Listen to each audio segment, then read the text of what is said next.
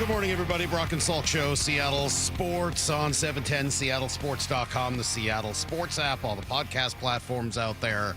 Plus, of course, 97.3, HD2, and YouTube. Yes, YouTube. You can watch it live. You can watch clips later. I know a lot of people love the YouTube, and a really good way to watch the show, interact every day, hang with us. It's pretty cool. And today's about as good a day to do so, unless tomorrow ends up being better. I'm not even a minute into the show, and in some ways the word speechless is the best one to describe how I think so many people feel. But of course, when you're hosting a 4-hour radio show, speechless isn't really an option. So all I can do is attempt to try to go through what we've seen here in the last couple of days and try to put into context what today could possibly mean for the city of Seattle. It is, at least as of right now, the craziest sports day to ever take place here in the city. I think. I mean, certainly in my 17 years, I guess I can't speak to anything that happened beforehand. And I don't know, as the Mariners were going through their runs in the, late 90s, early 2000s, I don't think the Seahawks were particularly relevant. So I don't know if there was a day where the Sonics and Mariners or Sonics and Seahawks, I guess I wasn't there. So I maybe it's not the greatest ever, but the Mariners one game away in a winner-take-all Game 7 from going to the World Series for the first time in franchise history will be tonight. During a Monday Night Football game featuring a pretty good Seahawks team and kind of as and during a cracking game, not that that's nearly as important, but just crazy to see all of those things happening at the same time. Just really, really remarkable. Tonight has the possibility of being one of the best nights of your life. How about that? I mean, Lyle, you went to Game 5 on Friday. Top 3 night of your life? It was really fun. That place was rocking on Friday. You debated whether or not to spend the money on the tickets. You bought the tickets at a price that was a little higher than you would have liked because, of the loss the day before, that prices dropped. Was it worth it? Yeah, it was worth it. And again, it wasn't crazy prices. It was just that we knew if they lost, right? We bought them before Game 4, and we knew if they won, they'd go way up. If they lost, they'd go way down. So we tried to hedge a bet. Okay. So you bought the tickets. And what was the experience? Give me a word or two to describe the experience of being there Friday night as Cal and Gino hit their 2 home runs to send the Mariners to a lead and back to Toronto. First 7 innings, absolutely gut-wrenching. And then from there on out, it was pretty euphoric. Yeah, and afterwards, the vibe around the stadium, Soto, Occidental, bars and restaurants, what was it? I mean, people were like high on life. It was great. Everybody's in a great mood. Everybody's celebrating. Even though they hadn't won anything yet, it was the biggest win in franchise history. So, yeah, of course people are up about it. Yeah, it was pretty crazy. I mean, just an unbelievable baseball game, obviously, and one of those classics you'll remember forever. And we will talk through quite a bit what happened, and we'll spend some time on it at 7:30 because I think that game was in many ways very indicative of who these Mariners are. I will keep coming back to this, and I don't mean to get distracted by it because I keep getting the texts on it, and I am not going to change my view on this. Salk, can you admit, this says the 206, can you admit that the Jays are really good? They've really outplayed the M's in the last 4 games or hanging on by a thread? No, I'm not going to do that. I'm not. I think that the 3 games the Blue Jays have won have in some way been dictated by the Mariners. I don't think Game 1, the first loss, rather, was managed particularly well. The second game, all right, they just beat them in the second game. All right, yeah, they beat them once. And then last night, you made 3 errors and grounded into 3 double plays to end innings in a row, 2 of which had the bases loaded. Like, beat yourself. What are you talking about? Mariners beat themselves last night. So I'm sorry. No, I'm not going to just sit here and say that the Blue Jays are better. I don't think they are. They're a good team. They're better than I thought they were. Yes. That Barger kid has been really, really good. And, some of the guys at the bottom of the order have gotten hot. Clement and, great. I mean, that's Jimenez. That's definitely helped them. And obviously Vlad is a superstar player who right now is hot. And that combination is really hard to beat. But I continue to believe that their starting pitching is good, not great. It should be better than yours, or it shouldn't be better than yours. The Mariners have not pitched nearly as well as they're capable of. And then their bullpen is not very good. And when you get to their bullpen, guess what? You beat them. What you got to do is keep it close long enough to get to the bullpen. And that has been a challenge for them in the 3 losses that they've had. They just haven't really been close enough to get to that bullpen. But it's funny, Lyle, you talk about the misery in Game 5. Yeah, I actually felt pretty good about it along the way because I knew eventually if you could just get him out of the game and get to that bullpen while it was close, you had a chance. And you did. It's 2-1. 2-1 is a ball game, right? So you get there at 2-1 and force John Schneider to make decisions. I don't think he's that good at it. Force their bullpen to come in one guy after another, and eventually you're going to get to 1 or 2 of them. In that game, it was Little, but it could have been somebody else. So I'm not going to change my view. It's my view when the Mariners win. It's my view when they lose. I don't think it's a jinx. I think the Mariners have a better team. Can you admit that they make better contact? Sure, but I don't think that makes them a better team. When the Mariners do Mariners things, they win. But you got to do those things. And when the Blue Jays do Blue Jays things and the Mariners do Mariners things, I think the Mariners win. The problem is you can't throw the ball away 3 times. You can't ground into double plays. Hey, guess what happened on all 3 of those double plays? Contact. I prefer strikeouts to double plays. That's just me. So no, not going to admit anything. I feel good about the Mariners tonight. It's going to be a weird game. It's Game 7, and everybody's available, and you're going to start George Kirby, and God knows who else is going to pitch in this game. I would assume Brian Wu. I would assume Andres Munoz, and after that, shrug emoji. I don't know. Who else pitches tonight? Do you get more Bizzardo? I mean, he's probably been one of their best. He might be their next best pitcher right now. It is weird how the season goes, man. The way some of the pitchers are going right now, it is very strange. So yeah, I'm gonna maintain the same level of faith, that said on Friday that you don't take Gino Suarez out of the lineup because he's not hitting, because he's a guy who's gonna have the ability to hit the ball out of the park. Guess what he did? Twice. Hit the ball out of the park. You dance with the girl that brung you. And on Friday, that was Gino. So, yeah, unbelievable moment here in Seattle sports. Friday was just complete elation. Obviously, the disappointment of last night and the sloppy play. But, again, if there's anything you want to say about this Mariner team, it's that coming off of some sort of disaster is when they are at their absolute best. And I look forward to seeing that tonight. Now, in terms of hearing it tonight, let me run through this with you guys real quick because this is complicated and, I don't know, maybe not ideal. Mariners will play tonight in Game 7. Seahawks play Monday Night Football, as you know. Seattle Sports has you covered for every minute. Here's how. The best way, Seattle Sports app. Just go to the Seattle Sports app, and that'll direct you to whatever you want to listen to. The Seahawks game is going to be here on 710, also on 97.3 and the Seattle Sports app. The Mariners game is going to be on AM 770, not on 710, 770 and 98.9 The Bull, and then also, of course, on the Seattle Sports app. Why?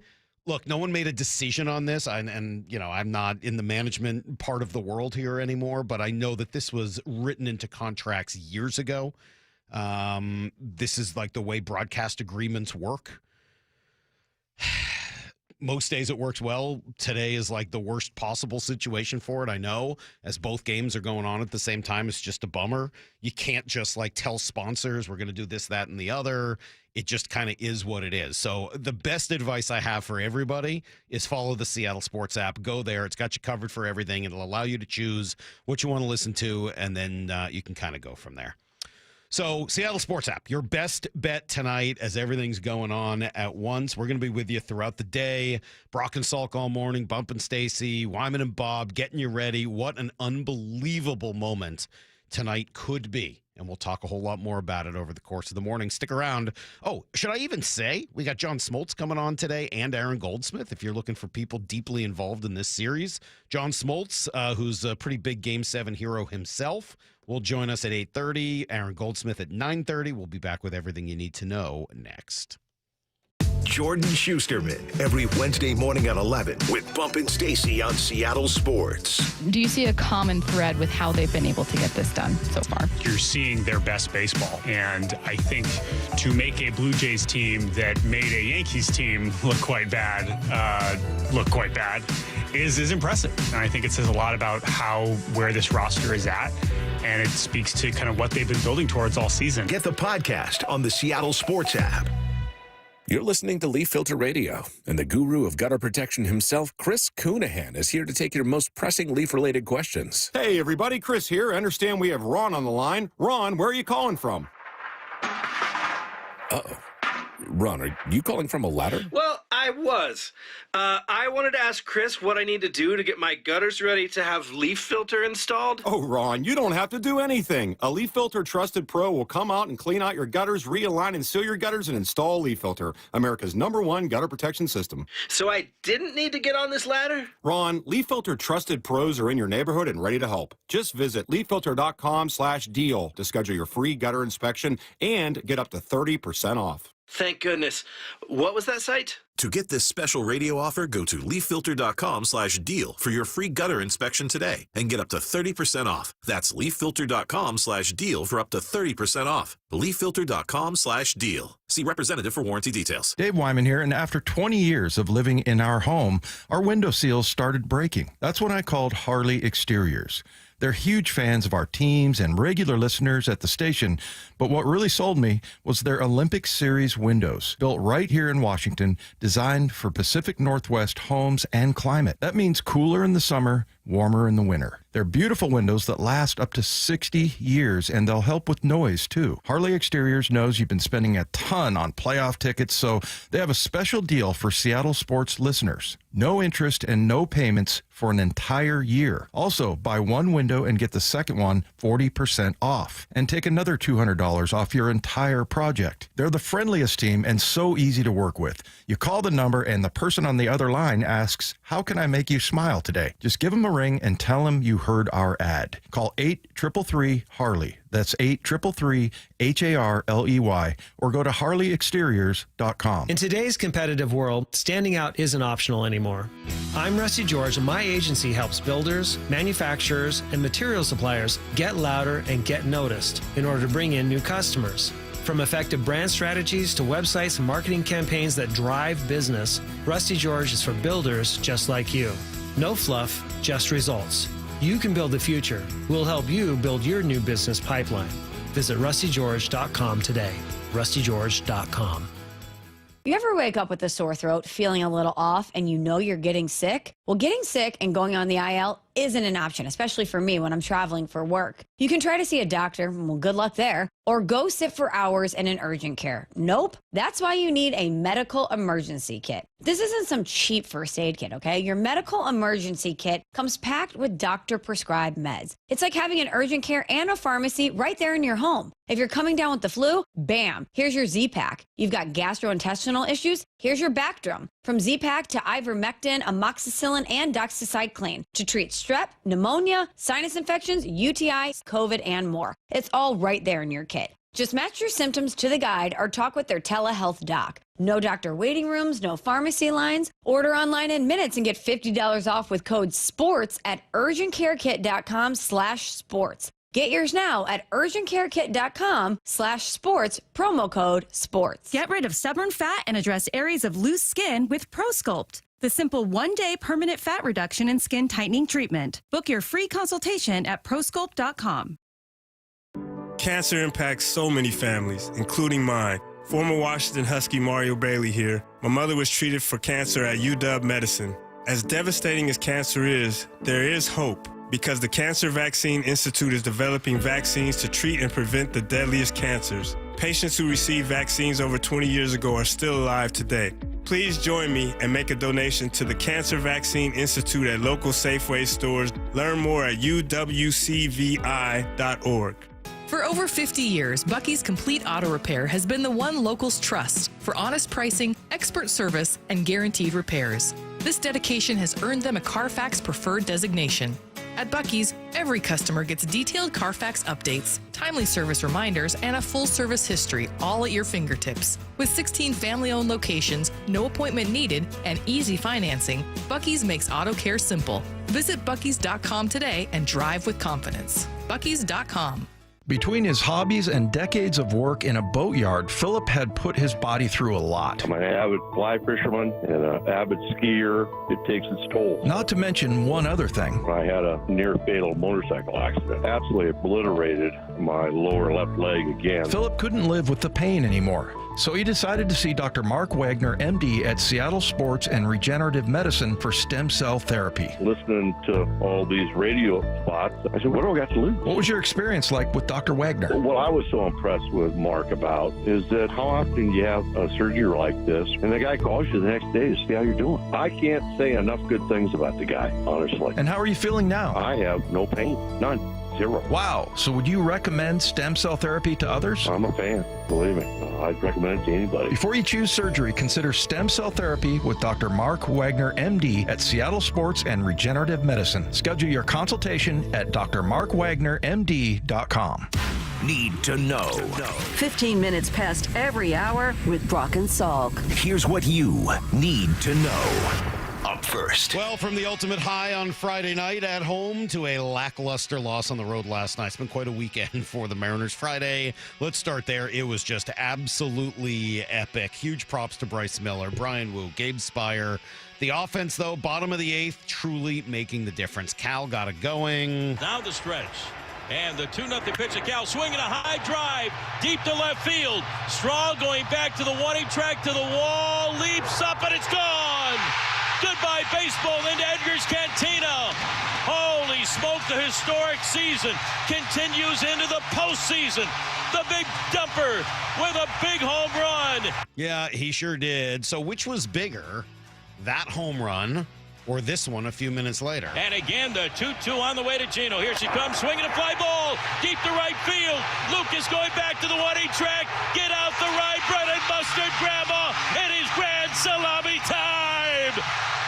Eugenio Suarez with an opposite field grand salami. Mariners now lead the Blue Jays 6-2. Gino's second home run of the ball game. Which home run was bigger? I think it might be the Cal home run. Which home run will be remembered forever?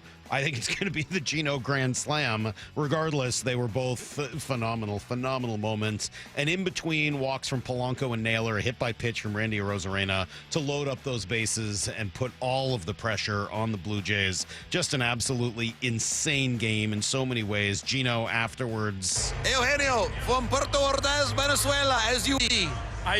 I didn't see nothing. I just pray and I say, thanks God for this big opportunity. I've been waiting so long for this moment like this, and now I'm here, and now I celebrate with my team, with the crowd, with my family, my wife, my daughter, and I know my dad and my mom, they look at me, they watch a game, and I just want to glorify God because he gave me a power, and I lock in myself right there, and that I knew it, that I got opportunity to help my team win. And I put in my best on it, my best win and die, and I got enough for a grand slam, so now we celebrate.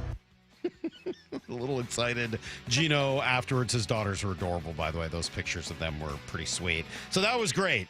Unfortunately, everything last night was like the exact opposite of that. Logan didn't have it. 3 inning-ending double plays in 3 straight innings, including twice with the bases loaded. Brutal. Played some sloppy baseball, 3 errors, a wild pitch, shoddy base running. In every way, it just wasn't their night. I mean, we did have some opportunities to score, and you know, we did get some base runners on, but you know, you give a little credit to Yusavich, and you know, the secondaries that he had tonight were good. You know, it kept us off stride and kept the ball on the ground for those double plays. So, you know, we'll make our adjustments offensively tomorrow, you know, and we'll be ready to go Game 7. I mean, this is, this is the time to make those adjustments, and baseball is a game of adjustments, and they'll be able to do that tomorrow night and ready to go. Well, that is for sure. Game 7 tonight, 5 o'clock, everyone available. Mariners turning to George Kirby again on extra day's rest. Jay's going to go with Shane Bieber, but this is everything that you play for, right, Julio? I think it's a beautiful thing. I feel like the baseball gods wanted us to be here, and I feel like everybody's really excited for tomorrow. It is a beautiful thing, and I'm pretty excited for what this evening will be. Here's the second thing you need to know. Well, Seahawks, part of that. They're going to play tonight as well, amongst all the rest of the madness, hosting Houston here for a late Monday night game. Kickoff will be at 7 o'clock. Mostly good news on the injury front. Derek Hall, the only person declared out for this game, although it sounds like he should return after the bye. Both Devin Witherspoon and Julian Love questionable after practicing throughout the week. Maybe one or both could be able to go, and Reek Woolen is going to be in there. I'll tell you what, Reek's had a great week of practice. Told him yesterday I'm really excited to see him play. So I can't wait to see him go out there and do his thing. Mike McDonald, Reek Woolen relationship seems like a fascinating one. I don't think I truly understand it, but I'm definitely interested by it. Houston, reasonably healthy. They are missing receiver Christian Kirk, and they can play, man. They got a really good defense that gets after the quarterback. Well, yeah, they play a little bit different than the way we play our scheme, and a little bit wider. They're up the field, like in more of an attack mentality. Both extremely talented, powerful guys. They play hard, so you gotta block them long. You can't just, block them for a half count and then the down's over. They're gonna take it through the spirit of the whistle, which is why you respect them. And we're gonna have to account for those guys. They're really good players. And the way they play their coverages lets the rush come alive as well.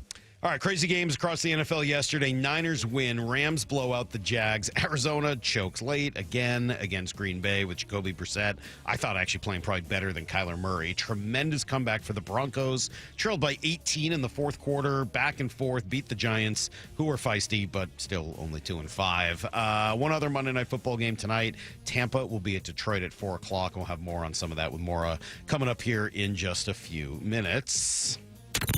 Here's the third thing you need to know. All right, it wasn't quite the Game 5 thriller, but the Kraken did have their own nice victory over Toronto this weekend. They get past the Leafs with an overtime goal from Josh Mahura. Shane Wright, a force in that one, finished with a goal, an assist, and a team-leading 5 shots. Actually, 2 pretty strong games in a row for Shane Wright, which is something that is a pretty big development for the Kraken if they want him to start to become that type of player that will carry them for games at a time.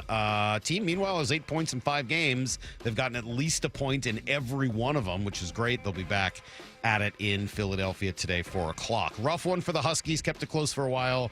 Ultimately, just run over by Michigan. Thought we did not play well today. Did not coach well. Did not put our guys in the best possible position to succeed. And then when we had opportunities, we didn't make them. Yeah, just didn't play well enough, and they get beat. 3 picks from Damon Williams set them back as well. Michigan runs for 187 yards and wins 24-7. That is everything you need to know.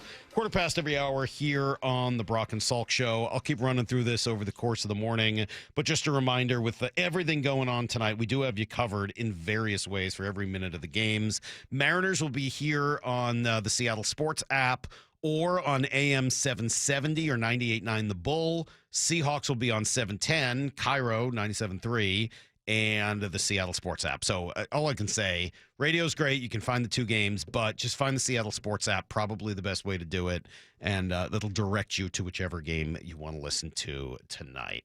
All right, John Smoltz at 8:30. Questions about John Smoltz. I did have a texter say, why does John Smoltz love Toronto? I don't think it's that, and I don't think there's a bias. I just think the Mariners don't play the style of game that John Smoltz likes. And we could talk to him about it. I don't think he'll say that necessarily, but, you hear John. He talks a lot about contact and small ball, and, he's, I don't want to say anti-analytics, but he sort of is a old school view of the way the game can and should be played, and the Mariners just don't really do that.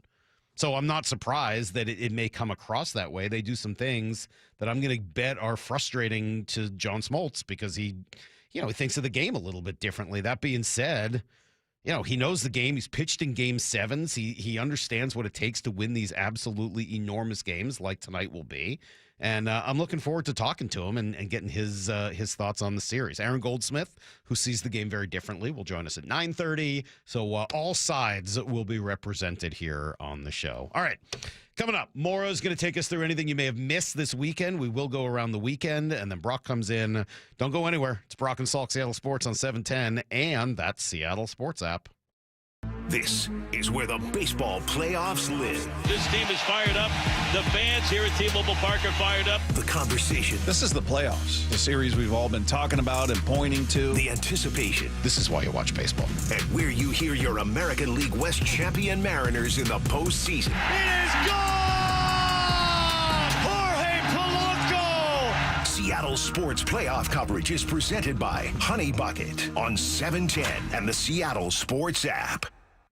Hey, it's Mike Salk here. I want to talk through what's going on this time of year as things are getting a little chillier, right? You may have started closing the windows. You might have even started turning the heat on at night, and it's going to get a whole lot cooler from here. The last thing you want is to be wasting money on your heating bills and still being cold at night. And the reason may be you don't have enough insulation in your attic.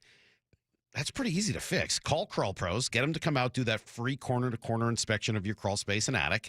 And then if you've got a problem with your insulation, which would probably be the most likely cause, they'll fix it. And if you're a PSE customer and your home was built before 1990, you can qualify to receive a rebate on up to 95% of the cost to properly insulate your crawl space and attic. 95%. So act now. Many of these rebates end at the end of the year, including some federal incentives. So let Crawl Pros get your home properly insulated now before the cooler weather really sets in. If you're worried about critters, mold, water damage, anything else related to your crawl space or attic, call Crawl Pros or visit crawlpros.com. Ooma. What was that? That is business phone bliss with the Ooma cloud phone system. It handles all our voice, video, and messaging needs. You sound very calm. I am. Ooma has everything I need to run my business more efficiently, like virtual receptionist, call routing, and video conferencing. And it starts at just $19.95 per month per user, plus taxes and fees. Ooma. Nice. Find your business comm at ooma.com/radio. Remember when they used to ask, what do you want to be when you grow up? At Bank of America, we ask every day, what would you like the power to do? When you work here, you help build businesses, inspire communities, and forge legacies. And now we've raised our U.S. minimum wage to $25 an hour. So the opportunity to do more also comes with competitive pay. Learn more at bankofamerica.com/25. Bank of America, proud to be an equal opportunity employer. Progressive knows there's so many great things about being a sports fan. Like scoring the company box seats. How great is that? Trick plays that actually work. Prevent defense when your team is winning by a lot. And even more preventative prevent defense as they're hanging on by a thread. And of course, saving money when you bundle your home and auto with Progressive. That's pretty great. Just like trick plays that actually work. Yeah, but how often does that happen? Complaining about sports. Not so great.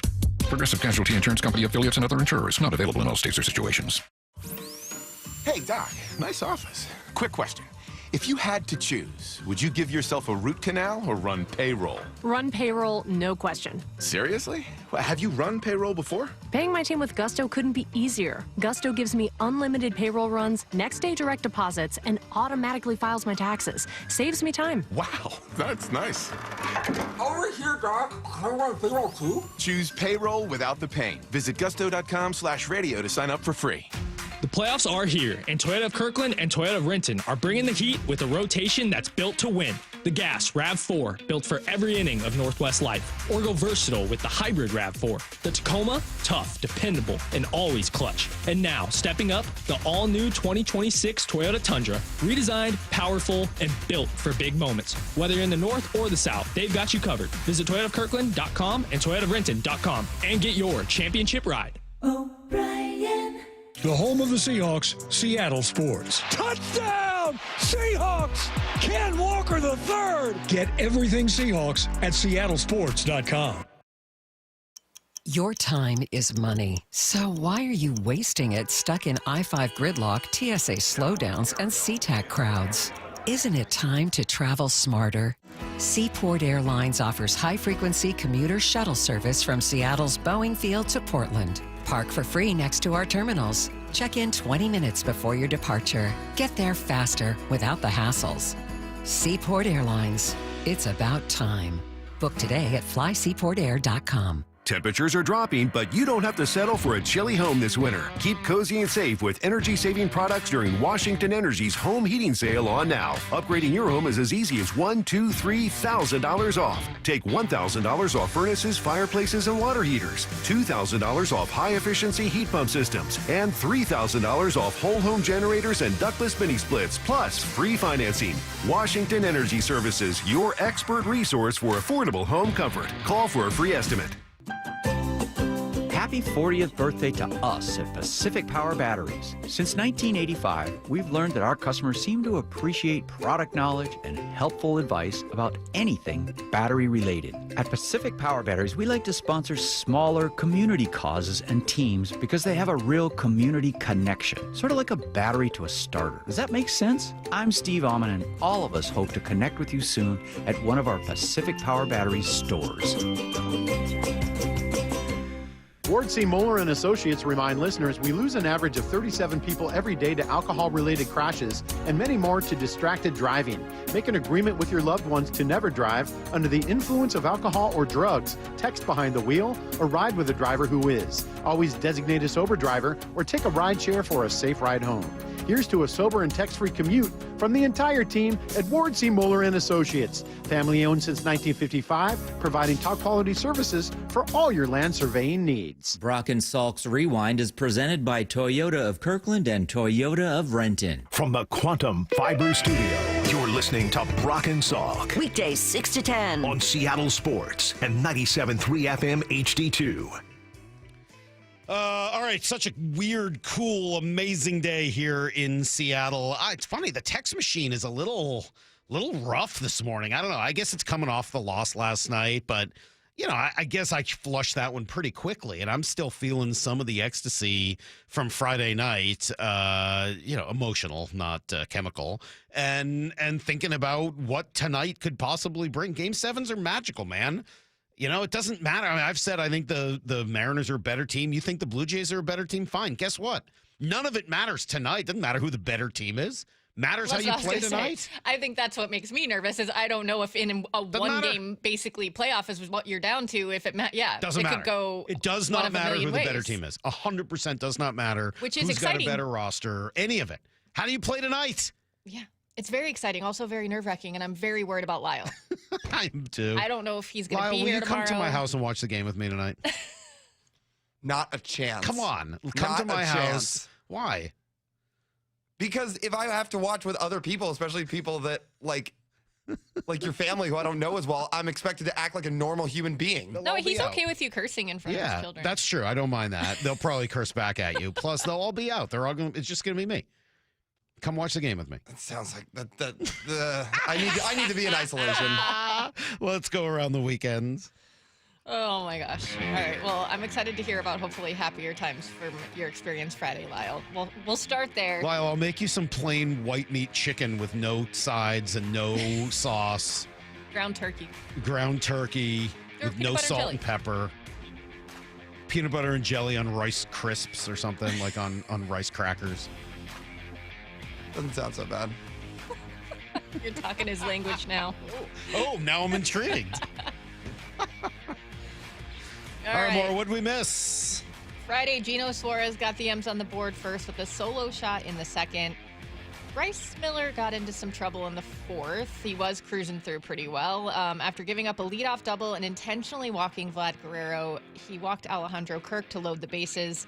He was able to get out of that with a strikeout and a double play. Dude, that was crazy, that double play. Are you going to play the sound of that? I'm sorry if I'm jumping the gun here. That was a crazy double play. I don't think I've ever seen that. Bases loaded, one out. The ball lands 1 inch in front of the plate.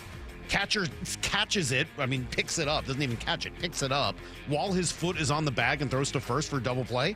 That is like, what are the chances of that are astronomical, right?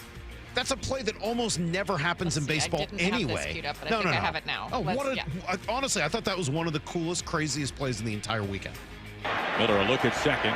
Sets, fires. Swing and it's rattled. Foul on top of the plate. It's a fair ball. A step and a throw over to first base. And they got it. Wow. What on earth? How on earth did that happen? Cal Raleigh fielded. He stepped on home and he threw to first base. And they got the double play. Yeah, I've never seen it. agreed with you. I've never seen that. Yeah, no, it was wild. I watched a lot of baseball. Maybe I've seen it, but I don't remember if I have, and certainly not in that big a spot and that big a moment on grand stage, Game 5 like that. That was, I mean, it's like the perfect thing to have happen. Remarkable. Sorry. But Dan Wilson only waited for Miller to give up a single in the next inning before pulling him for Matt Brash. How did you feel about bringing Brash in there? Loved it. I thought Dan managed a great game on Friday night. And he was getting killed nationally for it. Oh, Matt Brash did this. Like this isn't every freaking major league postseason game? Yeah, you don't stick with the guy longer than you need to. I thought Miller had done his job. He'd gotten you to that point. You pull him. You go to one of your best leverage arms to get yourself out of that inning and then go with Wu from there. I thought it was exactly right. And it's what I would do tonight as well. You've already had a couple losses where it's gotten out of hand, and like you said, once they get to the Blue Jays bullpen, it's already a big lead, and it's hard to come back from. Exactly right. You don't want to get to that point, right? No, and you got to use a reliever to get yourself out of trouble. Not that it's huge trouble, but man on first, nobody out. You don't want to go to Brian Wu in that spot, and you found out why an inning later. You let him start his own inning, and you use one of your leverage arms to get out of it, and then hope that Wu, and you still have Spire and Munoz and Bizzardo. I thought it was perfectly handled by Dan. Honestly, perfectly handled. Yeah, Brash quickly got the first 2 outs, but did give up a double to George Springer that scored Addison Barger to tie it at 1-1. Brash was able to catch Vlad Guerrero Jr. swinging to end the inning, though. And then, as you said, Brian Wu makes his postseason debut in the 6th, allowing a double to Kirk and an RBI single to Clement that gave the Blue Jays the 2-1 lead. But he did get 2 back-to-back groundouts to hold them to that 1 run. He came back out to pitch a scoreless 6th. Pretty nice to finally see him, right? It was nice, and I think we'll probably see him again tonight, would be my guess. So. I know some people were hoping that maybe he could start tonight, but, I mean, you'd have to have kind of a plan to make it a bullpen. Yeah, I don't think they feel comfortable enough with the length he could give them, a number of pitches, and especially having just pitched a few days ago. A bunch of people texting in to say the only other time that double play like that has happened in the playoffs, it was Dan Wilson who grounded into it. Oh, wow. That's insane. That's even crazier. My God. People are sending me the video. All right, I'll watch it. I'll watch it in the break. We have work to do. Baseball's wild. Yeah, it is wild. All right, it's true. Blue Jays starter Kevin Gausman exited in the 6th, and after he gave up a walk. So as Salk texted us, this was really the Mariners' first chance in the last couple of games to get to the Blue Jays bullpen without Toronto already having a comfortable lead. Gabe Spire pitched a scoreless 8th with a little help from a leaping catch by Randy Arozarena at the wall on a fly ball from Clement. Oh, wait, Randy. Then the Mariners' offense had an 8th inning. Randy. Mariners had an 8th inning that none of us will forget anytime soon. First off was Cal Raleigh. Now the stretch. And the 2-0 pitch to Cal, swinging a high drive deep to left field. Straw going back to the 1-8 track to the wall, leaps up, and it's gone. Goodbye baseball into Edgar's Cantina. Holy smoke, the historic season continues into the postseason. The big dumper with a big home run here in the bottom of the 8th inning. It ties the game. It's the Mariners 2 and the Blue Jays 2. Rick losing his mind. I mean, that was huge, but that inning would only get better. Well, why did they want to turn Cal around and have him bat right-handed? I think Cal's numbers are better righty this year. It's one of the interesting things about this Blue Jays team is like they don't really have any lefty starters, right? Unlike seeing Skubal in the last series, and they do have 2 lefties in their pen. They went to one of them there for no real reason. I don't know why they went to Little there. Didn't make a ton of sense. And Cal made him pay, and then everybody else made him pay too. I mean, to be fair, I can't imagine being a team having to deal with Cal at all right now. It's true. But I don't know about turning him around to the right side. Yeah. Man. That felt like a mistake. Lyle, what were you doing at this point? I mean, you can't really pace when you're at the game, but just trying to keep my sanity, basically, because they had nothing going offensively at that point. So shout out to Cal for sparking it all. You were feeling good after that? Still nervous? Like, what's your... I mean, still nervous. Nervous Honestly, with the 4-run lead? Well... just nervous after the Cal homer. The Cal homer. Okay, sorry. Honestly, the Cal homer, I wasn't even so much screaming and going crazy because it felt so much more like a sigh of relief than anything. It's like, oh, finally. I mean, shout out to Cal, but that's how I was feeling. All right, we'll check back in with you in a moment. We'll continue here. So then Polanco and Naylor walked, and Randy Arozarena was hit by a pitch to load the bases. Eugenio Suarez stepped to the plate, having been about as cold as you can get throughout the playoffs, but he did have that home run earlier this game, and we all know he can hit them in bunches. And again, the 2-2 on the way to Gino. Here she comes, swinging a fly ball, deep to right field. Lucas going back to the 1-8 track. Get out the rye bread and mustard, Grandma. It is grand salami time. Eugenio Suarez with an opposite field. Grand salami. Mariners now lead the Blue Jays 6-2. Gino's second home run of the ball game. 5 runs batted in for Eugenio Suarez. It's the Mariners 6. It's the Blue Jays 2. And the crowd is going crazy here at T-Mobile Park. Holy smokes, what a comeback here in the bottom of the 8th inning. So we're going to talk about Gino forever and ever. And that home run, that grand slam, you'll hear that call. I mean, it's depending on what the Mariners do tonight moving forward, you'll hear that call forever in Seattle sports radio for good reason. I'm not trying to take any credit away from Gino. You got to come up with the big hit in the big moment. He did. I would love to throw a little more credit, not more than Gino, but more than they're getting right now, on the 3 guys who came up before him. Mm-hmm.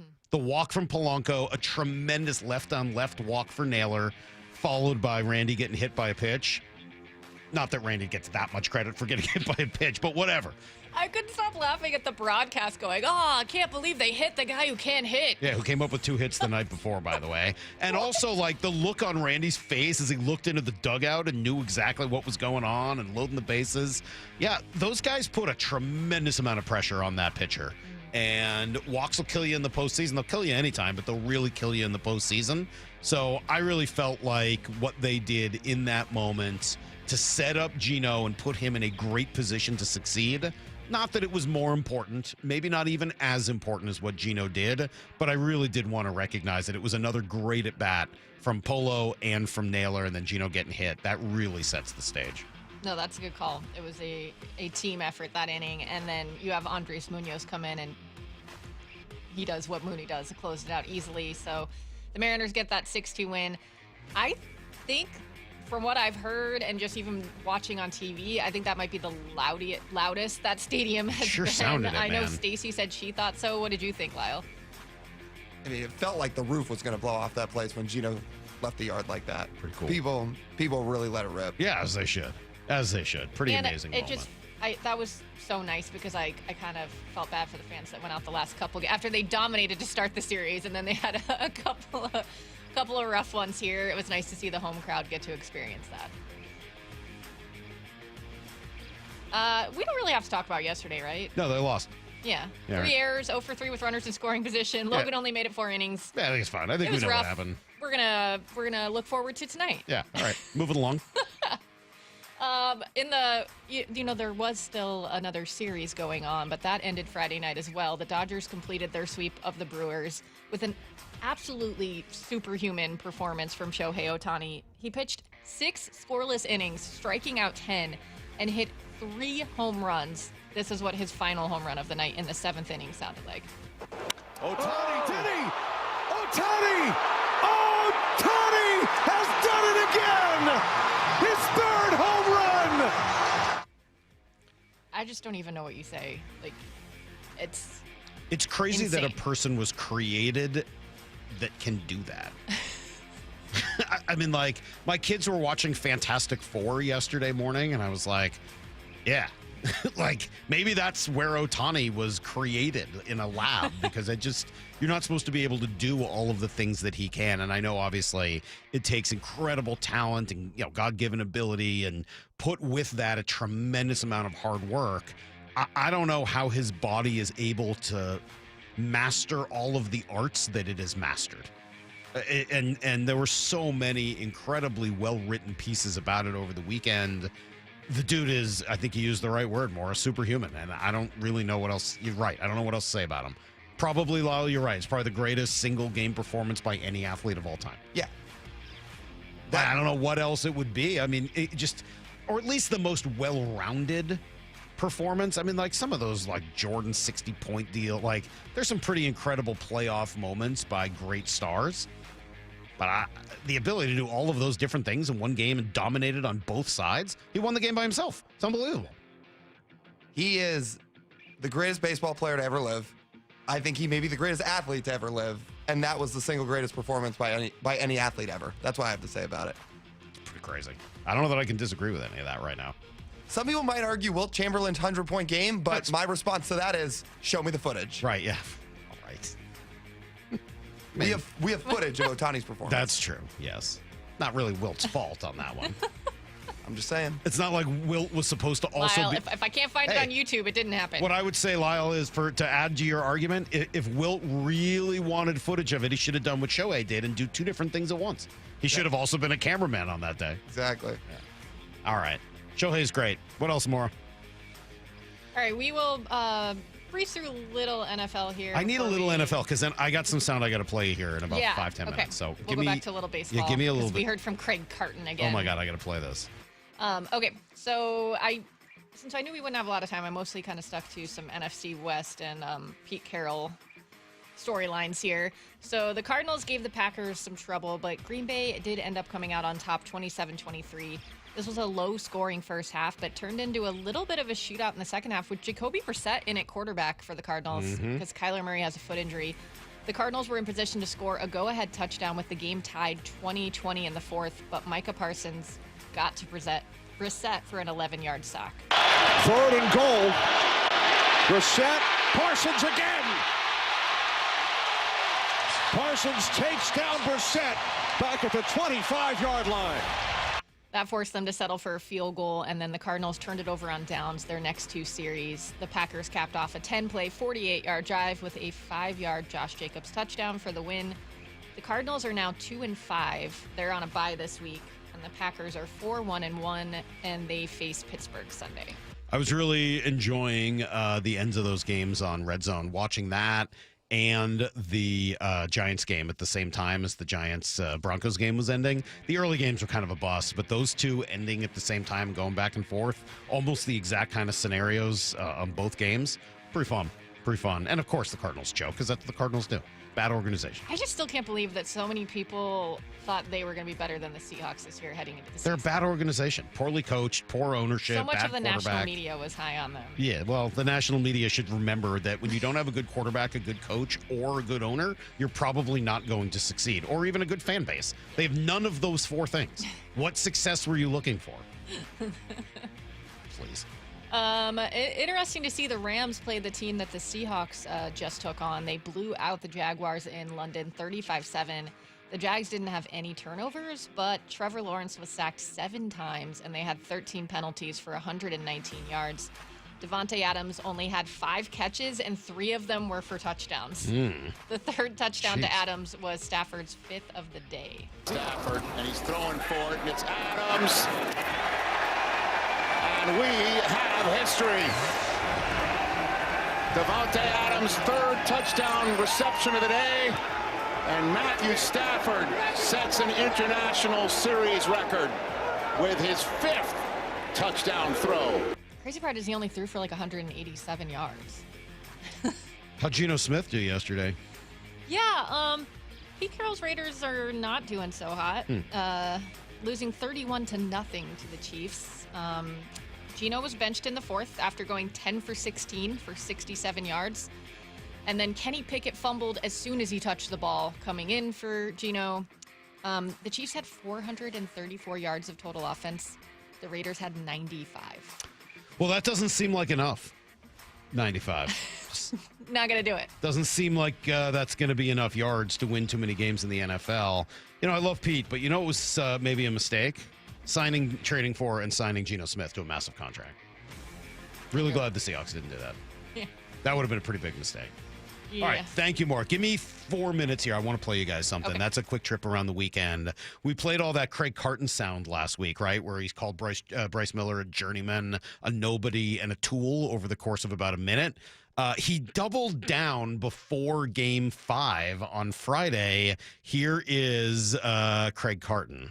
If you put your ear out the window right now, you can hear something kind of faintly, but it's a sound that's growing louder and louder, and it's called panic. And panic is setting in right now in Seattle. Why? Because the guy that I referred to as a journeyman, who has only played for Seattle throughout his entire Major League Baseball career, Bryce Miller, is the starting pitcher for tonight's pivotal Game 5.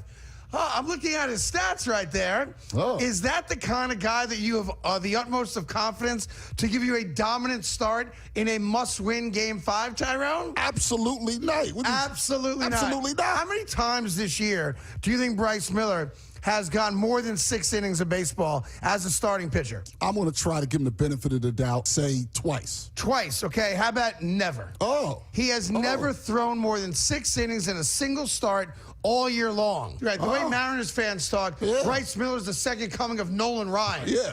But for all your smack talk, specifically at me and against me throughout this entire weekend, I'm talking millions of views and millions of comments because I referred to him as a journeyman. I went on and said, my bad on that one word. He's not a journeyman. He just pitches like one. So I ask you, Seattle Mariner fans, what's your level of confidence in winning Game 5 tonight against the Toronto Blue Jays, whose offense has woken up like they're stealing signs from the Yankees again? That's funny. So, yeah, there you go. That was Craig Carton's big response to being called out for calling Bryce Miller a journeyman nobody tool.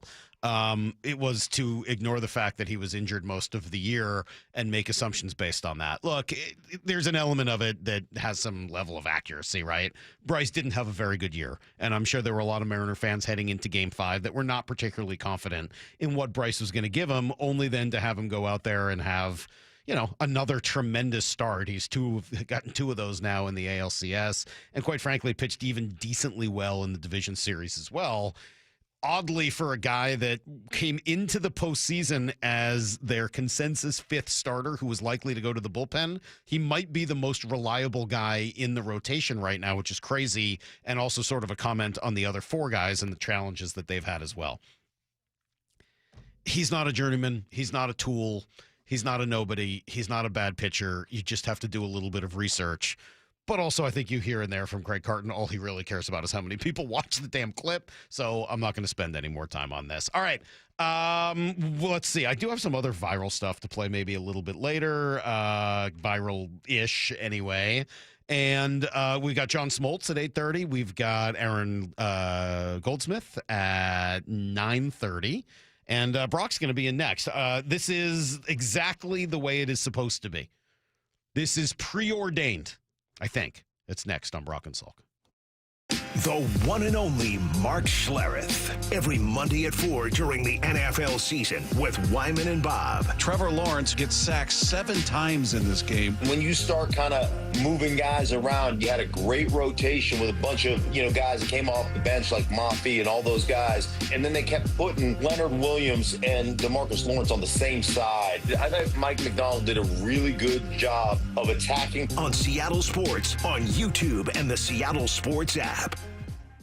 Help DEA keep our communities safe and healthy by participating in National Prescription Drug Take-Back Day, Saturday, October 25th. Take action right in your own home by cleaning out your medicine cabinet of unneeded medications.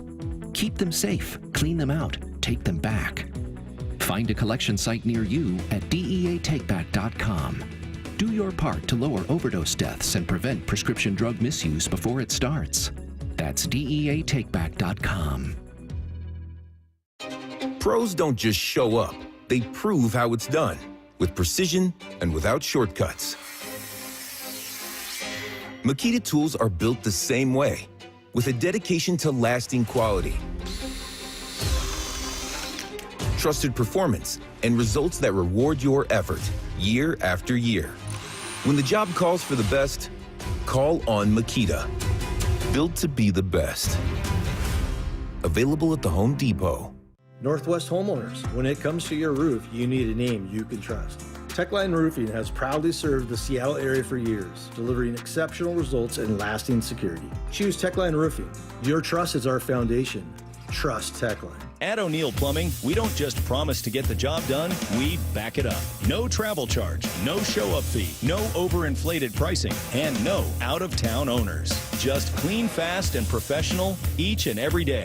O'Neill Plumbing. In today's competitive world, standing out isn't optional anymore. I'm Rusty George, and my agency helps builders, manufacturers, and material suppliers get louder and get noticed in order to bring in new customers. From effective brand strategies to websites and marketing campaigns that drive business, Rusty George is for builders just like you. No fluff, just results.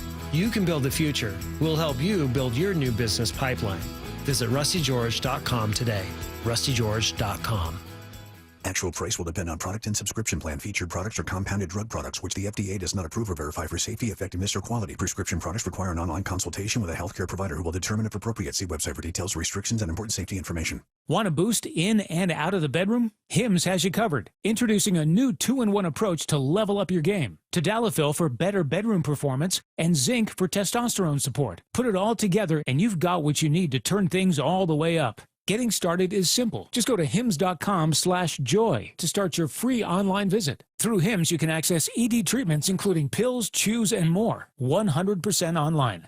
No office visits, no pharmacy lines. Just fill out a simple intake form and a licensed medical provider will determine if treatment's right for you. If prescribed, it ships free and discreetly to your door. Find affordable treatment options at up to 95% less than brand names at hims.com/joy. That's hims.com/joy, hims.com/joy. Are your investment dollars working as hard as they should be? You've spent years building your future. Don't let outdated advice put it at risk. Hi, I'm Jeff Jr., founder of Trajan Wealth. We're a veteran-owned firm proud to bring a new standard of financial care to the Seattle area. Our nationally recognized advisors are fiduciaries, ethically bound to put your interests first. That's the highest standard of care in the industry. As a privately held company, we answer to you, our valued clients, not shareholders. For households with $500,000 or more, let us build you a customized plan. From Bellevue to Tacoma, get advice you can count on. It's time to take a fresh look at your financial plan. Call Trajan Wealth, 206-466-3300. That's 206-466-3300. Trajan Wealth. Plan smarter, dream bigger. Advisory services offered through Trajan Wealth, LLC, an SEC-registered investment advisor. You ever wake up with a sore throat, feeling a little off, and you know you're getting sick? Well, getting sick and going on the IL isn't an option, especially for me when I'm traveling for work. You can try to see a doctor, well, good luck there, or go sit for hours in an urgent care. Nope. That's why you need a medical emergency kit. This isn't some cheap first aid kit, okay? Your medical emergency kit comes packed with doctor-prescribed meds. It's like having an urgent care and a pharmacy right there in your home. If you're coming down with the flu, bam, here's your Z-Pack. You've got gastrointestinal issues, here's your Bactrim. From Z-Pack to ivermectin, amoxicillin, and doxycycline to treat strep, pneumonia, sinus infections, UTIs, COVID, and more. It's all right there in your kit. Just match your symptoms to the guide or talk with their telehealth doc. No doctor waiting rooms, no pharmacy lines. Order online in minutes and get $50 off with code SPORTS at urgentcarekit.com/sports. Get yours now at urgentcarekit.com/sports, promo code SPORTS. Baseball's postseason is here. Seattle Sports Playoff coverage is presented by Honey Bucket, 710 KIRO AM Seattle and KIRO FM HD2 Tacoma. This hour of the Brock and Salk Show is powered by Star Rentals, preferred supplier to the West's best contractors. Give me a freaking auto! From the Quantum Fiber Studio, this is Brock and Salk on Seattle Sports. Brock Ewert is my hero. Jay Buhner just punched me in the kidney. We're going to excuse you on the interview. Doesn't really work that way, Sherm. This is a show that has my name on it. It kind of does, though. Now here are your hosts, Brock Ewert and Mike Salk. Hello! This, Brock, this was always how it was meant to be. This is how it had to be. This team, the 2025 Mariners, had to play a Game 7. They have to. There is no other way for them to do it, and they have to play a Game 7 after losing a Game 6 and looking completely helpless in that game. There is no other way. This team, Brock, that was swept 5 times during the regular season and bounced back each time after being swept in San Francisco, after being swept in New York, swept in Arizona, swept in Philly, swept in Tampa. Yeah. And I'm not even including the Dodgers at the end. I guess I could. But swept, I guess, really 6 times. This team that went from a marginal playoff team to an easy number 2 seed almost overnight. This Mariner team, Brock, that needed all 5 games and plenty of extra innings to dispatch with the Tigers and alternately agonizing in incredible fashion. This team that won 2 on the road, lost 2 at home just to convince half the fan base that they were cooked and then roar back in Game 5, win one of the most epic games you'll ever see, and then lay a complete egg in Game 6. Yeah. This team absolutely needs to play in a Game 7. It is mandated by the baseball gods. It is mandated from above. There is no other way. And every one of you out there, every single Mariner fan should be, well, first, you should know this. Second of all, you should be nervous. You should be excited. You should be anxious. And it's the first question I asked Lyle today. You should feel alive. This is what you love about sports. This is why you started watching to begin with for nights like tonight. That's right. Those little butterflies that build. Yesterday, I chatted with both Macy's boyfriend, my nephew Sam, and they were like, "Oh, I'm so nervous." I'm like, "What? You guys are like Division I football and basketball player? Like what? You're what? Oh yeah, I can't even eat. I've cleaned the apartment twice. Like I'm just so ready for this Mariners game." That was last night. I don't even know what they're going to do about Game 7 tonight, and it's what baseball brings about. It's what Game 7s bring about. It's what these biggest moments, this is the way it's supposed to feel. In fact, there have been times this year coaching, at the high school and watching my son play, I've had to remind myself of that this is good. These little butterflies, this little, this little stuff in my belly, this is good. It does make you feel alive. And this is what sport is supposed to be about. If you didn't have that, if you didn't care, then, go kayak. Go climb a mountain. Right. Go, whatever. Go take a hike. Just go enjoy nature, But if you do enjoy sport and competition, then these are the moments you do live for. Shout out to Tim Booth, formerly of the AP, now with the Seattle Times, who put together what he says is he believes the list of all previous Game 7s in Seattle pro sports history. There are not a lot of them. The Mariners have never played in a Game 7. Obviously, there is no Game 7 in the NFL. The Sonics played in 2, 4, 7 of them. 1978, 79, 80, 93, 93, 96, 97. And the Kraken played in 2 back-to-back, if you remember. And there one time in the postseason, they beat Colorado and then lost to Dallas in the next series. Both of those series went to Game 7. That's it. That's the extent of it. So we don't have a tremendous amount of experience with Game 7s here in Seattle. I mean, a couple of years ago with the Kraken in 2023, I don't know whether that had quite the same level of impact, just given that the franchise had only been around 2 years, as the Mariners and everything that goes into this. And as beloved as the Sonics were, hadn't had Game 7 since 1997. Lyle, what year were you born? 97. All right, so May, were you born before May of 1997? No. After May. So Lyle wasn't born the last time there was a really meaningful Game 7 that was, that captured the city here in Seattle. That's how long it's been. Game 7 tonight. And, of course, it's a Game 7 with this team, as I said. Of course it would come while the Seahawks are playing on Monday Night Football. Of course it would, right? Like, everything just has to come together at once. Yes, the Kraken are playing as well, and that's just, another element to this. It's you're right, Brock. This is why you love sports. It is. What's the biggest game you were ever in?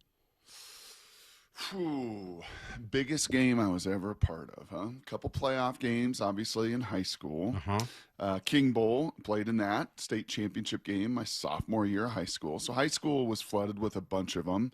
Rogers Puyallup basketball game for the like every news station in the town was there. Get to college. At Notre Dame was a pretty big game early in the season. Rose Bowl Nebraska. game. Played Nebraska. Yeah. The year they won the national title. We were both ranked in the top 5 in the country. But those are regular season. I can't quite go there. Yep. AFC championship game. That's probably the best. Probably comp. the biggest equivalent. Okay, so you weren't playing in it necessarily, but you were there. Do you remember the vibe, the energy, how it all felt playing in or being there for the AFC? Yeah, it was up in AFC Foxborough. game. Yeah, it was up in Foxborough. It was Peyton. It was Tom. It was, obviously that rivalry. And you knew. I think we played them in the regular season, maybe even beat them in the regular season. And then you knew it. You walked in the building and you knew what was on the line. You knew that the stakes were that much higher. You didn't even have to say it. That's probably the beauty of it. A lot of these games, a lot of these moments you build up during the week, you don't even have to say a word today. It's just like a starting pitcher. You don't talk to that starting pitcher. And today you don't really have to talk about what's on the line. Everybody on both sides knows it. Everybody that's flooding into that stadium knows it. Your skipper knows it. Their skipper knows it. They know that their decisions more than likely are going to be scrutinized forever in either market. Good or bad, whatever levers they do pull, whatever execution does come or doesn't come. And then, you know what? Ultimately, this is Vladdy Guerrero. This is Julio Rodriguez. This is Cal Raleigh. This is where Shohei Ohtani. This is where your stars get their chance to just show off. And ultimately, I think that will be the difference tonight, Salk. I don't know if it's going to be a role player like it was in Game 5. We'll ask John Smoltz here when he joins us, an hour and 20 minutes from now, because he was part of a pretty big Game 7 and knows, what's on the line. My gut says, and watching that game last night says, man, it's either Cal or Julio. It's your star. It's your stars that are going to be the difference tonight when the stakes are, at the very, very highest. Or not. Or maybe it'll be, Robles or Riva. I mean, baseball's such a weird game, man, that I love the attempt to predict it. And yeah, it should be the stars. But as Buster has said, and everybody said, expect the unexpected here in this series. It's just no way to know how it's going to go. And the stars played a role. I mean, look, Cal's home run in Game 5 was the table setter for everything else. Obviously, Vlad he is unconscious right now. He is locked in, red hot, zeroed in, and everything you throw him is in danger of being hit either out of the park and you know what I'm doing, as a by the rocket somewhere else. I'll tell you what I'm doing tonight. If George Kirby gets first couple guys out in the first inning, I'm buzzing the tower, and I don't care. Yeah, you've said that. So you are not so they buzzed again late last night. I mean, they came way up and in on Springer, and nobody looked too happy about it. You want to continue to go back to the well? I do. I want to buzz, and he gets hit on the elbow pad, and he stares down your dugout. No, sorry. You're not imposing your will. You're not doing that. Nope. If it's, I'm not saying hit him. I'm saying buzz the tower and buzz George's tower and buzz all those guys and get all those Canadians angry and get that skipper in the dugout that I think loses his poise and loses some of his control. Yeah, I think you've got an opportunity to do that, to just kind of take them emotionally hostage. And I wouldn't mind seeing that at all. At all.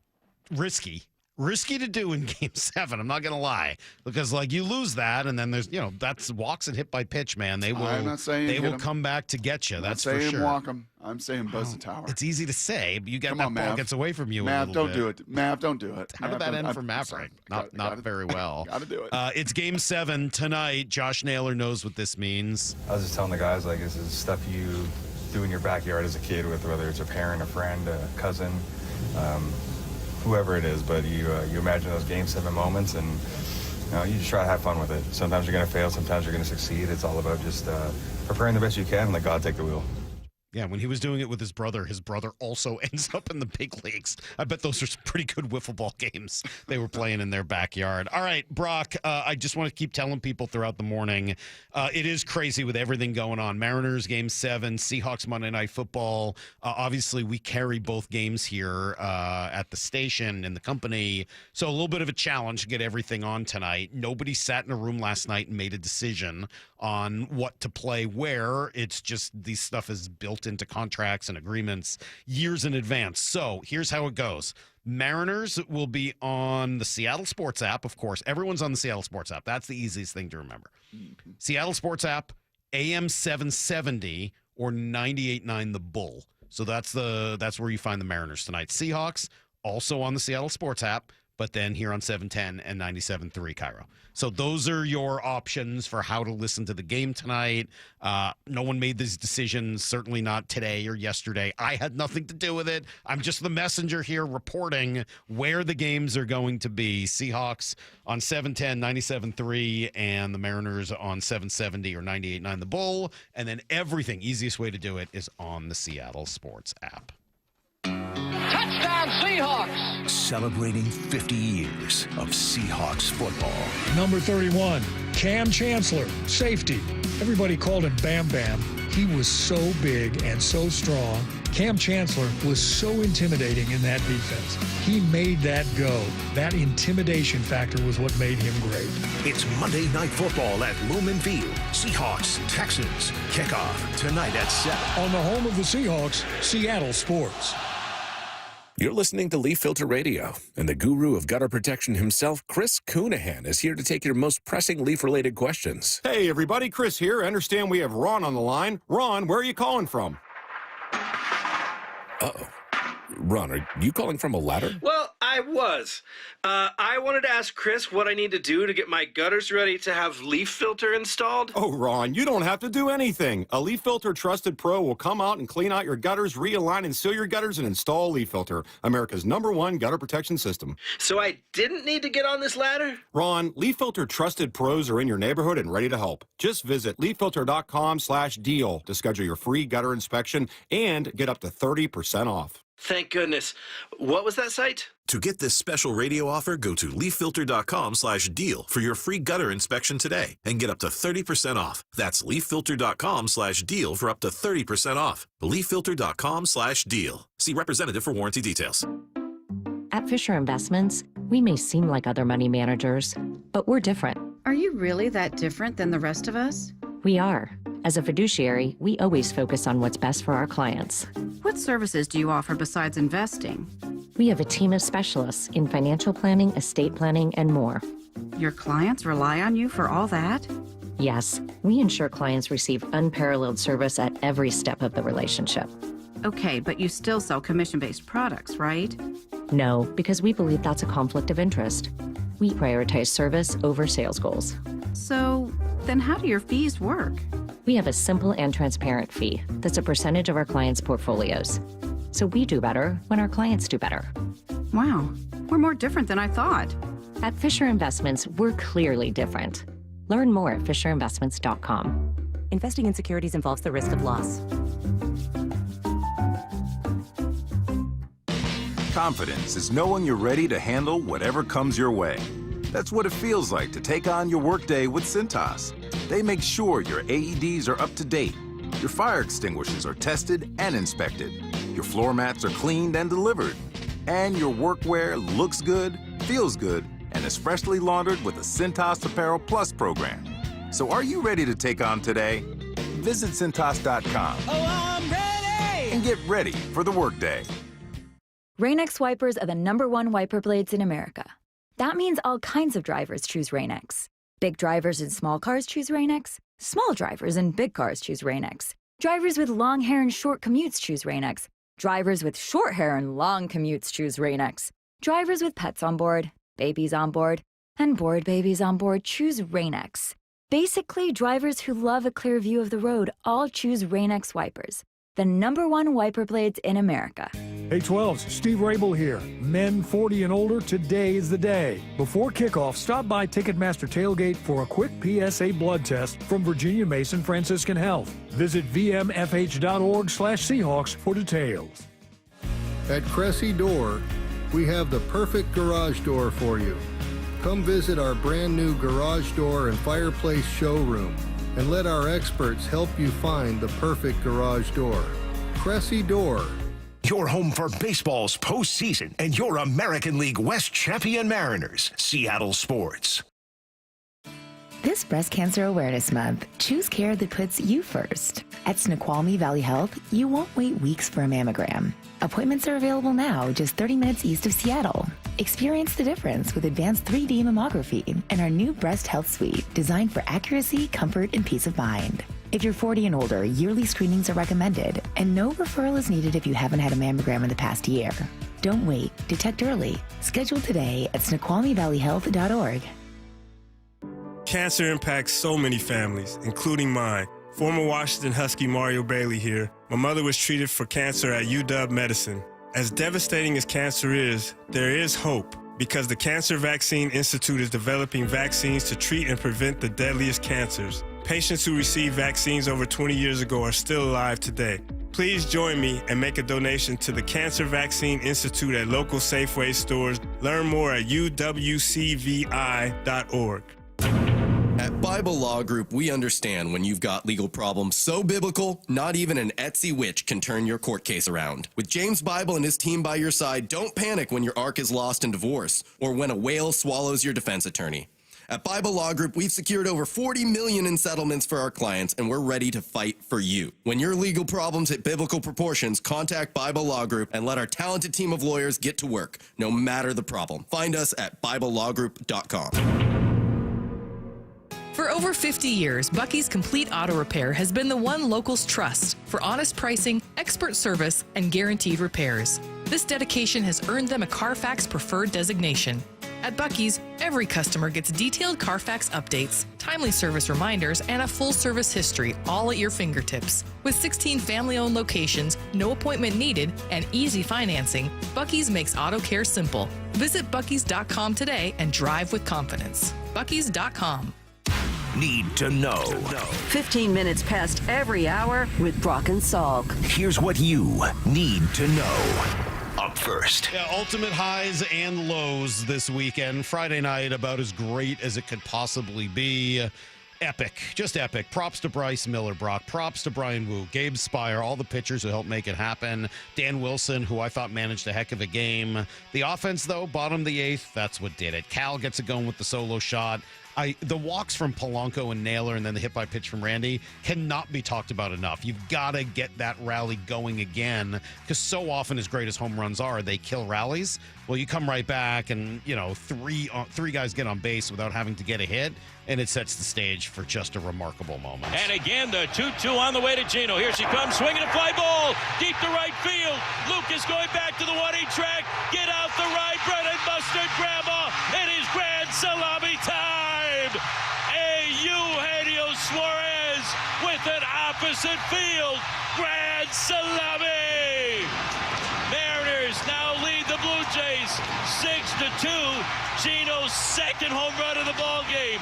5 runs batted in for Eugenio Suarez. It's the Mariners 6. It's the Blue Jays 2. And the crowd is going crazy here at T-Mobile Park. Holy smokes, what a comeback here in the bottom of the 8th inning. Yeah. That was USDA prime salami. That was the best bread flown in from Italy, my friend. That was the best and greatest grand salami in the history of the organization. And, of course, it was Eugenio. Mm-hmm. Of course. That guy was so due. We spent time on Friday talking about it, just really wondering, man, do you even play him as cold as that bat has been? And we both obviously said yes. Yes, of course you do. And I believe the comment was, because you never know when he might run into a home run or two. And that's exactly what he did. Of course you keep that guy in the lineup. Unfortunately, Brock, as great as that was, Not great yesterday. Kind of knew in the second inning, right? Oh, yeah. Knew when didn't Julio have it. bobbles the ball, when Eugenio can't find the ball, when you kind of give them a couple runs and ignite that crowd. And I mean, 3 errors, a couple base running mistakes, and 3 double plays to end innings, including 2 in a row with the bases loaded. Like, yeah, it's just not your night, unfortunately. So you got to regroup, as this team has done many times. Cal, on what went down last night. Yeah, I mean, you got to play clean baseball. You can't give up, extra outs, especially to a team like that. They're good. They took advantage of it. So they can't force the error. You got to be able to make those plays, and I think that was part of the difference tonight. Yeah, all right, so Game 7 tonight, 5 o'clock. Everyone's available, of course. Mariners are going to turn to George Kirby again on an extra day's rest against Shane Bieber. I'm glad it's on the road. I think that is a benefit to Mr. Kirby. Okay. I would not have loved it if it was Game 7 here and you had to make that decision. And I don't know, maybe make the same one, him over Luis. But I kind of like the fact that he, like the rest of the team's got to respond and got to rebound and got to shove what happened in the past behind you and press on to what's ahead. And what's ahead is an opportunity to write yourself in the Mariners history books in ways that no other Mariner ever has. Well, it should be remarkable, right? I mean, Game 7s tend to be, there will be heroes, there will be goats and villains when it's all said and done. George Kirby, Shane Bieber, 5 p.m. tonight. Here's the second thing you need to know. So funny. I'm going to read you some of these texts. Salk, I appreciate what you're doing today with the optimism. I'm sure your job today isn't going to be fun either. What are you talking about? Remarkable. Salk, Lyle gives you a window in to lots of the Mariners. No, I understand that. Hey, look, if you're not optimistic tonight, I get it. But have I not shown enough in 17 years to make you think I just tell you what I think?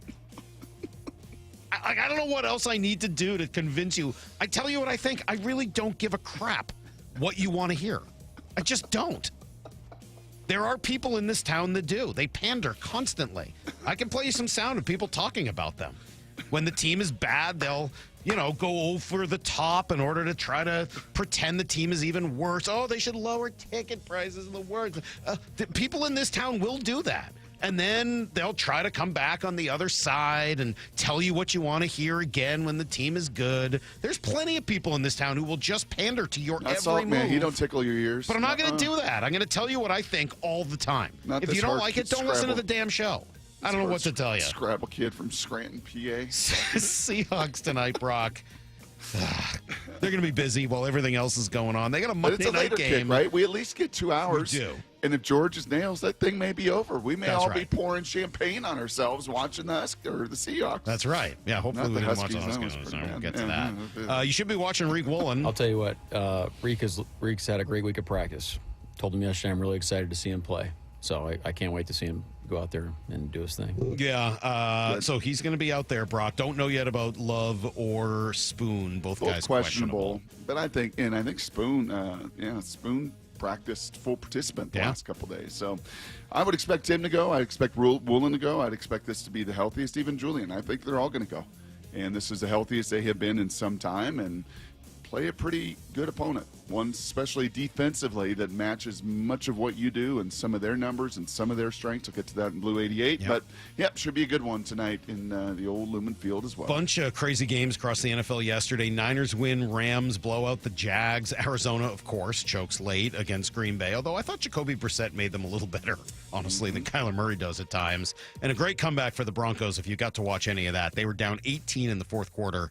Come back to beat the Giants, who really are fun, but are also 2-5. So the last time, 1,600 straight times, let me frame it that way, 1,600 straight games in the NFL when you were up 18 with 6 minutes to go, went to the team that was ahead by 18 with 6 minutes to go. Well, that was a pretty bad pick that Jackson Dart threw, but then the back and forth, pretty fun to watch.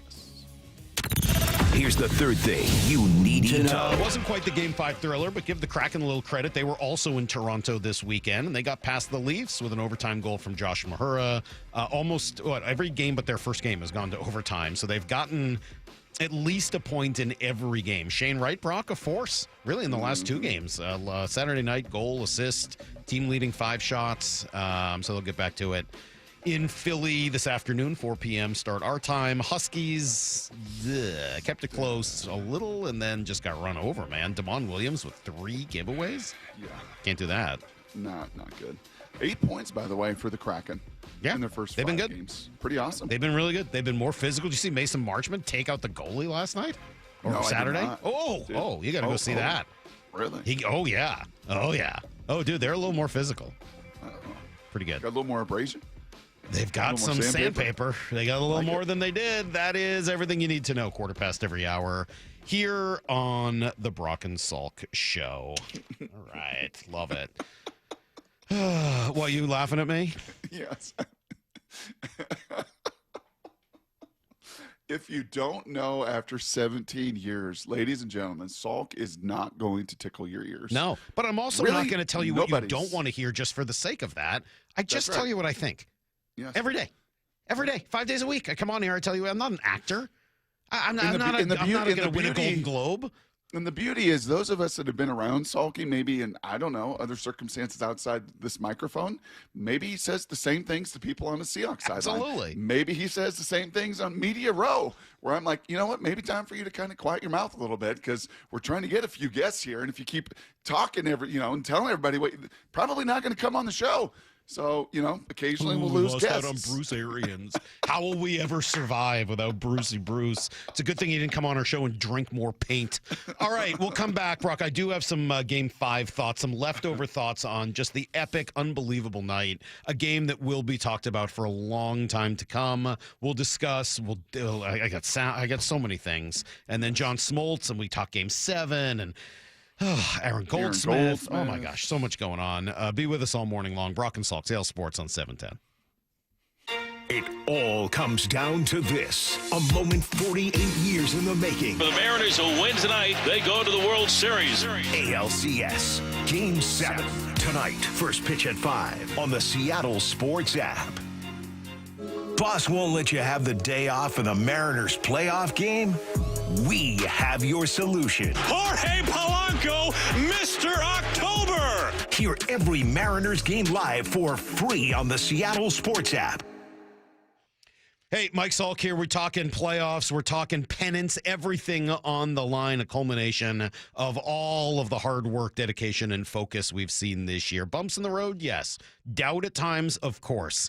But here we are, and you would sign up for it, right? What if I told you just a few short months from now, you too could be in excellent position, maybe down 25, 35 pounds or more, maybe by Thanksgiving? Yeah, you would do that, right? Couple months all it takes with Eastside Weight Loss Clinic. I did the program. I lost 25 in the first month, 35 pounds overall. Did it without pills, no injections, no counting calories, no prepackaged meals, no fake any of that. It's all real food that you buy at the grocery store, delicious, fresh food, and a great team providing that coaching, encouragement, and accountability you need. All it takes to get started, free 15-minute phone consultation. You can book one today at eastsideweightlossclinic.com. That's eastsideweightlossclinic.com. Dr. Ryan Coogan, DC. Results may vary. Northwest Homeowners. When it comes to your roof, you need a name you can trust. Techline Roofing has proudly served the Seattle area for years, delivering exceptional results and lasting security. Choose Techline Roofing. Your trust is our foundation. Trust Techline. Ryan Roland Smith here. For more than 35 years, the NBA Health Insurance Trust has been helping local builders, contractors, and their employees save money and gain peace of mind. They offer customized group health plans from the state's leading insurance providers. Small and mid-sized businesses deserve big healthcare access. The NBA Health Trust brings you the coverage you want at a price you can trust. Find out more at mbahealthtrust.com. That's mbahealthtrust.com.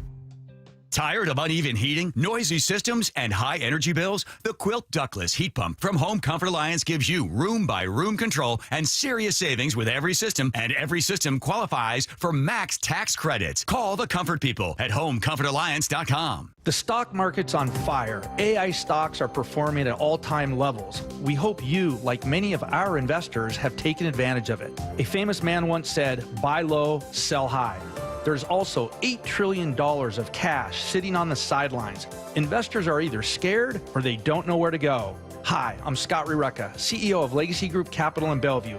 Legacy Group Capital develops local real estate, lends money, and shares profit with our investors. We've been doing it for 19 years, averaging double-digit returns with zero investor losses. Diversify with Legacy Group Capital and invest in our family of funds. From a 3-year investment with double-digit returns to only a 90-day commitment returning 7%. We also accept IRAs. Find out why 1,300 local investors have invested over $350 million.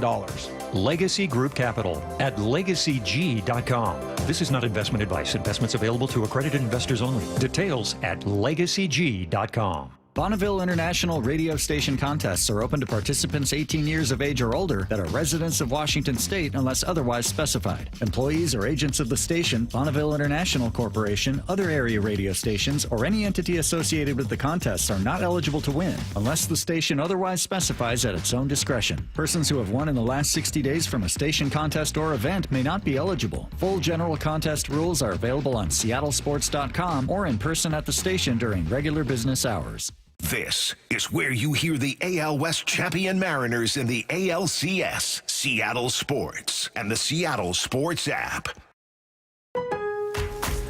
Lowe's knows pros want more. Join My Lowe's Pro Rewards for free to get $20 off your first qualifying purchase of $100 or more just for signing up. Plus, enjoy free standard shipping and more ways to save on your next job. Lowe's, we help, you save. Offer valid for new members only. Not valid with any other discount. Free standard shipping not available in Alaska and Hawaii. Exclusions and more terms apply. Loyalty program subject to terms and conditions. Visit Lowe's.com/pro-loyalty for details. Subject to change. You've heard the saying, you never get a second chance to make a first impression. Since 1926, my family's been helping local businesses make great first, second, and long-term impressions. We know how to make your company look good with quality uniforms, logoed apparel, floor mats, linens, and more. If you're paying for linen service or doing it yourself, let's have the conversation. The information and quote are free, but the savings and service can really add up.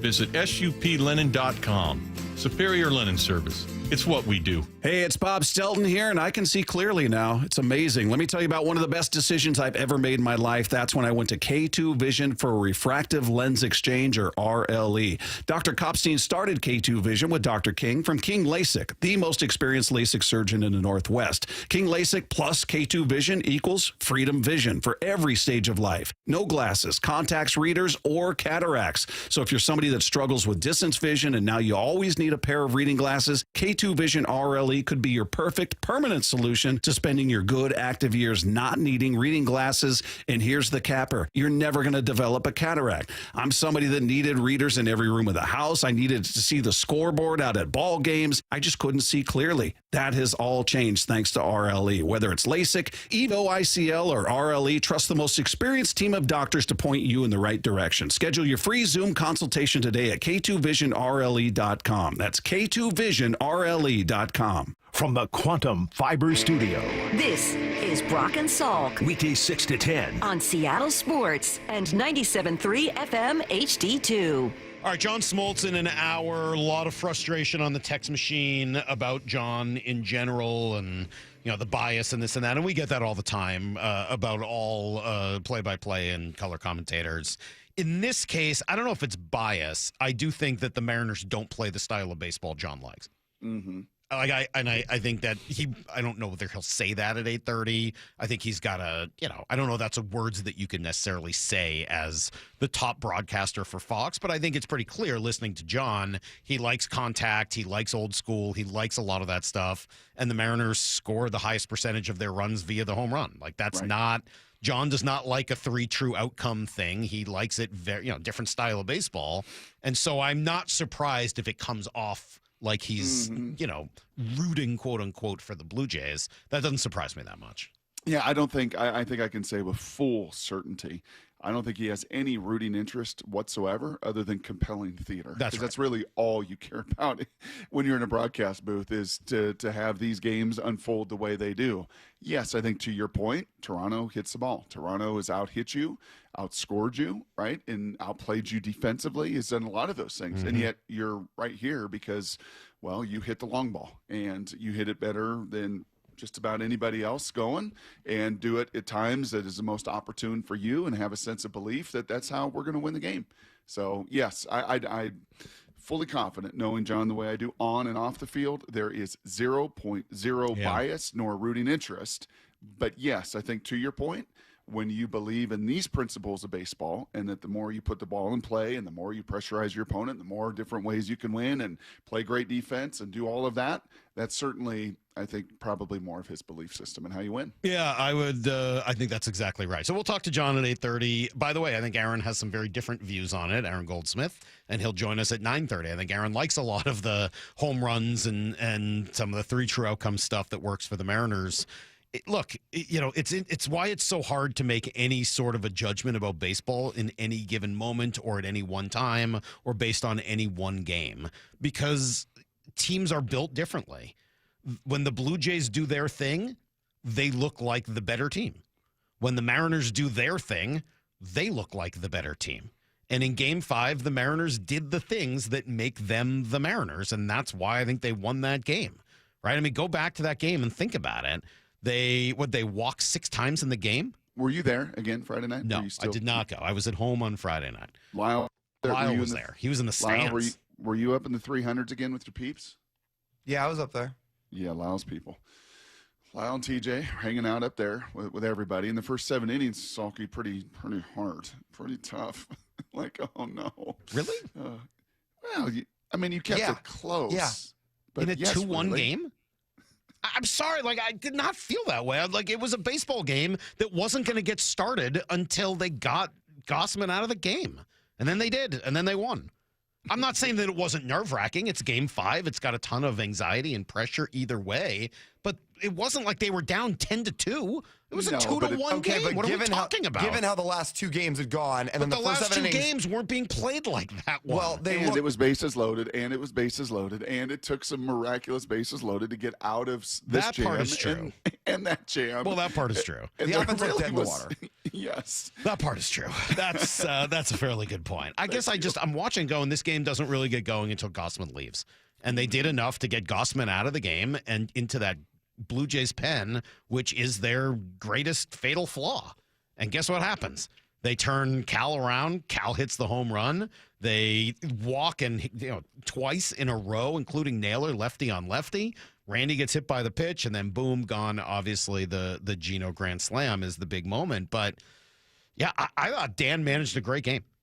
I thought he managed a great game. I thought he pulled Bryce Miller at exactly the right time. He got a lot of national grief about it. I thought that everyone who gave him grief was not watching the game or hasn't been watching the postseason for the last 3 years. I thought Dan handled it perfectly. It worked. He went leverage arm with Brash to get out of the small jam they were in. And then Wu, Spire, Munoz. I thought it was impeccably well done.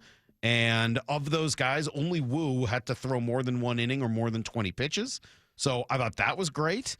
And then on the other side of it, you do what you do. You scored all 6 of your runs in that game via the home run.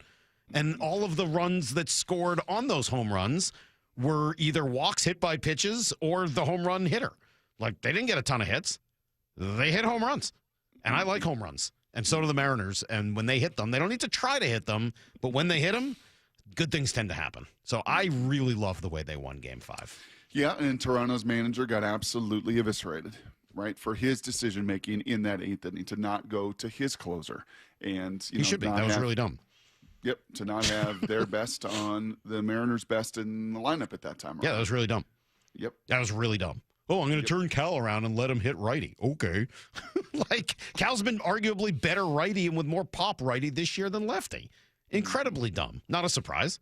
And Cal goes and wallops one that just barely, it hit it a little too high. What does that mean, too high? Who cares? It's gone. It was gone. And then obviously Gino does his thing as well. The other thing that I just wanted to remind everyone after that Game 5 win, and I wrote about it, and I'll keep saying it, baseball doesn't care how you feel. The game does not care whether you feel one way or another.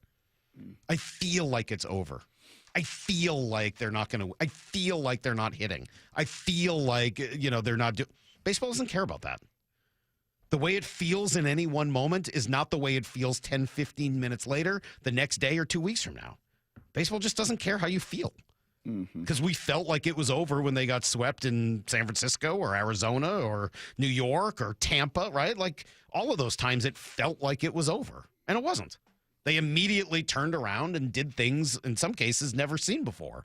Remember when they got swept in Tampa and then won 11 straight games, 18 or 10 straight rather, and then 18 of 19?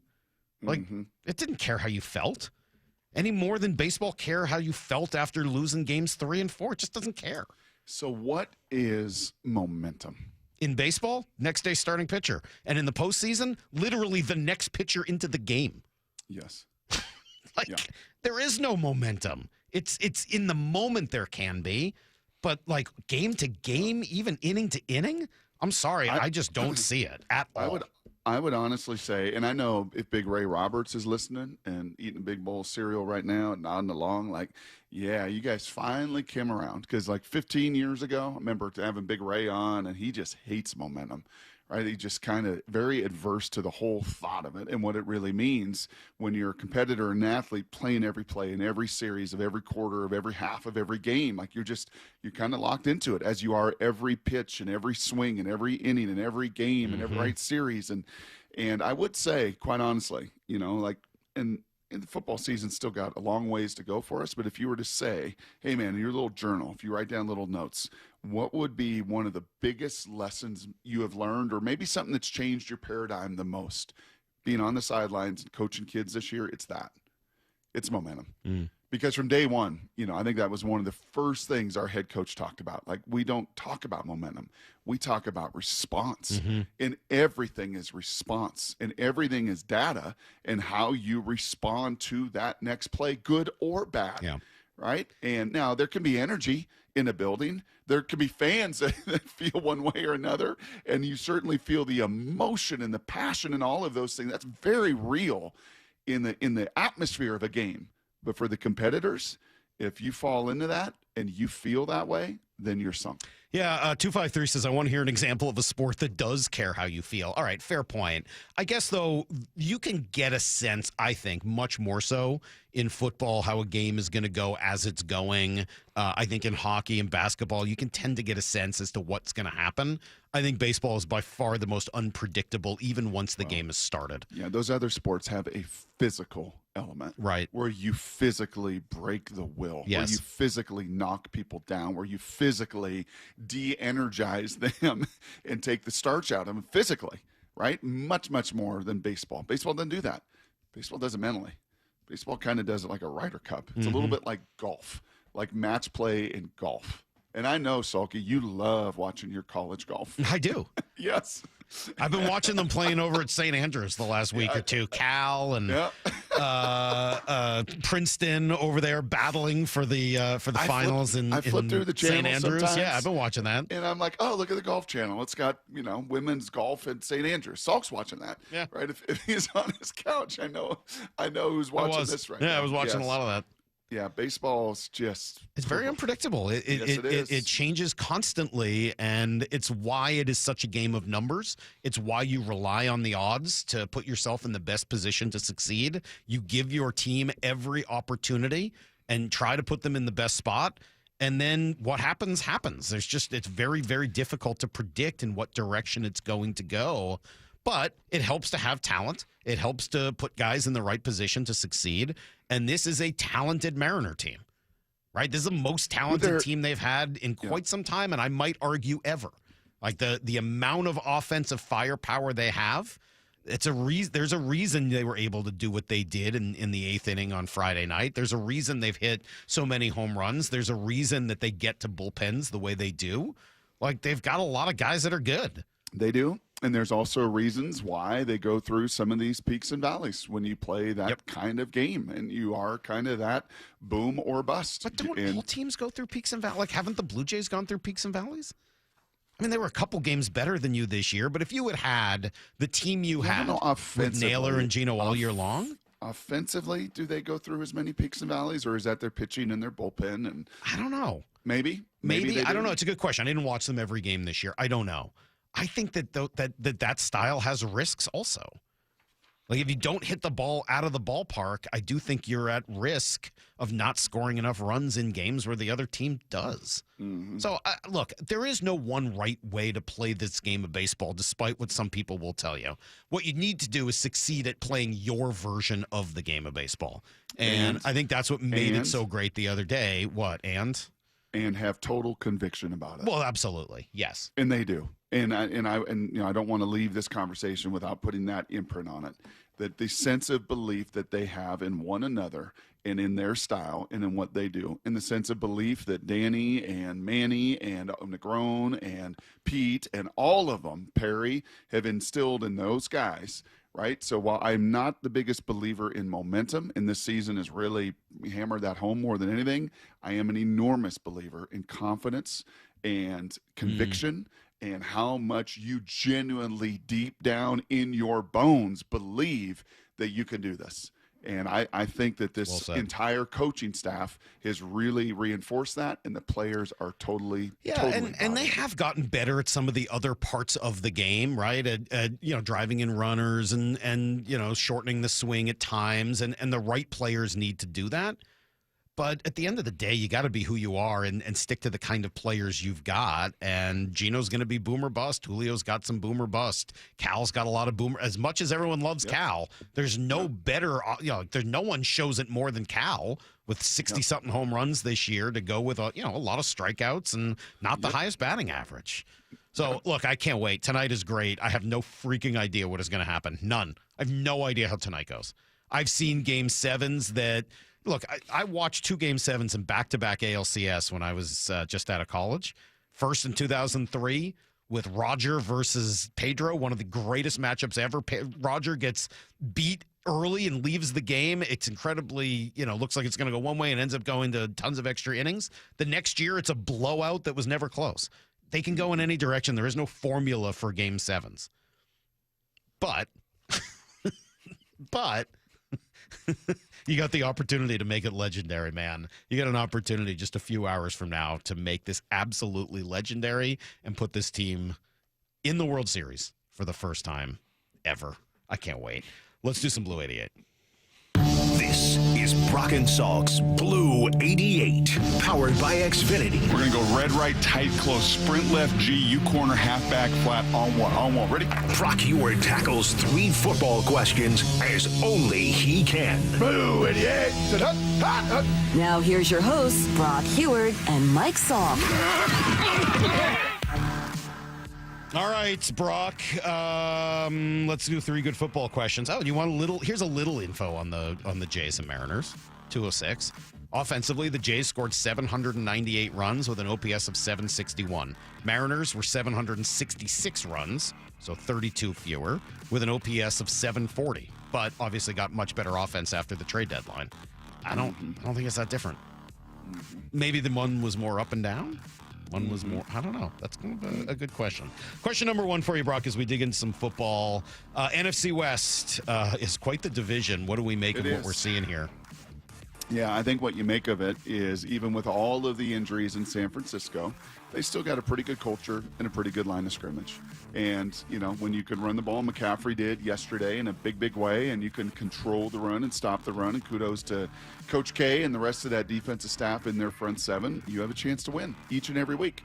And they are now 5-2 because of it. The Rams, well, they did exactly to the Jags what the Seahawks did. They sacked Trevor Lawrence 7 times. I don't think they hit him 17, but man, they absolutely hit and harassed and got after him. And that front is awesome. Seahawks got a tremendous front as well. And it's why it's 5-2. 5-2 should be 5-2 tonight, and arguably the best division in football because each of them, and I think they've got smart GMs and talented front offices and longevity with Lynch and Shanahan, longevity with McKay and Snead, longevity in the sense that John has been here, and they all know that the game at this level is won and lost at the line of scrimmage. They've all reinforced it. They're all pretty good there, and because of it, it's arguably the best division in football. All right, question number 2. Well, UW looked like they were in it in the first half, and then it went awry in the second half. Yes. What happened? Yeah, well, I said on Friday, I believe, in Blue 88, this was a chance for DeMond to kind of make his national stamp. Regionally, locally, unbelievably dynamic. The 500-yard total offense game against Rutgers on a Friday night, never been done before in Husky history. But these are the games where you're measured, where you go on the road in like a hostile 100,000 environment, and how do you play? And do you elevate? And unfortunately, it was a brutal second half. And, as I watch the game, Salk, and this is a little bias. We talk about John Smoltz, maybe bias of wanting contact, is an old drop back guy that, had to see and get the ball out and at least had the height to see. My bias is when, with really small quarterbacks, and DeMond is really small. Like, he's not quite Doug Flutie small, but he's smaller than Russell Wilson small. And can you see everything you need to see from the pocket? And that answer there at Michigan in the second half was clearly no. Can you throw outside the numbers? 100%. Can you create and move? 100%. Do you have to do that really, really well to offset limitations in the pocket? Yes, you do. Because when you throw a stick route and you don't see the linebackers and you throw it to them, and you throw a slant route and you got a back swinging and you can't feel nor see in the pocket because of their length and their size and their defense, you throw it right to them. And those are some of the challenges we watch with Russell. It's why they played to his strengths, right? It's why all those numbers were pretty clear at the end of the day. Like, throwing between the hashes, pretty hard when you're that size. So you better do what you do really extraordinarily well. And unfortunately, in the second half there, Michigan made him play from the pocket, and they made him pay. All right, question number 3. All right, what should we be watching for tonight? Yeah, take your eyes every once in a while off the ball and watch the edges. I texted Orlovsky, is Dan and crew, Chris Fowler, and are going to do the game tonight. And he said, yeah, this is a game where the D-lines, and in particular the Seahawks D-line against a pretty mediocre pedestrian Houston O-line, should really be able to manage the game well. Louis Riddick on the call as well. Here was Mike McDonald on his side talking about Abe Lucas and the tackles and the challenge ahead of them against a really good edge group for Houston. Yeah, I think Abe. I'm glad that he's feeling better health, with his health, and him at his best is someone that we're going to need with his mentality, on the right side of our line, and we got to keep going. There's times where we got to be a little more consistent across our entire offensive line. The guys are playing hard, determined, but we got room to grow as well, and I know he's determined to do that. Yeah, it's been a little bit up and down. The numbers tell you it's been much more up than down, the grades and everything else. And when you hear Mike say the right side of the offensive line, what I hear there is, hey, Abe, you got to pick up Anthony Bradford. Like, we can't have you play down at all or even average. We need you to elevate and play up because of some of the limitations at right guard. So Lucas and Charles Cross tonight against Daniil Hunter and Will Anderson. Watch those matchups. Those are elite dudes. Those are guys that get off the bus tonight, Salk. And when I try to reinforce to high school parents how uniquely different and gifted guys are at the next level, yeah, like when those 4 walk off the bus, you say, yeah, see those guys? See, they're built differently than Johnny. Yeah. And they look different. Yeah, there's not many that look like that, are there? Like Daniil Hunter, with Will Anderson, Abe Lucas, Charles Cross. Those are world-class athletes at their size, and they're going to be on full display tonight. I don't think you have to sell me on Daniil Hunter. I've spent time talking about him before, just how much I like him. That is everything you need to know. 1/4 every hour here in the that is Blue 88. My bad. I was thinking about what I had said about. Didn't I say I'd rather have Daniil Hunter than DK? I think maybe you've said that. I think I did. I think I specifically said that. I stand by that. Like off the bus basketball guys, I mean, just like, come on. Right. I mean, they're 7 foot, they're 6'10", they're right. They're the rarest of the rarest. But outside of that, when like tonight, if you took soccer fans or golf fans or baseball fans or whatever, and you're like, hey, yeah, look at these buses pull up to Monday Night Football, and here comes DeMarcus Lawrence, here comes Daniil Hunter, here comes Will Anderson, here comes Charles Cross, whole different animal. Yeah, that's a different level of human being. You think you would tell that with Shohei? I mean, just based on what he did this weekend, being maybe the greatest performance in sports of all time. Yes. You think he's got that element? He's huge. Yeah. Yes.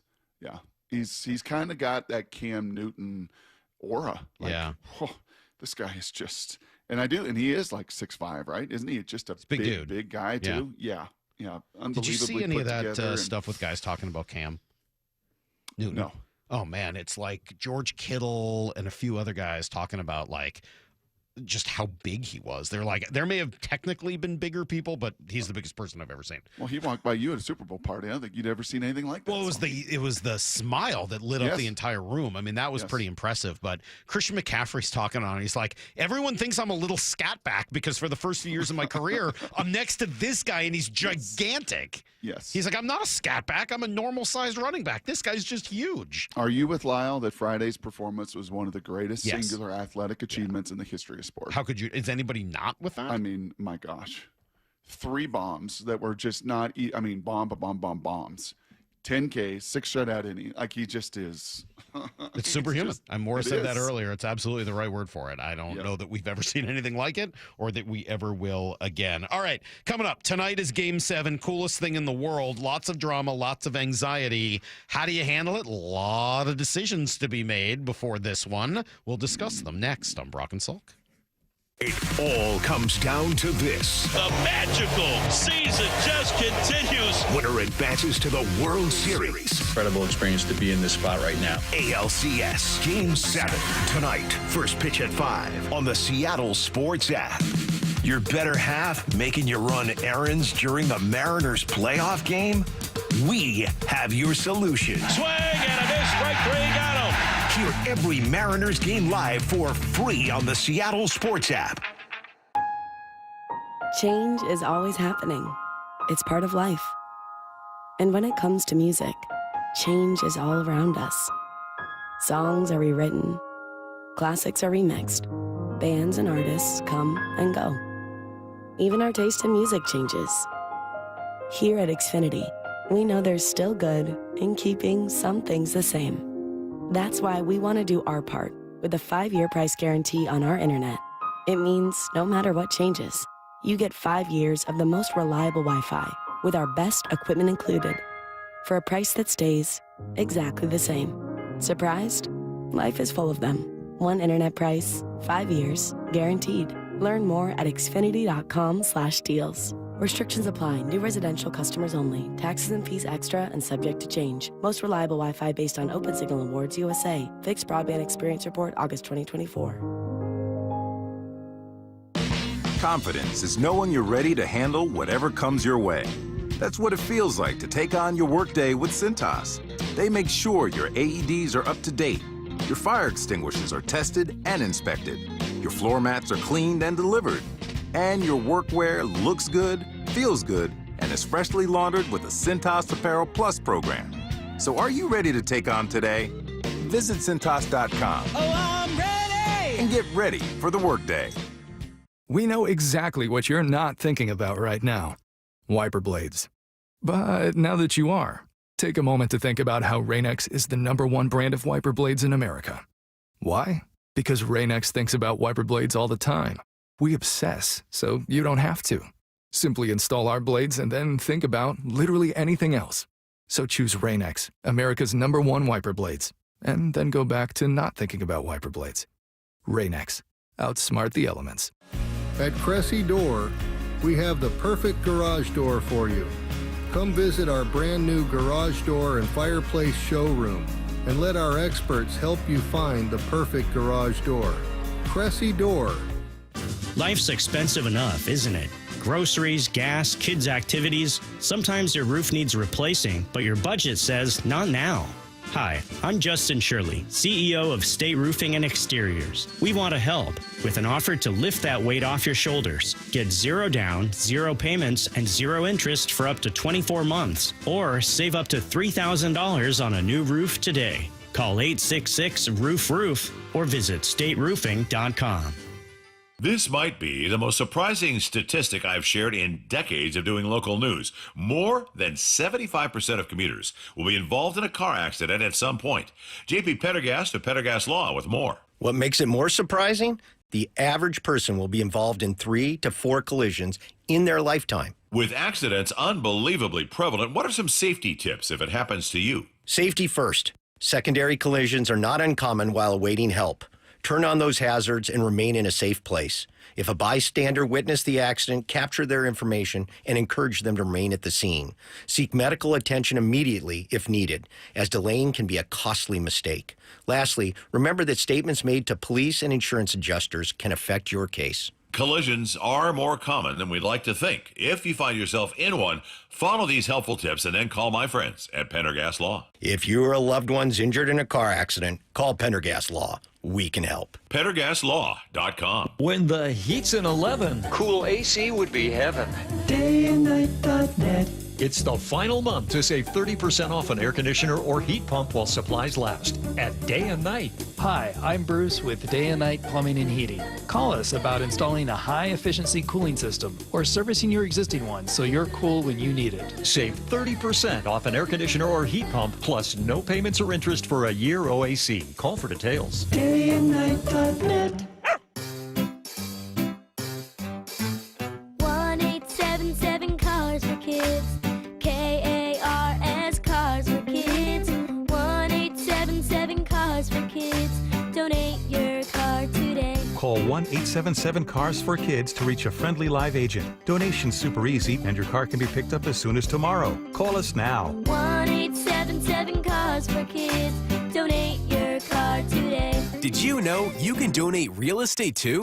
Hey 12s, Steve Rabel here. Men 40 and older, today is the day. Before kickoff, stop by Ticketmaster Tailgate for a quick PSA blood test from Virginia Mason Franciscan Health. Visit vmfh.org/Seahawks for details.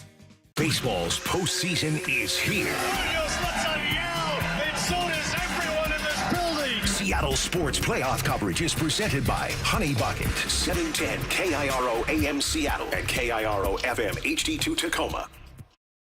This hour is brought to you by Trajan Wealth Management. Give me a freaking auto! From the Quantum Fiber Studio, this is Brock and Salk on Seattle Sports. I don't read the internet, guys. Take the bull by the hands. And Brooke, you are. And Brooke, you are. Now here are your hosts, Brock Heward and Mike Salk.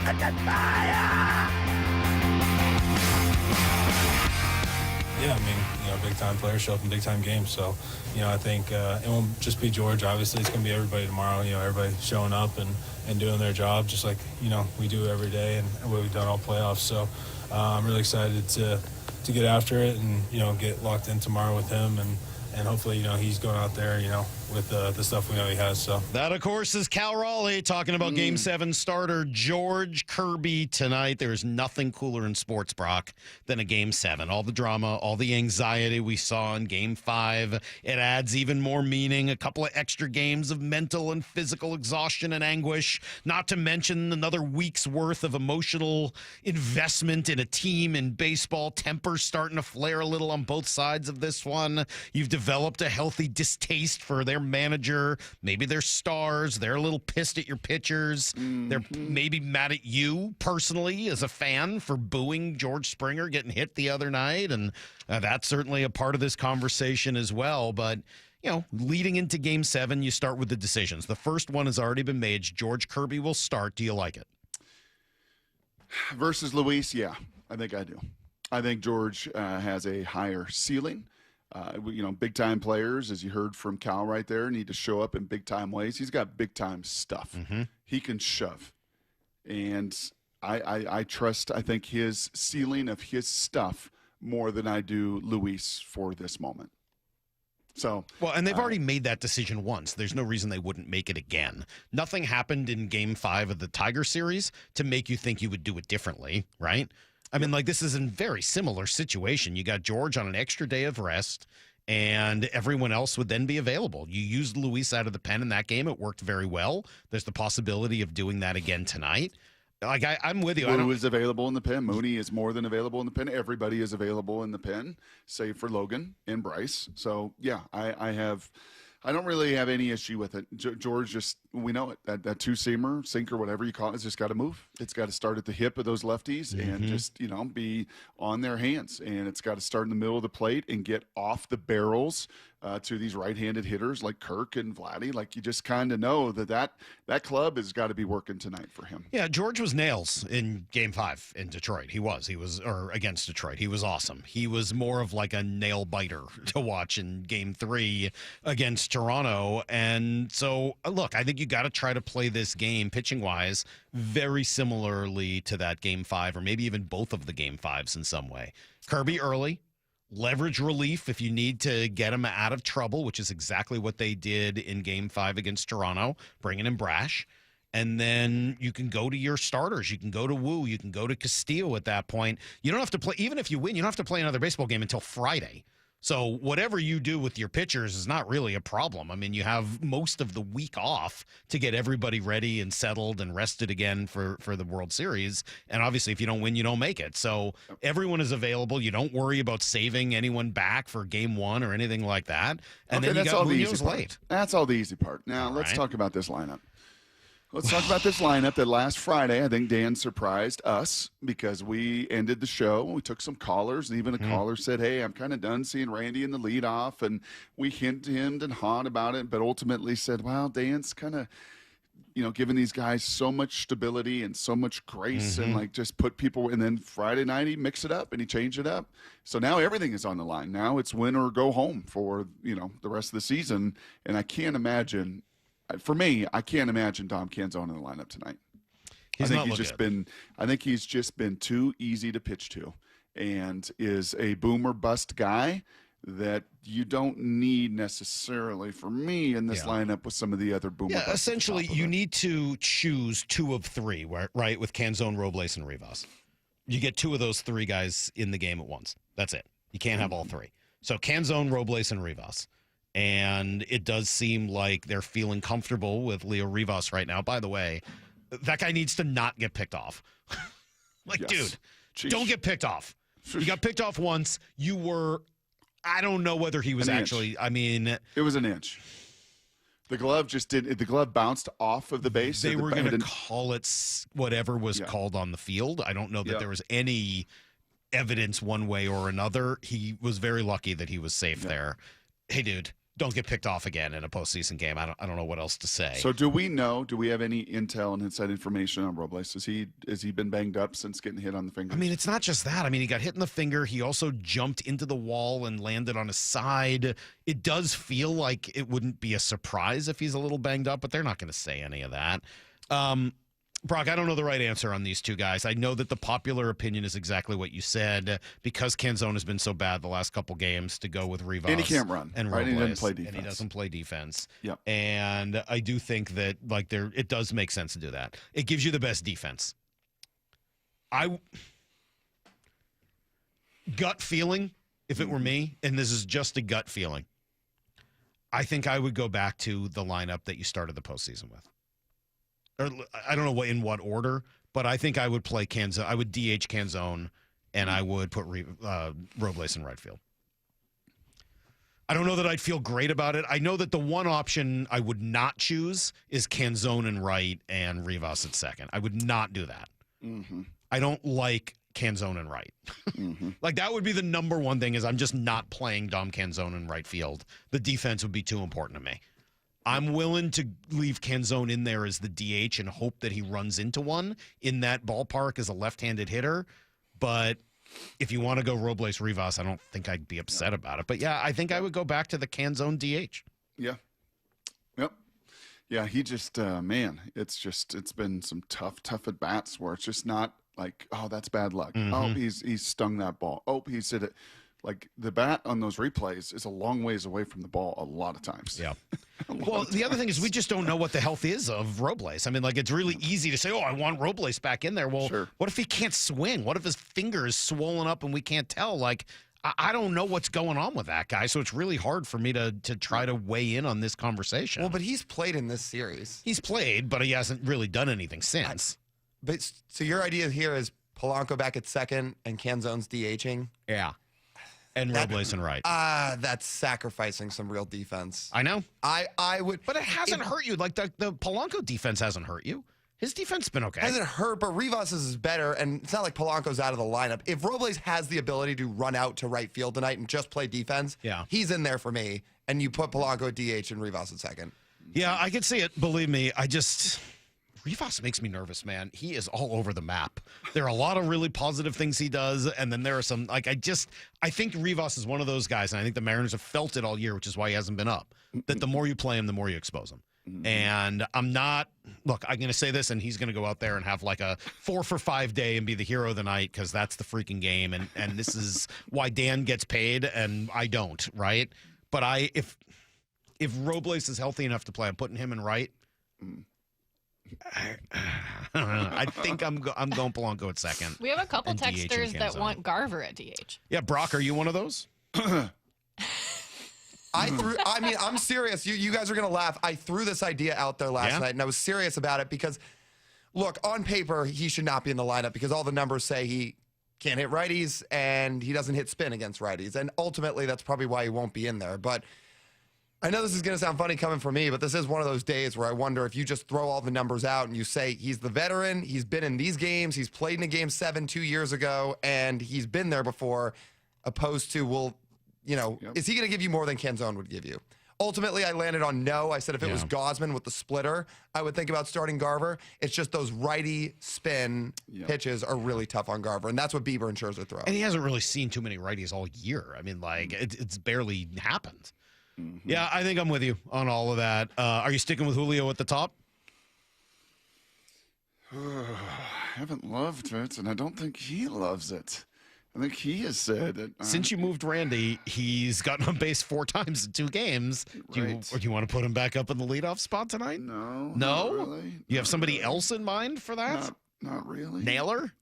But you can't get all the way to Game 7 and throw out your lineup entirely. Nope.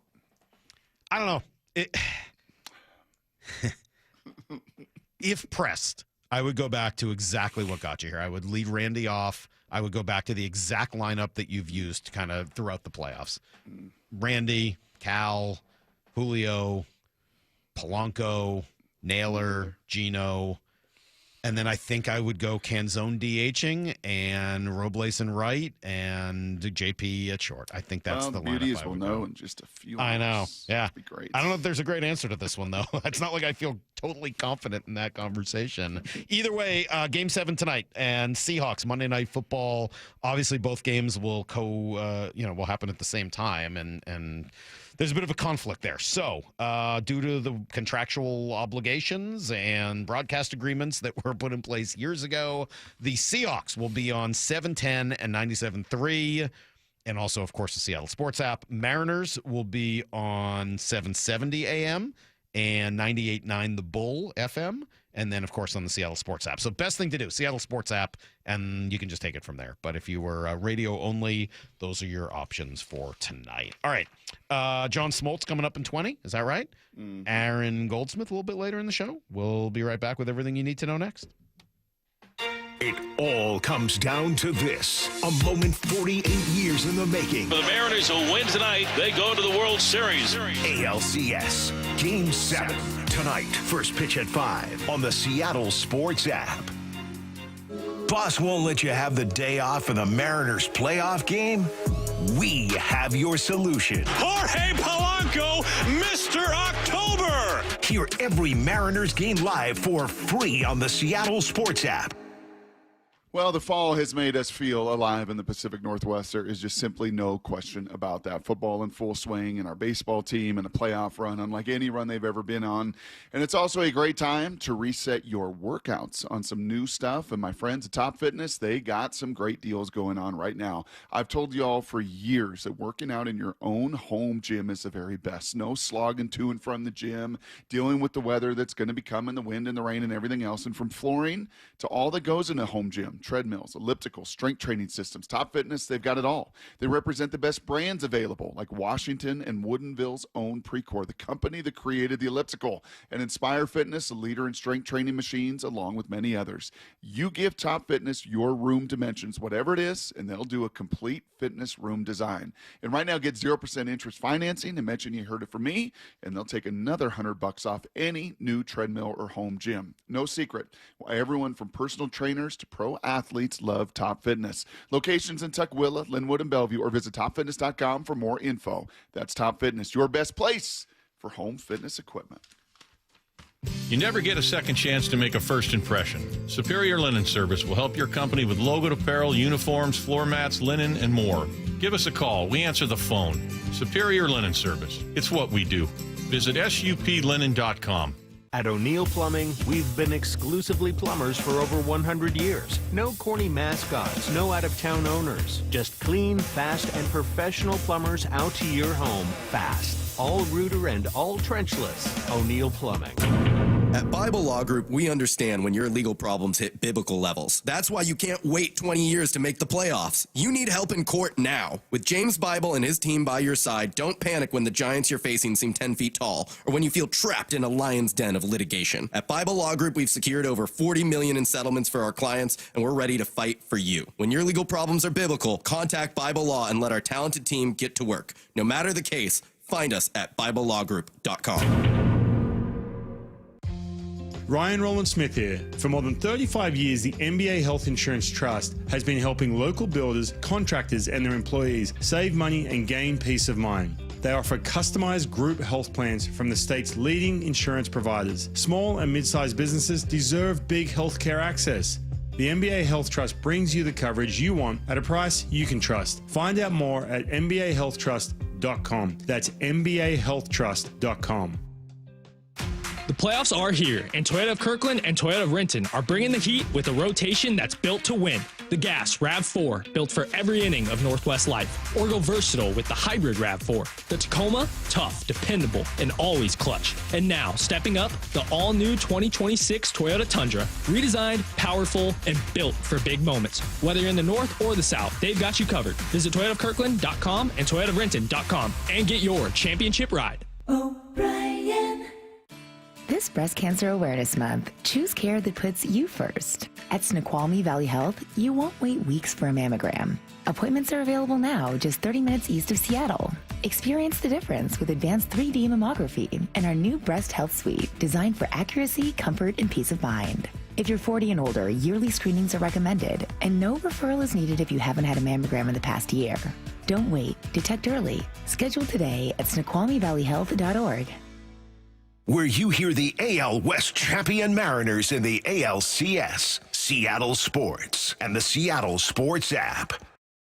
As a quarterback, you cannot run a winning play with a messy playbook. And most companies' data, well, it's a mess. AI is changing the game, but if your data is scattered, you're stuck on the sidelines. Brock Heward here, and this is where my friends at Marquee Data come in. They get your data in shape, clean, connected, ready to perform, so you can finally put AI to work for your business. Whether sales, finance, or operations, every smart move starts with the right data. So head to mydataqb.com to draw up your game-winning data play today. That's Marquee Data or mydataqb.com. The stock market's on fire. AI stocks are performing at all-time levels. We hope you, like many of our investors, have taken advantage of it. A famous man once said, buy low, sell high.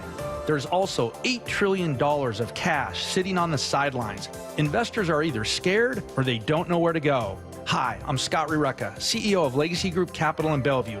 Legacy Group Capital develops local real estate, lends money, and shares profit with our investors. We've been doing it for 19 years, averaging double-digit returns with zero investor losses. Diversify with Legacy Group Capital and invest in our family of funds. From a 3-year investment with double-digit returns to only a 90-day commitment returning 7%. We also accept IRAs. Find out why 1,300 local investors have invested over $350 million.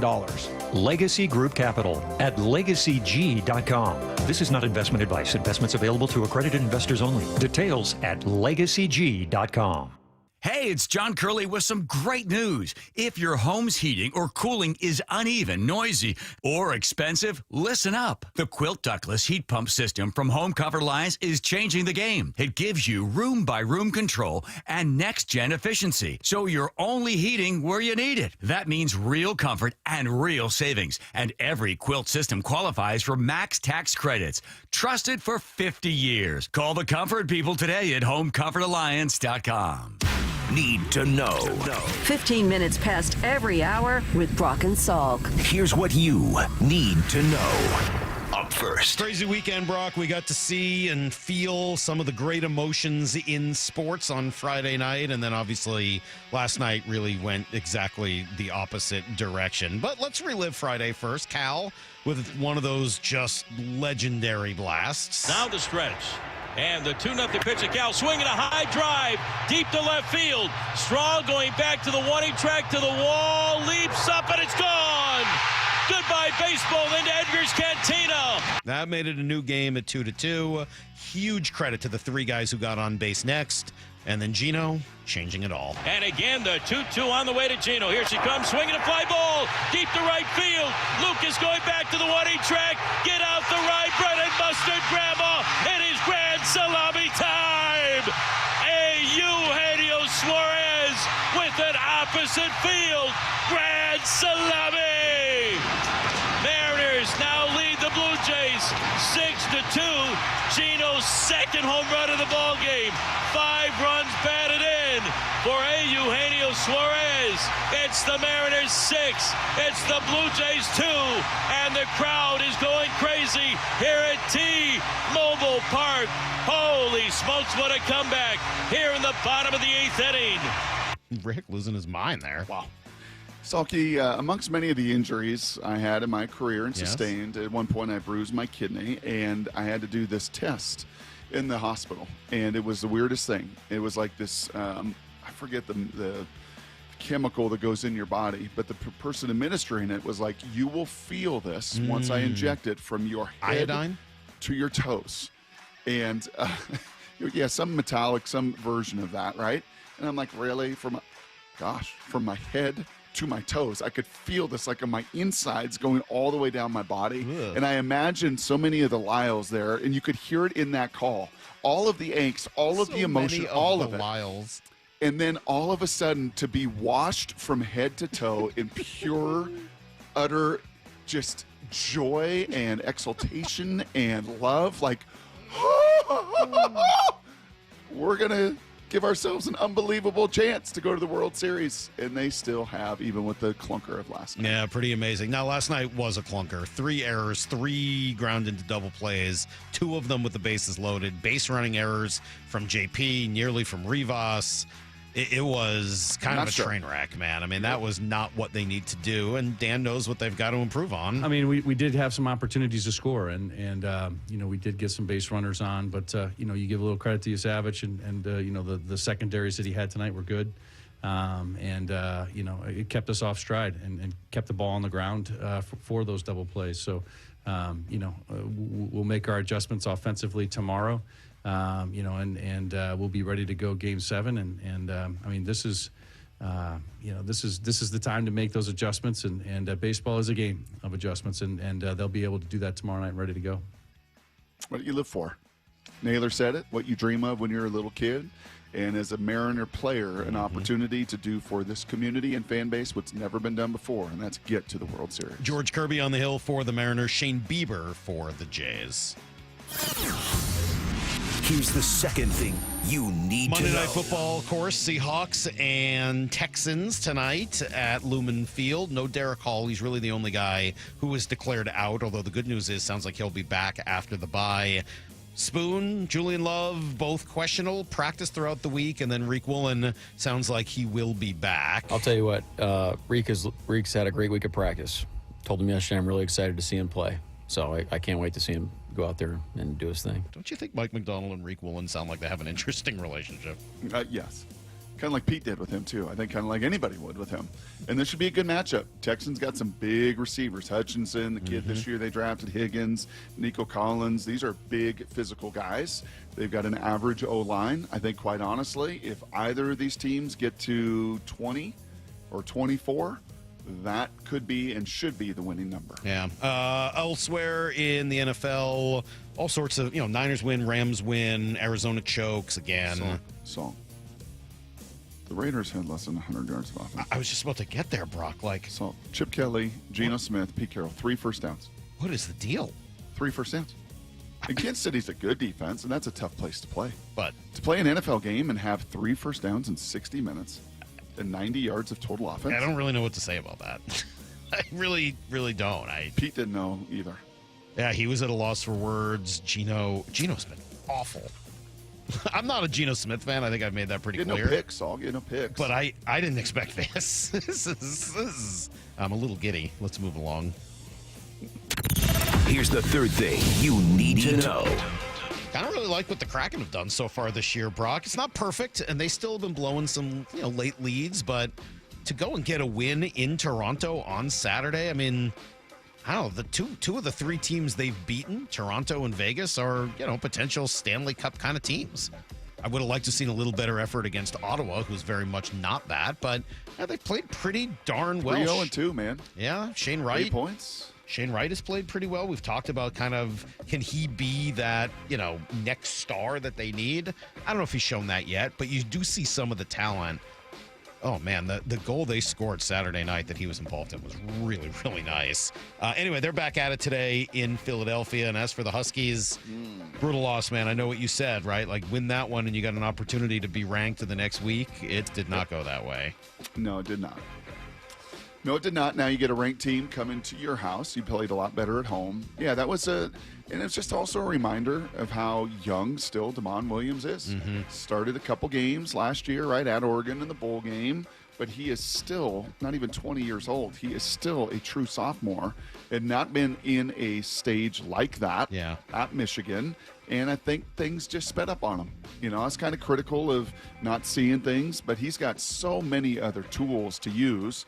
And I would expect him to bounce back like Jed Fish and the Huskies this weekend with Illinois. All right, that is everything you need to know. Coming up next, John Smoltz calling this series, of course, for Fox. He's got one more to call tonight in Toronto. What has he seen and learned about these Mariners? How do we get here? And what about his own experiences in some legendary Game 7 performances? That's next on Brock and Salk. It all comes down to this. The magical season just continues. Winner advances to the World Series. Incredible experience to be in this spot right now. ALCS Game 7 tonight. First pitch at 5 on the Seattle Sports app. Your better half making you run errands during the Mariners playoff game?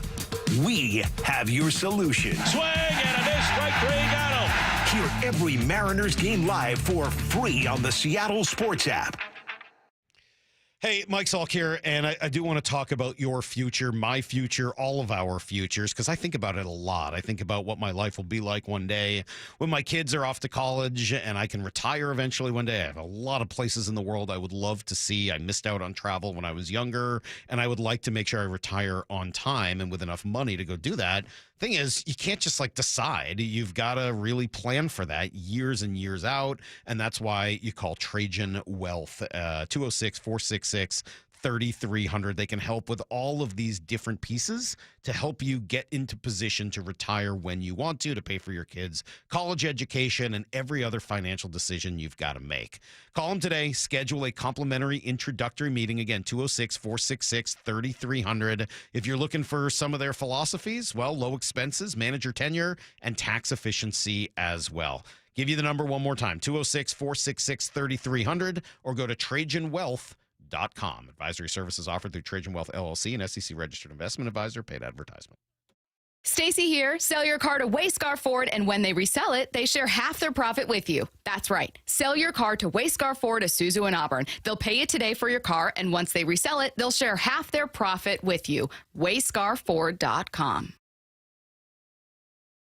Business into a connected, secure, modern business. It's how restaurants become reliably up and running neighborhood favorites.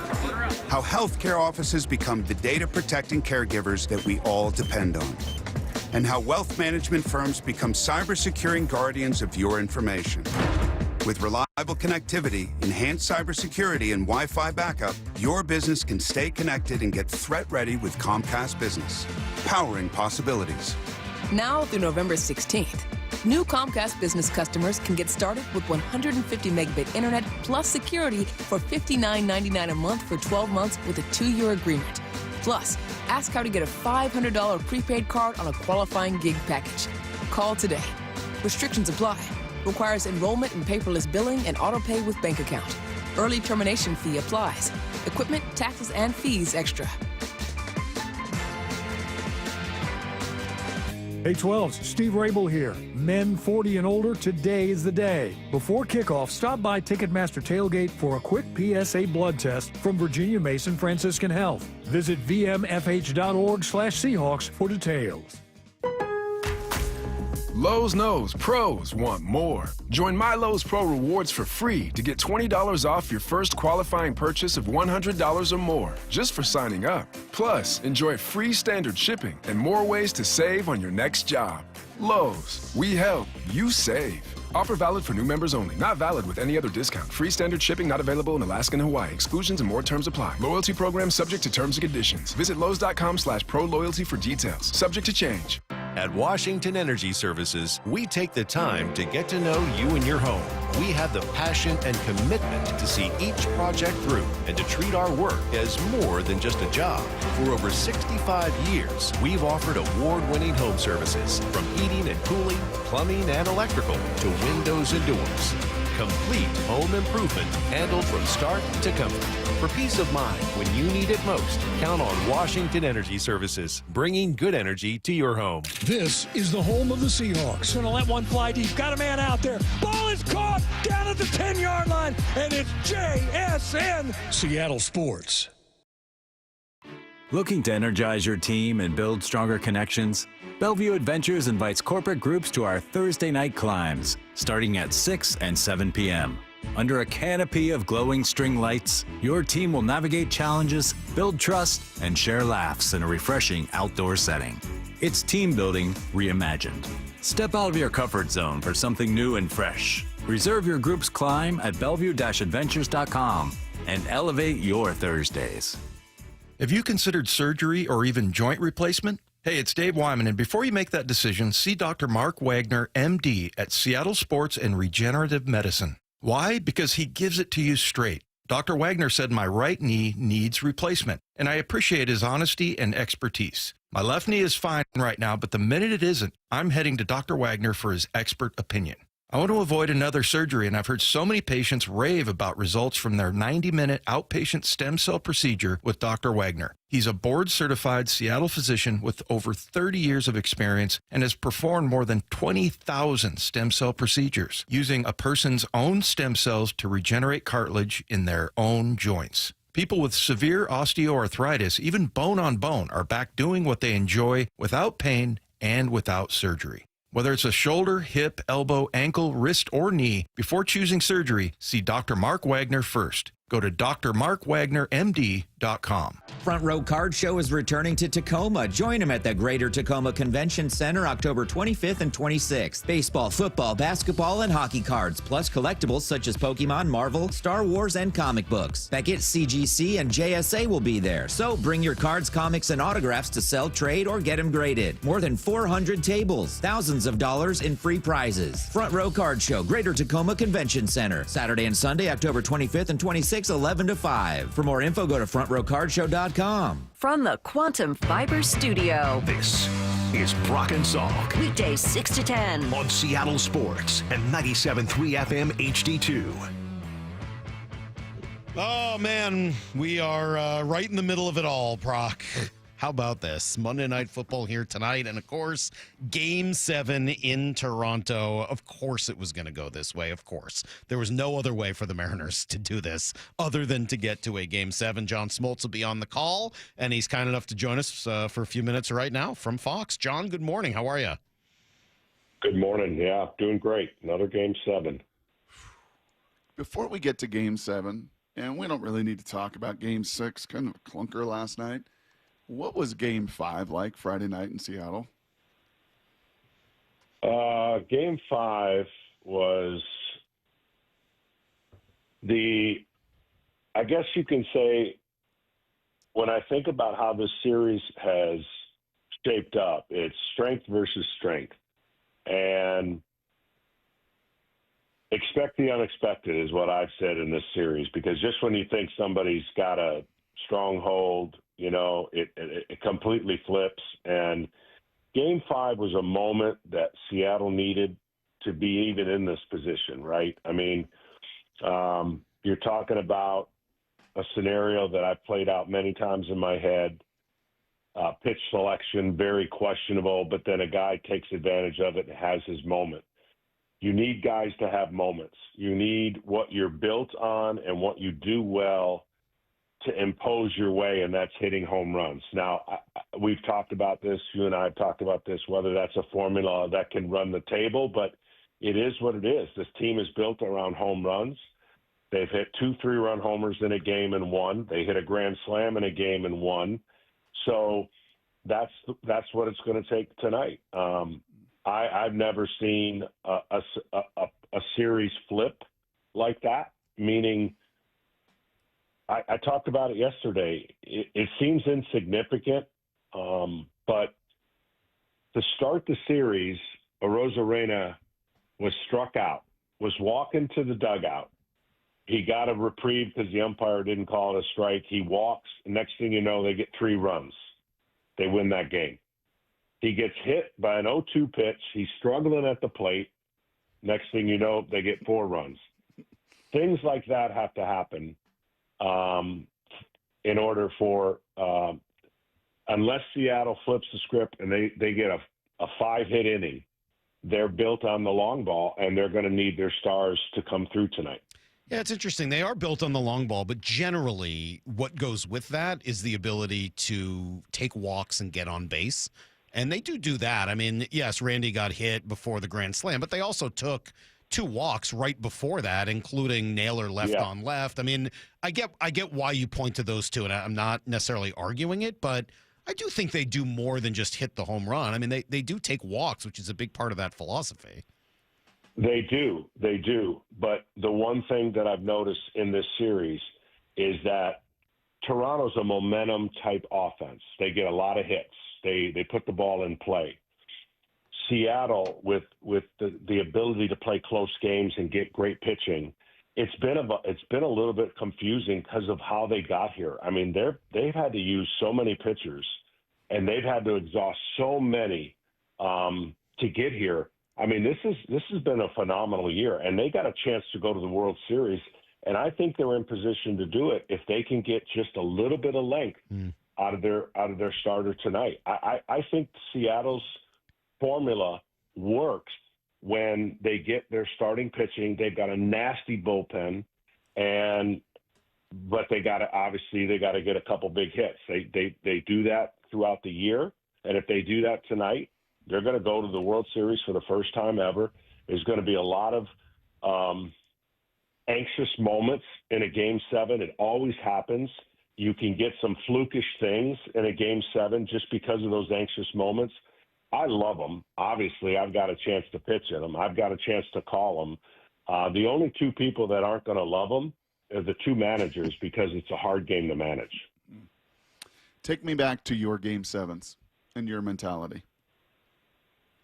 Well, the biggest thing is what I love about tonight's starters. They seem like they have slow heartbeats. I love George Kirby. I love his demeanor. Now, what happens is that has to be shown on the mound, and you have to be on top of your game. You have to have the slow heartbeat and deliver in the moment, right? And I know I pitched in a different era, so there was never a thought that I was just only going to give the club 4 innings. But you just never want to give your manager a reason to take him out, take your pitcher out sooner than you have to. So I think it's like a football analogy. What Seattle does well and what Toronto does well are meeting head-on in a Game 7. Toronto loves controlling the strike zone at the plate, and Seattle loves controlling the strike zone on the mound. you make good pitches, you're going to get quick outs. If you miss in the heart of the plate, it's going to be a big inning. And I think on the flip side, what Seattle does well is hits a lot of home runs, and what Toronto has not done well is keep the ball in the ballpark. So you really have two head-on collisions about to happen in Game 7, and this is what it's all about. Who can impose their will? Can Bieber make the pitches he made after the first inning and quiet their bats?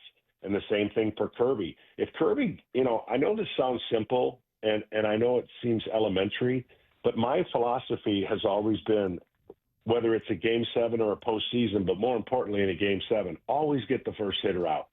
You got less stress. And if the next guy gets on, you're a ground ball away from a double play getting out of the inning.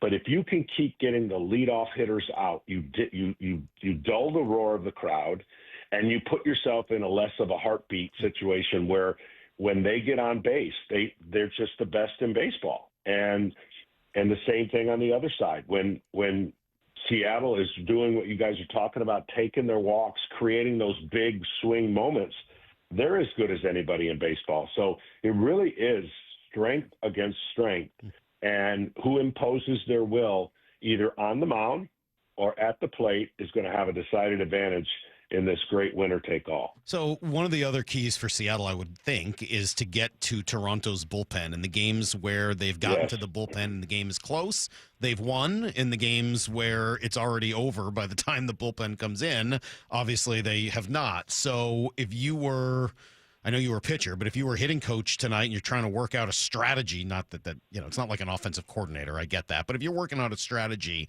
for getting to Toronto's bullpen tonight, what is that strategy? Well, that strategy is, first and foremost, hoping that the score is close and you can make the manager make tough decisions, because no one's going to leave their starter in very long.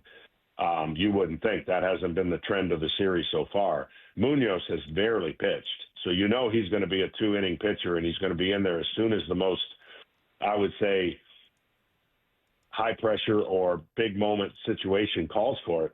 And then they're just going to backfill their rotation, with whoever and whenever. So if I'm Toronto, I'm trying to make sure that doesn't happen. But if I'm Seattle, I'm thinking, okay, with Bieber, he's not going to go 6. We've got to find an opportunity to create that pressure and get as many guys on and force the move earlier than not, right?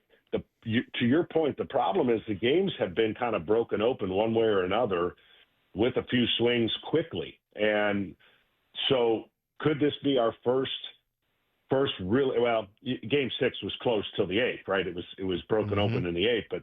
But when you have to put managers on the hot seat and they don't have the comfort level of their bullpen being the way they would want it, that's a tough place for John Schneider. I think on the flip side for Dan Wilson, he's got a couple guys he hasn't gone to, and he has the luxury of going to them. Now they got to execute. Managers' decisions are only as good as the guy that comes in and executes. But this is what I've always said: the more guys you bring in, the more chances for something bad to happen, because they just didn't have their game or weren't on at the right time. So I agree with you 100%. If it's a formula you're trying to work in, you want to get into the pen of Toronto as quickly as you can. And you've seen those guys a lot, and the advantage goes to the hitters. Johnny, you've been with us a bunch over the years, super gracious with your time, but this is the closest proximity you've had to this club that we watch every day, and you've gotten a chance now to watch a 7-game series with them. I'm curious if, with this proximity, if you've learned anything new, if maybe there was a perception, but the reality of being around all of these guys as much as you are through this series, anything new jumped out to you about this team? Yeah, you hear this all the time by managers, but until you follow somebody, you don't really understand how tightly knit this group is, how much they really care about each other. They have a calmness about them. It's not a relaxed, like, oh, well, we're just swinging for the fences type team. They have this optimism. And look, I know we've talked about this, and I've talked about how the travel is brutal and it gets to you. And you could have a built-in excuse. They don't say it, they just acknowledge it. The manager seems to have given this team some freedom to be who they are.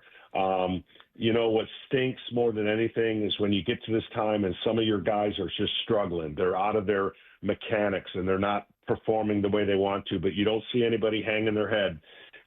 Suarez seems to be the guy and the glue that everybody seems to come to. He's super optimistic. He looked like he couldn't get himself in a situation to get a big hit, and then he did. He never hangs his head. So I kind of learned that this ball club, with all their personalities and all that they've been through, they understand each other, and this game will not bother them. If it goes great, unbelievable, historic moment for Seattle.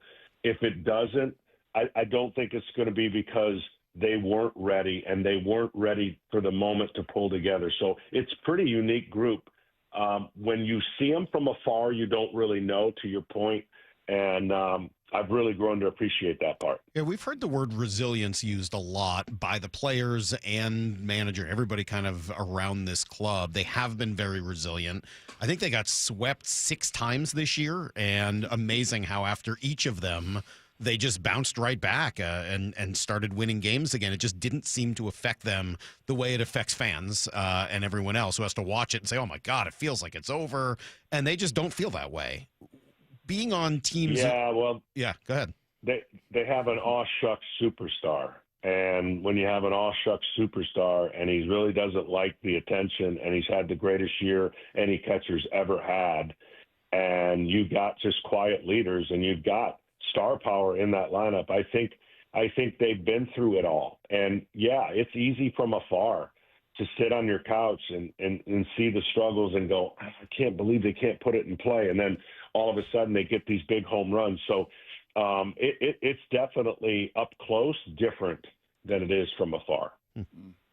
Give me, Johnny, last couple things from me here. Give me 2 or 3. You've given us a ton of the biggest keys. We've had A-Rod on earlier in this series, had others on, and it's amazing how you baseball guys, it's almost like you see the game before the game happens. Give me just a couple of the biggest keys to the outcome from your perspective tonight. Yeah, I know this, again, seems like a simple statement, but when I look at this series and I see the star power on both teams, you can look directly to the wins correlated to the stars. And it does come down to that. Now, fair or not, Julio Rodriguez has been moved up to the number 1 spot because they've had to change their lineup. And I just look for the first 2 hitters to make the impact tonight. Cal Raleigh, I can't imagine how exhausted he is and beat up, but you're never going to hear that from him.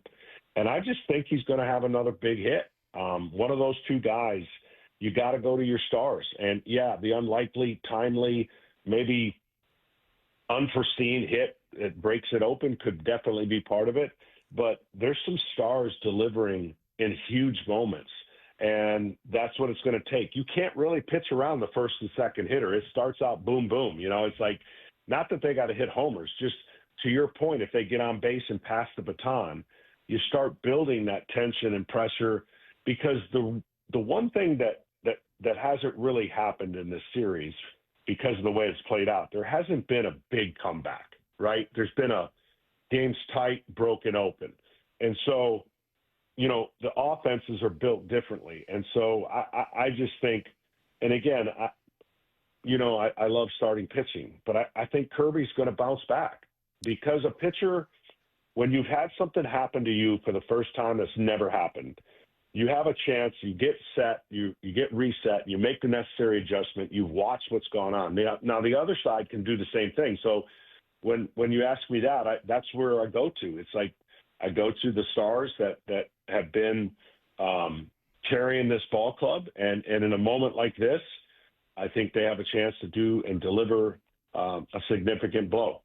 John, I remember your 2 big Game 7 starts in 1991. What I don't remember is, did those occur because you were just the next guy up, or did it sort of materialize that you were chosen for those 2 Game 7 starts? Yeah, so in 91, I was on the torture side of a Game 6. We were down 3-2, Steve Avery pitched the greatest game I've ever watched personally, 0-0 into the ninth. And we won 1-0 in a run on the ninth, and I got a chance to pitch Game 7 and won 4-0 and went 9 innings. But then the next year, I didn't want to pitch. We were up 3-1. It was forced to be a Game 7. I pitched 1-4 in 7, and I was ornery just even pitching that game because we blew a couple games. So, yeah, I've been on both sides of it. And the one thing that I always felt when I walked into the locker room, there was going to be this sense of, we're okay. Don't worry. I got you. And I'm not saying that Kirby's that personality or even Bieber's that personality, but you got to have that inner side of you to say, I'm the guy. Don't worry about it. And set the tone right away. And, you know, I've always said, I mean, you just don't put a crooked number up there. Solo home runs aren't going to beat you. You wouldn't think so in this series. And you just want to set the tone. And I miss those moments. I think they're the greatest moments in the world. Some people fear the moments. Some people are worried about what if. You cannot have that attitude. And, you know, as a hitter, you can only do the one thing that's given to you at that time. As a pitcher, you can do a lot more. And so you want to give your team the confidence they don't have to chase runs. And if you can come out and keep I pitched all of mine, 2 of the 3 on the road. So raucous crowd, Game 7s, World Series, and you just want to keep the crowd to a dull roar because they're going to be electric. Do you have to, I mean, as the starting pitcher, you're probably not talking to anybody before the game. So all of everything you just said, all of the confidence that you're trying to instill, do you have to do that with body language? Because I would imagine there's not a lot of talking about it. Yeah, I was a little different. I wanted guys talking to me. It's like you pitch a Game 7 and you already got a no-hitter going. Like nobody talks to you during a whole no-hitter.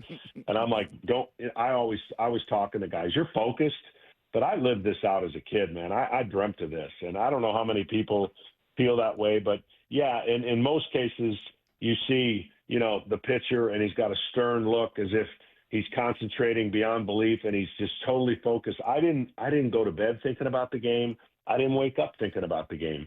I only started thinking about the game.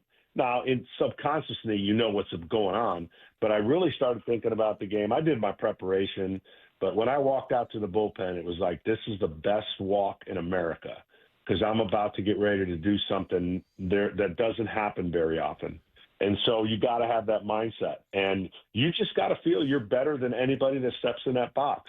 And if you don't feel it, you better fake it. And that's the beauty about being on the mound and having that body language where you don't know what's going on inside. You might have to fake it with Vlad right now. No, that's the one area where you know he's got the advantage. Okay, but you still can't show it. You can't show it when you're on the mound. No. You know, you got to be able to think you're better. Yeah. Johnny, it's great, man. Thank you so much. Yeah. And you know what's really cool is that you and Joe bring that tonight. That same feeling, right? That same love for the moment that you had as a player. I feel that out of the two of you in that broadcast booth, and can't wait to tune in and watch it tonight, man. Enjoy it. Yeah, you know what? I started out in my first World Series, and the Cubs won it, and that was 108 years. Mm-hmm. So somebody's going to have a big time span eliminated today, and I just can't wait to see how it unfolds. Awesome. Pretty cool. John, thank you so much. We really appreciate it. Good luck tonight and throughout the World Series. And, yeah, there you go. There's John Smoltz, kind enough to take some time with us this morning before calling the big Game 7 tonight. One thing that did jump out to me as we were talking, Brock, and I didn't think about it earlier. Lyle, did you think about this?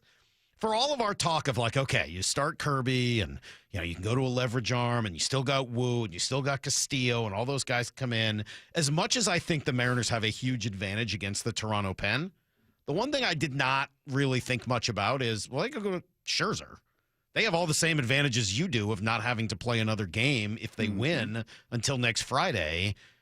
If John Schneider's smart, and I don't know whether he is or not, he's got an opportunity to maybe use someone like Scherzer and kind of save that pen even longer. I don't think we're going to see many Blue Jays relievers tonight. I think Scherzer's piggybacking Bieber, and I bet you we see Kevin Gausman. Yep. Yeah, that does feel right, doesn't it? Yeah, and I bet you Scherzer's in his ear. Yeah. Just as he screamed and spit at him in the 5th inning when he tried to take him out the last time. So, No, yeah, man, I don't think you're going to get to see, and maybe that's why he used so many of those guys last night. They're just not that good. They're just not that good. And the starters are better, right? And if you have a chance to get to Max Scherzer, if you're John Schneider, you probably want to do that. If you have a chance to get to Kevin Gossman and that splitter, and maybe there is an opportunity at that point for somebody else, Mitch Garver or something, to come in and try to help out in the right spot. I don't know. You got to play with some flexibility, and maybe that is a reason to start Canzone, just because it gives you more flexibility later in the game to start to make some moves.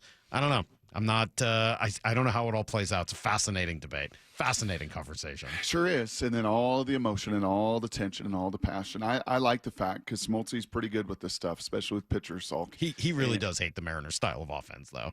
I mean, you can hear it there. It's just not for him.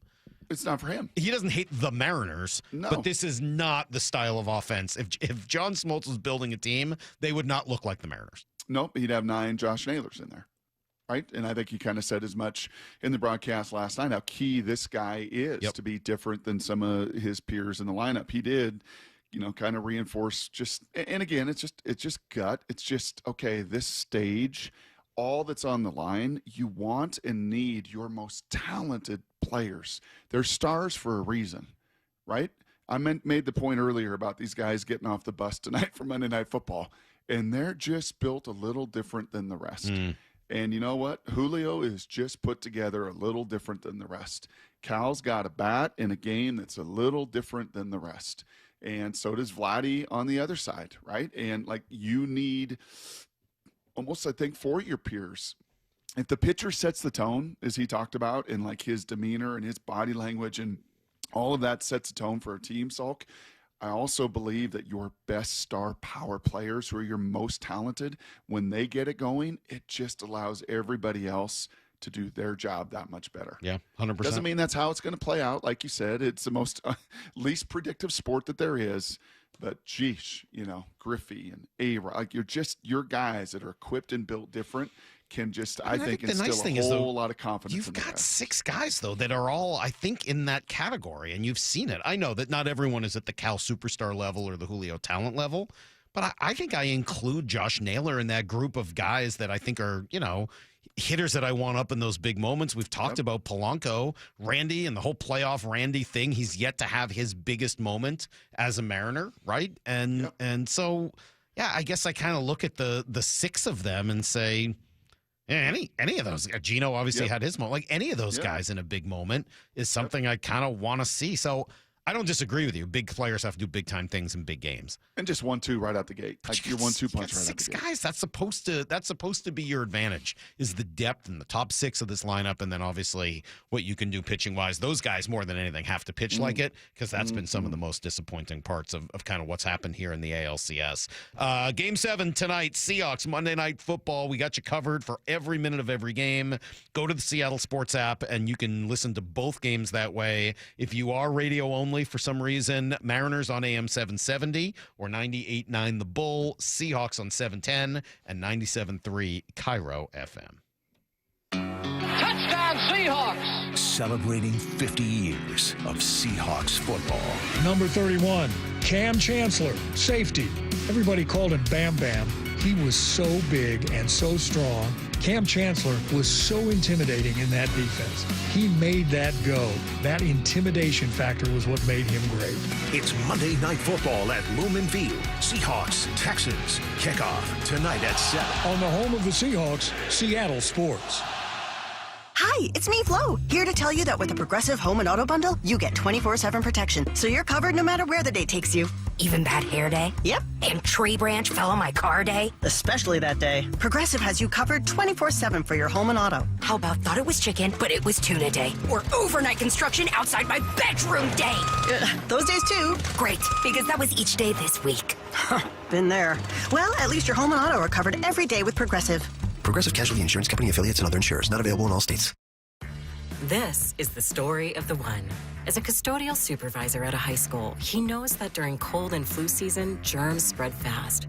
It's why he partners with Grainger to stay fully stocked on the products and supplies he needs, from tissues to disinfectants to floor scrubbers. Also that he can help students, staff, and teachers stay healthy and focused. Call 1-800-GRANGER, click Granger.com, or just stop by. Granger, for the ones who get it done. In today's competitive world, standing out isn't optional anymore. I'm Rusty George, and my agency builds websites and marketing strategies to help builders, manufacturers, and material suppliers get louder, get noticed, and bring in new customers. Visit us today at rustygeorge.com. Hi, I'm Justin Shirley. We offer 0 down, 0 interest, and 0 payments for 24 months on new roofs. Call 866-ROOF-ROOF now. State Roofing and Exteriors, held to a higher standard since 1968. Free consultations, no fee guarantees, 5-star reviews. J.P. Pendergast with Pendergast Law explains the importance of going beyond these familiar offerings. Accident victims want an attorney, Tom, that satisfies their needs. Someone who handles those needs with the highest degree of care. Pendergast Law offers the no-fee guarantees and free consultations, but these only scratch the surface. Okay, explain more. We make sure that every member of our team is genuinely passionate about helping others. Customer service and communication are our top priority. It's how we take care of our clients so they always feel one step ahead of the insurance companies. Our strong reputation for high standards provides comfort and confidence when it's needed most. Pendergast Law offers the free consultations, the no-fee guarantees, and, of course, they are 5-star rated. But what really makes them different is their genuine passion for helping others. I can't recommend them enough. If you or a loved one has been injured in a car accident, call Pendergast Law. We can help. That's PendergastLaw.com. As a quarterback, you cannot run a winning play with a messy playbook. And most companies' data, well, it's a mess. AI is changing the game, but if your data is scattered, you're stuck on the sidelines. Brock Heward here, and this is where my friends at Marquee Data come in. They get your data in shape, clean, connected, ready to perform, so you can finally put AI to work for your business. Whether sales, finance, or operations, every smart move starts with the right data. So head to mydataqb.com to draw up your game-winning data play today. That's Marquee Data or mydataqb.com. It's big, it's green, and it's crawling this way. It's $105,000 in cash, and it's here for you. Survive the piggy apocalypse every Friday night in October with hourly drawings from 6 till 10 p.m. with a chance to unearth up to 10 grand. And don't mind the zombies, they won't bite much. Fuel prices got you scared? Save up to 25 cents per gallon at Lummi Bay Market next to Silver Reef by using your Reef Rewards card. Silver Reef Casino Resort, located off I-5 exit 260. Comcast Business can help turn your small business into a connected, secure, modern business. It's how restaurants become reliably up and running neighborhood favorites. How healthcare offices become the data-protecting caregivers that we all depend on. And how wealth management firms become cyber-securing guardians of your information. With reliable connectivity, enhanced cybersecurity, and Wi-Fi backup, your business can stay connected and get threat-ready with Comcast Business. Powering possibilities. Now through November 16th. New Comcast Business customers can get started with 150 megabit internet plus security for $59.99 a month for 12 months with a 2-year agreement. Plus, ask how to get a $500 prepaid card on a qualifying gig package. Call today. Restrictions apply. Requires enrollment in paperless billing and auto pay with bank account. Early termination fee applies. Equipment, taxes, and fees extra. When the heat's in 11, cool AC would be heaven. Dayandnight.net. It's the final month to save 30% off an air conditioner or heat pump while supplies last at Day and Night. Hi, I'm Bruce with Day and Night Plumbing and Heating. Call us about installing a high-efficiency cooling system or servicing your existing one so you're cool when you need it. Save 30% off an air conditioner or heat pump, plus no payments or interest for a year OAC. Call for details. Dayandnight.net. Baseball's postseason is here. Seattle Sports Playoff coverage is presented by Honey Bucket, 710 KIRO AM Seattle and KIRO FM HD2 Tacoma. Give me a freaking auto! From the Quantum Fiber Studio, this is Brock and Salk on Seattle Sports. Brock Heward and Mark is sorry about just Mike Heward, not exactly Joe Cap there in the pocket. Now here are your hosts, Brock Heward and Mike Salk. Oh man, how are we already at 9 o'clock? How do we only have an hour left in the show? I feel like we just started. No, you don't. I kind of do. Are you faking it till you make it? I'm not. I told you I don't fake it, man. I don't fake it. That's not who I am. I won't tell you what you want to hear. I know there are people in town that will pander to you. I'm not one of them. It's just not my gig. And I know it'll sometimes lead to people getting frustrated. I don't want to make this about me. I will say, do you want to spend any time at all on the booing of George Springer when he got hurt? I don't want to spend a lot of time on it. I don't think it's the story. Obviously, Game 7 tonight and Seahawks tonight. And for the most part, I do think it's a pretty optimistic kind of day because you're about to watch something special. I will say, I didn't love that. I didn't think that was great. They boo the heck out of him anyway. And it has everything to do with him being a Houston Astro, not a Toronto Blue Jay. I know that. But the guy got hit in the knee. He was clearly in pain. He wasn't Ben Roethlisbergering it. He ended up leaving the game. Yep. George Springer's a pretty good guy. Yeah. I don't know if you've watched. I have a Can I get some eyewitness? Can I get some eyewitness testimony to this? Because you were on your couch. I was in the coaching booth having the game on. Well, my son's football game is going on, so I was in that. Lyle, you were there. Was it provoked? I mean, was it very pronounced? Did you feel like an intentional booing of him even after he gets hit? I mean, I'm going to be honest. There was a lot of Blue Jays fans in that ballpark. I thought a lot of the booing was toward Brian Wu for hitting Springer. Oh, interesting. And then I thought when there was cheering when Springer left the game, I more thought that was everybody just cheering for the fact that Springer was able to walk off under his own power. Interesting. I'm not saying nobody was booing Springer, and there were certainly some people on Twitter that weren't saying the nicest things, and that isn't great. But some people who can be awfully critical, even when other people say things that maybe they regret later. But all in all, I didn't feel like that crowd was booing an injury. Now, I know Blue Jays and Astros fans tried to hop online and blow that out of proportion. I didn't really think that's what it was. Oh, that's good. I'm glad to hear that because I think George Springer's a pretty good dude. I mean, his story, I remember him being interviewed, a few years ago during was it the All-Star game when he was in left field and talking about his stutter and speech impediment when he was younger and the work he's done with kids. And I mean, he seems like a pretty good guy. Yes. Regardless of the fact that he played for the Astros, regardless of whatever his role was in the trash cans and everything else, George Springer strikes me as a pretty good dude. And I thought he was trying to tough it out in that spot. I'm glad to hear you say that, Lyle. That actually makes me feel better because I thought that was kind of weak. That being said, he's really good. Vlad's really good. That team they're locked in right now. What do you do, Brock, to get them off of their spot a little bit and their comfort level heading into tonight's game? Yeah, I think a couple of those things, again, that John Smoltz shared from both life experience and all of his decades of watching this and calling it. I think that first batter each inning will be hypercritical on both sides.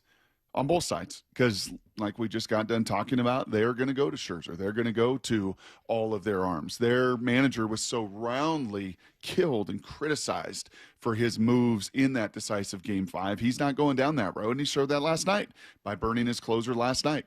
So it is going to be like that pressure. Who could pressure? I love that term, pressurize the opponent. Who can put the most angst and pressure on their opponent every inning and impose, as John said, impose their style of play.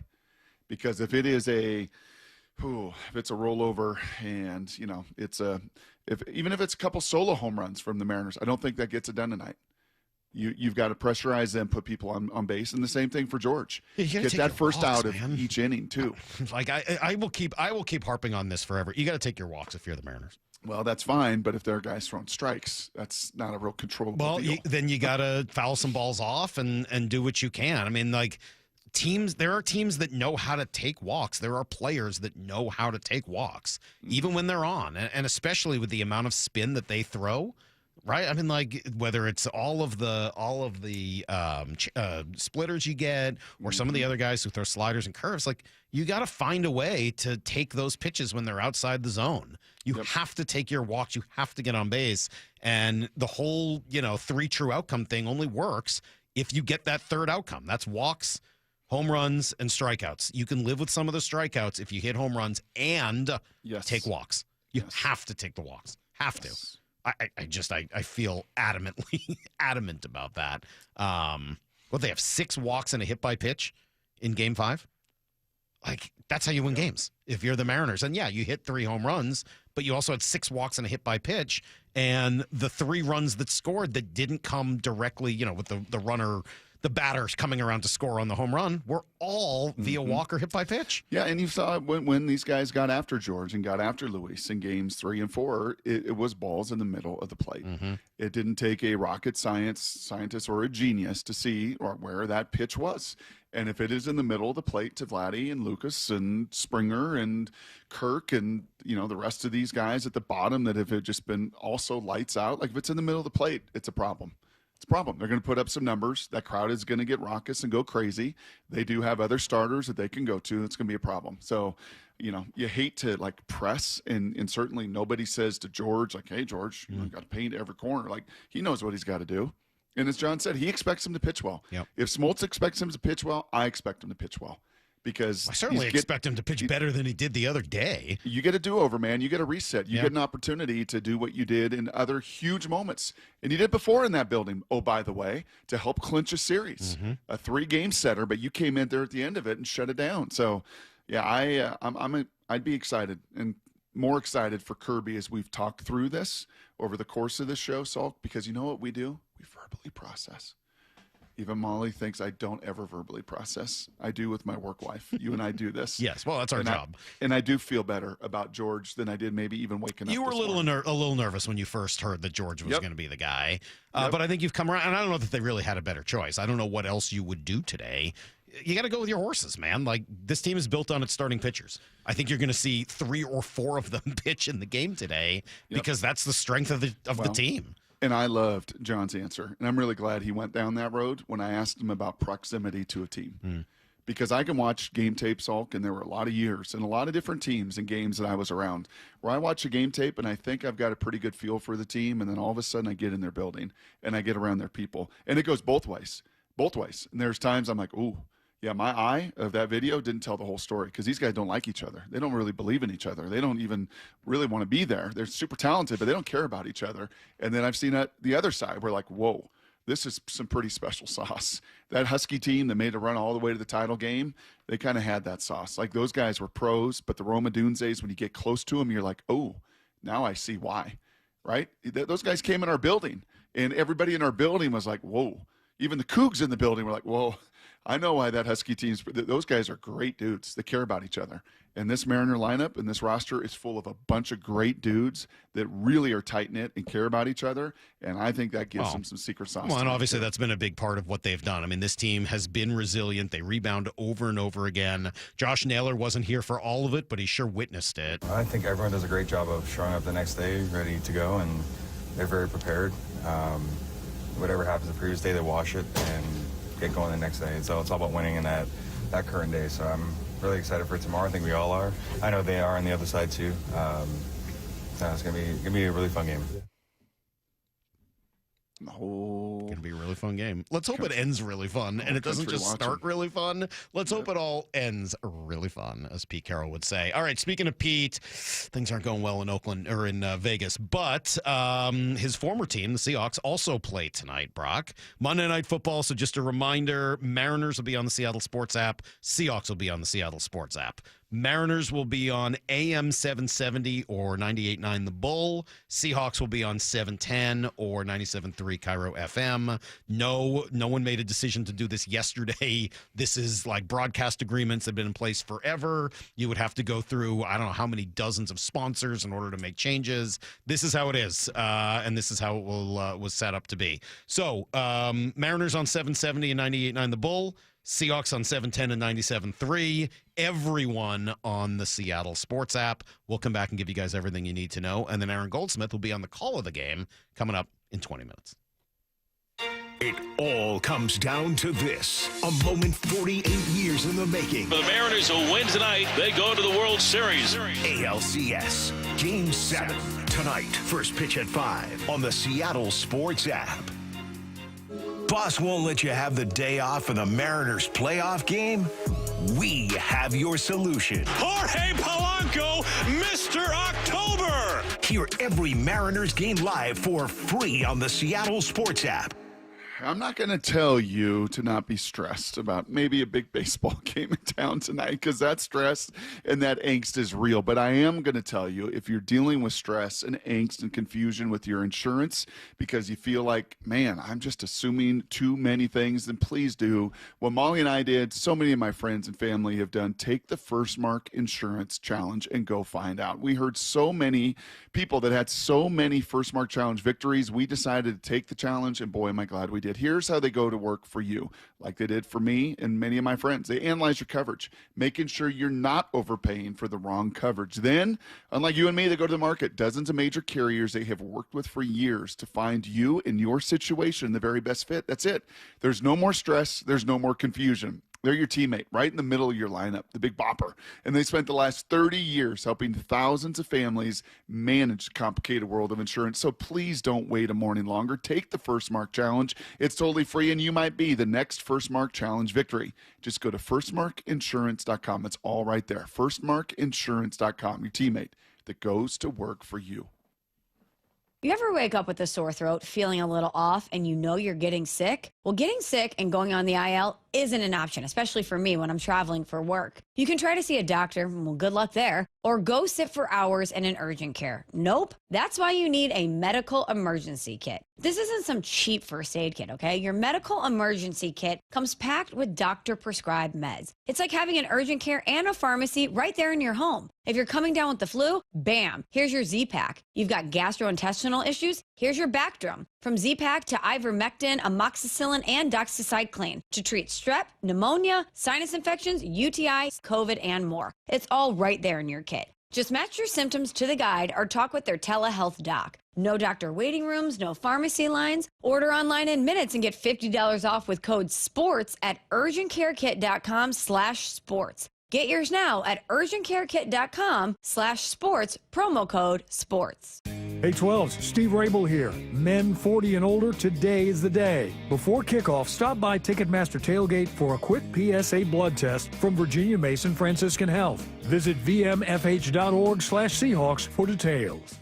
Tired of uneven heating, noisy systems, and high energy bills? The Quilt Ductless Heat Pump from Home Comfort Alliance gives you room-by-room control and serious savings with every system, and every system qualifies for max tax credits. Call the Comfort People at HomeComfortAlliance.com. Stacy here, and I have had a horrible experience selling and buying a car. That's real. So trust me when I say I know a good experience when I see and feel it.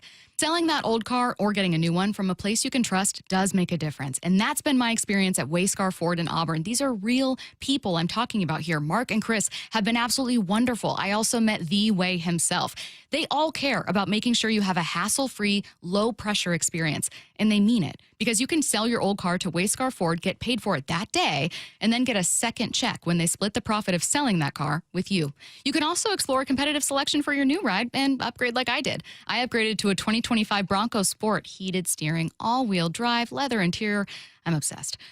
Wayscar Ford is family-owned and operated for 103 years in Auburn. Lifetime powertrain on all new Fords, never any pressure. If you change your mind within 5 days or 500 miles, take it back for a 100% refund. WayscarFord.com. It all comes down to this. Incredible experience to be in this spot right now. ALCS Game 7 tonight. First pitch at 5 on the Seattle Sports app. Hey, baseball fans, Rick Riz here with Luke Wilson, a local owner of Pella Windows and Doors of Western Washington. Thanks, Rick. Just like October baseball, Pella Windows and Doors of Western Washington is stepping up to the plate. Mention Go Seattle when you schedule, and you'll score 15% off, plus 12 months with no payments and no interest. This is your chance to swing big. This offer won't be around for extra innings. Don't wait. Schedule your free appointment today at PellaPNW.com. Cancer impacts so many families, including mine. Former Washington Husky Mario Bailey here. My mother was treated for cancer at UW Medicine. As devastating as cancer is, there is hope, because the Cancer Vaccine Institute is developing vaccines to treat and prevent the deadliest cancers. Patients who received vaccines over 20 years ago are still alive today. Please join me and make a donation to the Cancer Vaccine Institute at local Safeway stores. Learn more at uwcvi.org. Golf carts are fun and easy to drive. They can zip along up to 15 miles per hour in the sunshine, warm air, with your foot firmly on the dashboard. Now that's living. Pacific Power Batteries has some sweet 2021 Club Car Tempos for sale at about half the price of a brand new one. We offer a 2- or 4-seat model with capacity-rated batteries and a 30-day, no-hassle, money-back satisfaction guarantee. Have a look online at PacificPowerBatteries.com. Dave Wyman here, and we've been fortunate to hear from 2 Swedish CyberKnife patients this year, Andy Ryder and Tim Hunter. Both heard about CyberKnife from our radio ads and completed successful treatment, raving about their experiences. Tim was impressed that treatment only took 5 days. Andy hosted a large international delegation the week after his treatment. If you, a friend, or a family member is diagnosed with prostate cancer, consider treatment with Swedish CyberKnife here in Seattle. Go to swedish.org/cyberknifeprostate. Need to know. 15 minutes past every hour with Brock and Salk. Here's what you need to know. Up first. Yeah, what a weekend. Just absolutely highs and lows. I mean, as big a swing as you're going to get. Just dramatic, crazy ending to the game. That 8th inning on Friday night will be remembered forever for the ups and obviously the 2 home runs and the 2 walks and the hit by pitch. And just Gino doing something that we've seen big-time grand slams before. Lie detector test. Yeah. Lie detector test on you and lie detector test on you, Lyle. Okay? What exactly were you thinking when it was loaded and Gino came up? Were you thinking, oh, gosh, double play. Oh, strikeout, double play. Oh, they're not going to score. They're going to load the bases. Or were you thinking Gino was going to deliver? Be honest. Salk, be honest. I don't know. That's a good question. I honestly don't remember. I don't know that I was thinking that hard about it. Lyle and the people of Lyle, lie detector test on you. What were you thinking? Oh, you know what Lyle was thinking. I was just clamoring for him to hit a fly ball. Just hit a sac fly. If you ask people around me at the game, that's what I kept saying. Just get the ball in the air. Yeah. He did. He got it in the air. Yes, a little farther than I thought he was going to get it, which was great. Yeah, pretty amazing. And then afterwards, he was pretty fired up, as you might imagine. I didn't see nothing. I just pray and I say, thanks God for this big opportunity. I've been waiting so long for this moment like this. And now I'm here, and now I celebrate with my team, with the crowd, with my family, my wife, my daughter. And I know my dad and my mom, they look at me. They watch the game, and I just want to glorify God because he gave me a power. And I lock in myself right there, and that I knew it, that I got opportunity to help my team win. And I put in my best on it, my best win and that. And I got enough for a grand slam, so now we celebrate. Yes, you do. Yes, you do, Gino. Yes. How about his beautiful little girls? So cute. Oh, my gosh. Yeah. Up on stage. So I like that. So, all right, we have a moment. I really like that. And after a big win, I like people bringing their kids up on stage. Did you see Pat Murphy doing it, the manager of the Brewers, after losses, bringing his 2 kids up there? No. I don't like that. Sorry. That's a bad look. And I know people love Pat Murphy. I don't know that much about him personally. If you want to bring your kids up with you to the podium after a win, I think that's great. And allow, people to see the rest of your family and see them, let them experience that.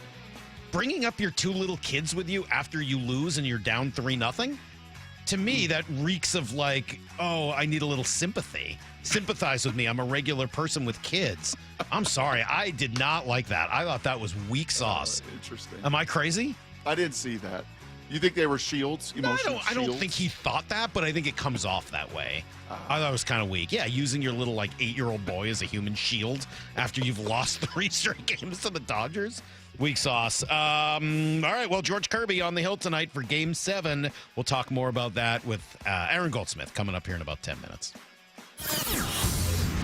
Here's the second thing you need to know. Seahawks will be going on tonight. We'll, of course, have Mike McDonald on the show tomorrow at 9:30. They got a good one. I mean, Houston's I don't think they're a great team, but they're a good team that can definitely beat you. They got a heck of a defense. They come off the edge. Mike McDonald talks a little bit about what makes them special. Well, yeah, they play a little bit different than the way we play our scheme, and a little bit wider. They're up the field, like in more of an attack mentality. Both extremely talented, powerful guys.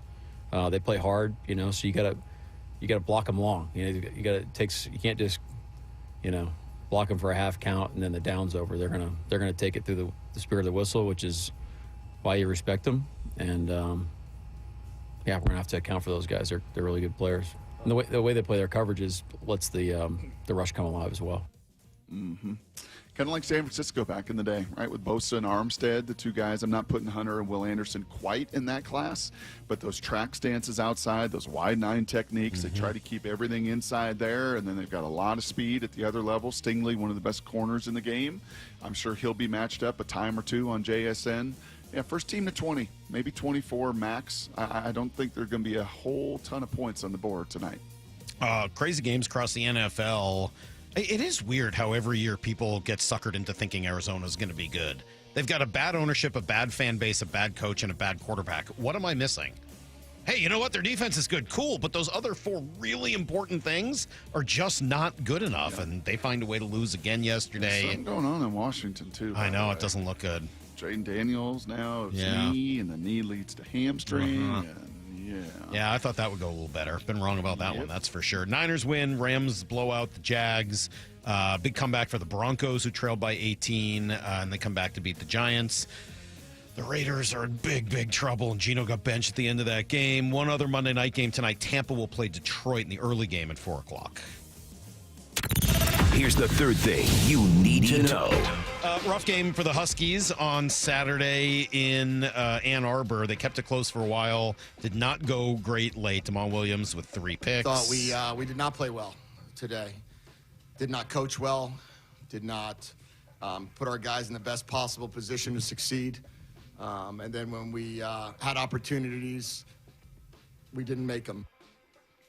Tell you what, man, I thought the defense stepped up in a bunch of spots and kept that game. It's 7-7. They punt the ball to you about halfway through the third, and you're like, man, you take the lead on these guys, and the pressure's going to all be on Michigan there. Instead, you threw what turned out basically to be a pick six, and then another interception, and it just got away from you, unfortunately. Kraken were also in Toronto this weekend, and they beat the Leafs. Overtime goal from Josh Mahura. Shane Wright was very good in that game. A goal and assist, 5 shots to lead the team.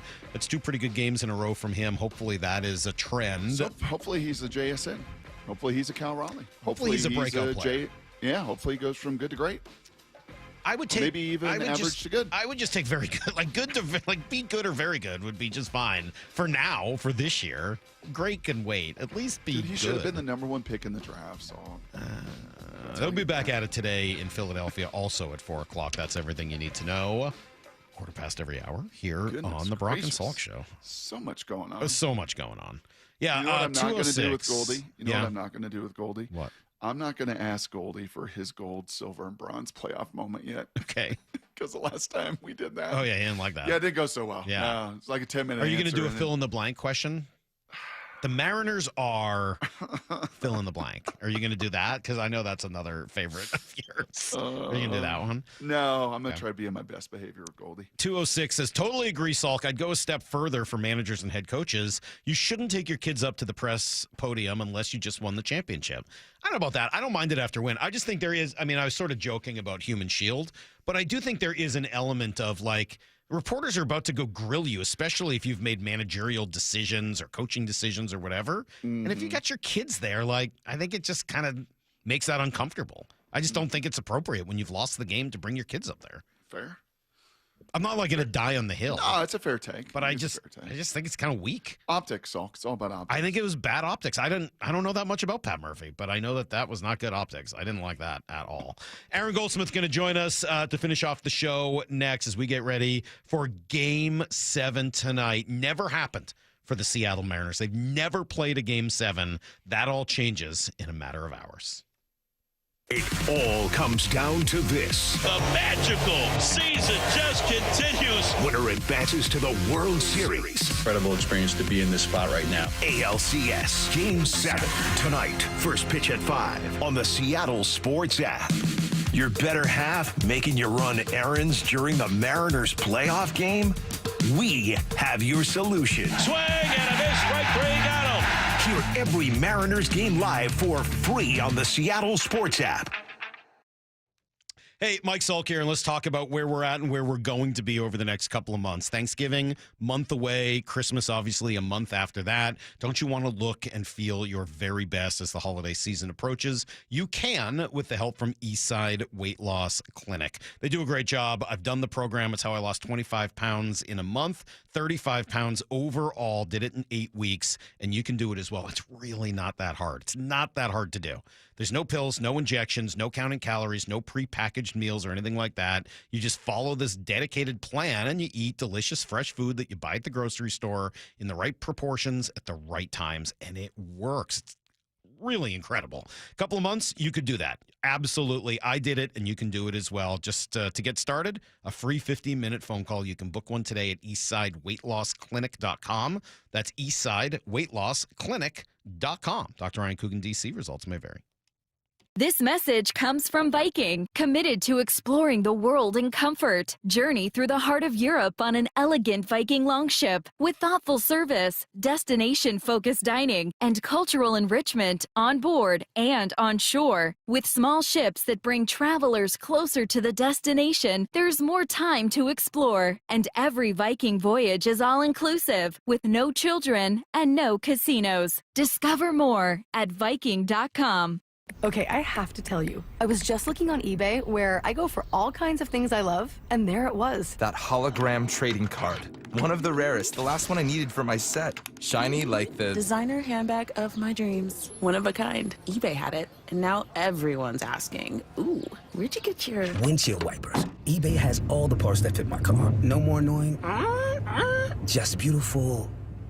Millions of finds, each with a story. eBay. Things people love. In today's competitive world, standing out isn't optional anymore. I'm Rusty George, and my agency builds websites and marketing strategies to help builders, manufacturers, and material suppliers get louder, get noticed, and bring in new customers. Visit us today at rustygeorge.com. When it comes to the security of your business, doubts can creep in about who you're trusting to protect it. At Bay Alarm, we got you. For nearly 80 years, we've been putting our customers' minds at ease with our advanced technology and personalized support. Feeling insecure about your current security service? Visit bayalarm.com today. This Breast Cancer Awareness Month, choose care that puts you first. At Snoqualmie Valley Health, you won't wait weeks for a mammogram. Appointments are available now, just 30 minutes east of Seattle. Experience the difference with advanced 3D mammography and our new Breast Health Suite, designed for accuracy, comfort, and peace of mind. If you're 40 and older, yearly screenings are recommended, and no referral is needed if you haven't had a mammogram in the past year. Don't wait. Detect early. Schedule today at snoqualmievalleyhealth.org.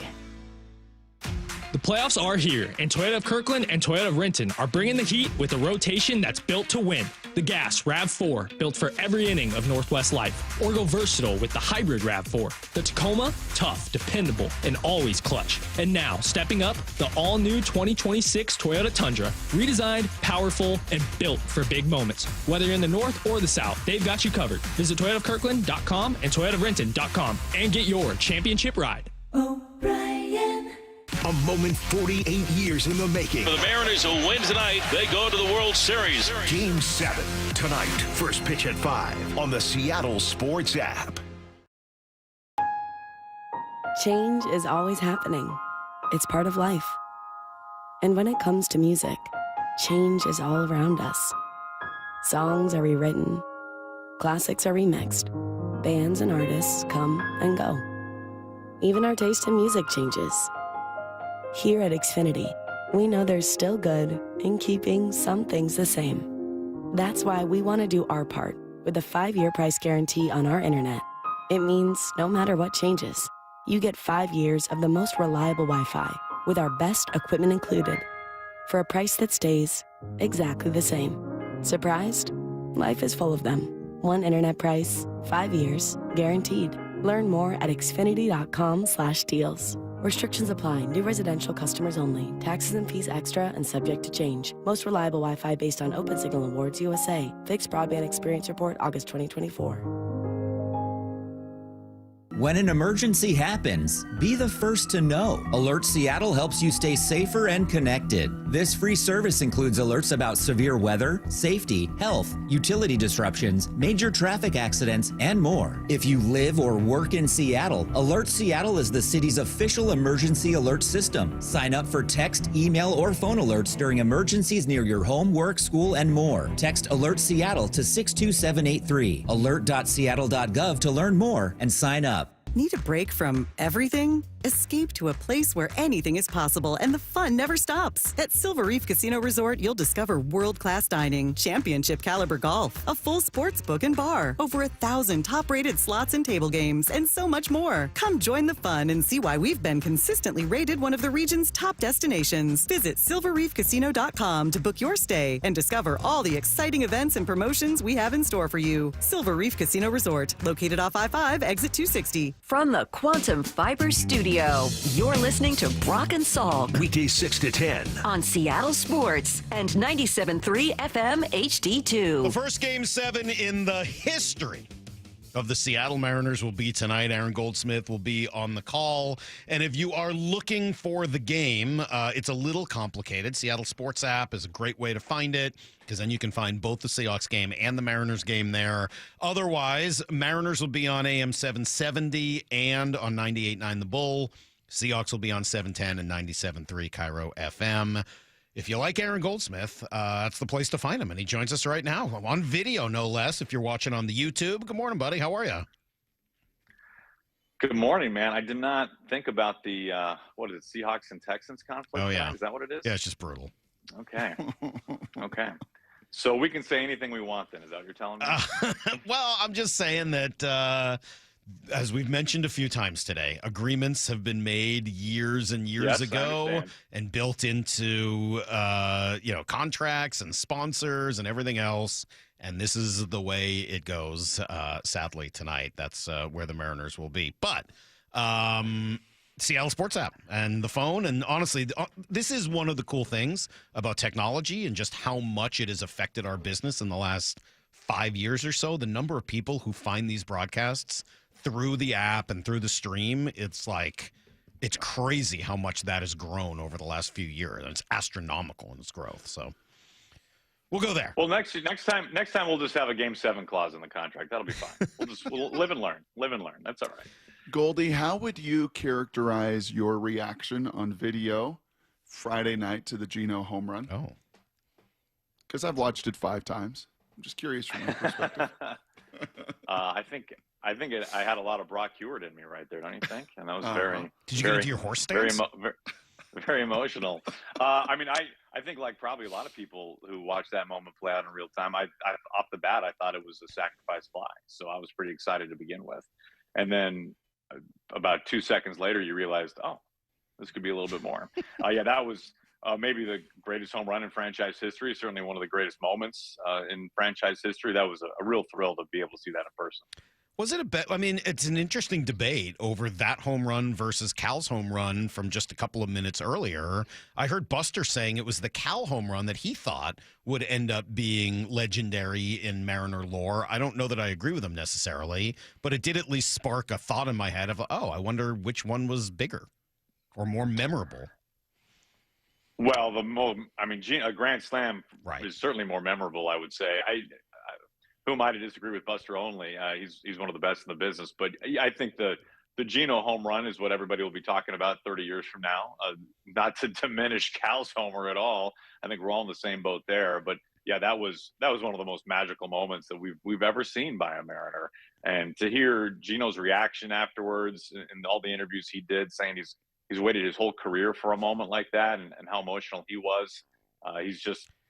He will forever be a Mariner, even before that moment. But that moment certainly solidified things in my book. I hope we also remember the 3 at-bats in between those 2 home runs, because the walk from Polanco, the walk from Naylor, lefty on lefty, and then the hit by pitch from Randy, I mean, those play such a massive role in Geno getting an opportunity to do what he does, not just because it's a grand slam that puts it out of reach, but also the amount of pressure he puts on the pitcher. I mean, I think those are really supremely important parts of that game.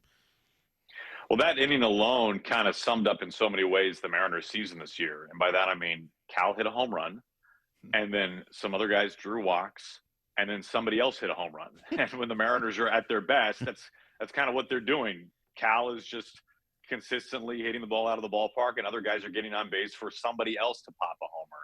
And that's what happened. That's how the Mariners won that game. And the Mariners need to find a way to get back to doing that tonight for sure.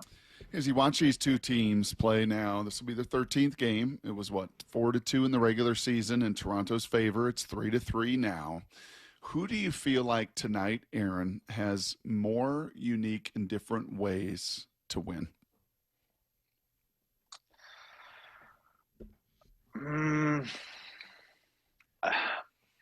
Well, that's a tough one. I mean, the Blue Jays have a superpower right now that the Mariners don't have, and that is they're just on everything.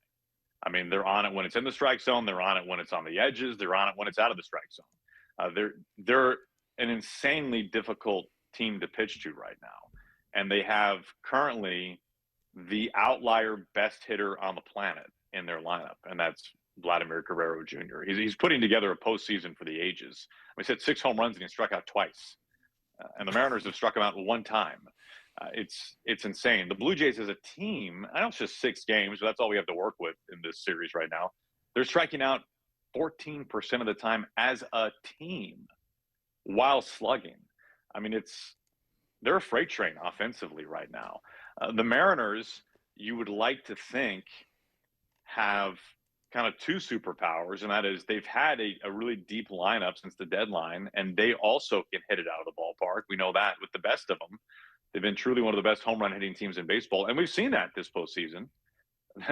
The vast majority of their runs in this series, the vast majority have come via the long ball. And you'd like to think that they have a great rotation. The rotation has been very bad since Game 1 in Bryce Miller. There's a lot of pressure on George Kirby tonight. And the rest of the staff, and who knows who else will pitch in that game, who else is available, other starters, that is, who might be pitching out of the bullpen tonight. But how you approach this Blue Jays lineup right now, after watching them for the last 6 games, I don't have a great answer for that, because you'd like to think that great pitching beats great hitting, but they have been great hitting and then some through 6 games. It feels like, Aaron, and I don't know if the numbers tell you this, in Bryce, in both of his starts, when he was commanding the upper part of that strike zone at 97, 98, which sounds really easy to say, but George has that kind of stuff. Is that about the only thing that has, in some ways, quieted them? Is that really riding high fastball? And we saw a lot of, I feel like, the opposite from George in Game 1. It was a lot of sinkers and sliders. He threw a ton of 2-seam fastballs. He did not use the 4-seamer quite as much. He threw about 50% heater, I want to say, in that first game. Mm-hmm. And that number was down because of all the sliders that he threw. Maybe he goes back to that 4-seamer. I mean, he got beat around, as we know, in his first outing against the Blue Jays in the series. So they need to find a different game plan than the first. And if that is 96 to 98 on the top rail and a slider off the plate or a back foot to a lefty, maybe that is the game plan. Because right now, Bryce Miller has been really the only effective starting pitcher against the Mariners. I'll be curious. He's on 2 days rest. So is Brian Wu. Neither of them threw a large amount of pitches. Miller was under 60. Wu, the question is, how did he feel? How has he bounced back after not pitching for a month? Do we see one or both of those guys? Is there some combination of the two in back of George Kirby? Well, what are you doing for George? If you're in charge and those guys are both at least available for an inning or so, what are you doing? If you're in Dan Wilson's shoes tonight, how do you want to manage the game? We'll start with the pitching, because I want to get to the hitting and the lineup in a moment too. But what are you doing pitching wise? What would be your goal? I mean, can you find a way to get 8 innings out of Kirby, some combination of Miller / Wu and Munoz? Can you get 8 out of those guys and figure out the other 3 out somehow? Is that Bizzardo? Is that Brash? Spire hasn't looked the same, unfortunately. His command hasn't been there this postseason, and the velo is just noticeably down. We saw living at 96 in the regular season, and we've seen a lot of 93 to 95. Now, does that change today in a Game 7 with almost 50,000 in the house? Maybe. I mean, he's been such a horse for the Mariners. But the bottom line is, can you get 8 out of that combination of Kirby, 1 or 2 of your starters who are now in the bullpen, theoretically, and then Munoz? can you do that? Because those are the guys that you feel good about right now. You don't put Luis in that group with Bryce and Wu, huh? I wondered if there was a chance, like if last night, if the game really, if Logan got out of hand early, I mean, like the second inning, if maybe Luis is in there. Mm-hmm. Yes, maybe. I think there are no rules in terms of who, if you can throw a ball, you're available. is how it works tonight. You need to have your very best pitchers get you 27 outs because you are 27 outs away from your first ever World Series. So lace them up, grab your glove, go to the bullpen. If you can pick up a ball, you have a chance to get in the game, and that's how you have to think about this one tonight. All right. So then what are you doing lineup wise? What are you going to do? Is Canzone back in there again? Is Robles in right field? How do you want to deploy Polanco, Rivas? I mean, how are you going to put all those four guys together into this lineup? It is wild, man. We were talking about this yesterday going into Game 6. If I told you on opening day that Josh Naylor and Eugenio Suarez would be in the lineup for a Game 6 for the Seattle Mariners for the American League Championship, would that surprise you more than if I told you that Dom Canzone and Leo Rivas were in the lineup for the Mariners in Game 6 of the American League Championship Series? I think the answer might be Canzone and Rivas surprises you more. I don't know. It depends on your perspective on it. Rivas is given great at-bats, and he almost hit one out yesterday, as we all saw. I mean, he's actually been a kind of a sneaky shot in the arm at the bottom of the order. I don't know about you guys, but every time he steps in there, I feel good. Like I feel better with him in the batter's box than I do standing somewhere near first base. Plant yourself on the freaking base, Leo, and don't get picked off. Would you like me to try to find Leo today and deliver that message? Well, maybe in a calmer, nicer tone, but sure. Yeah. In so many words, Salk said.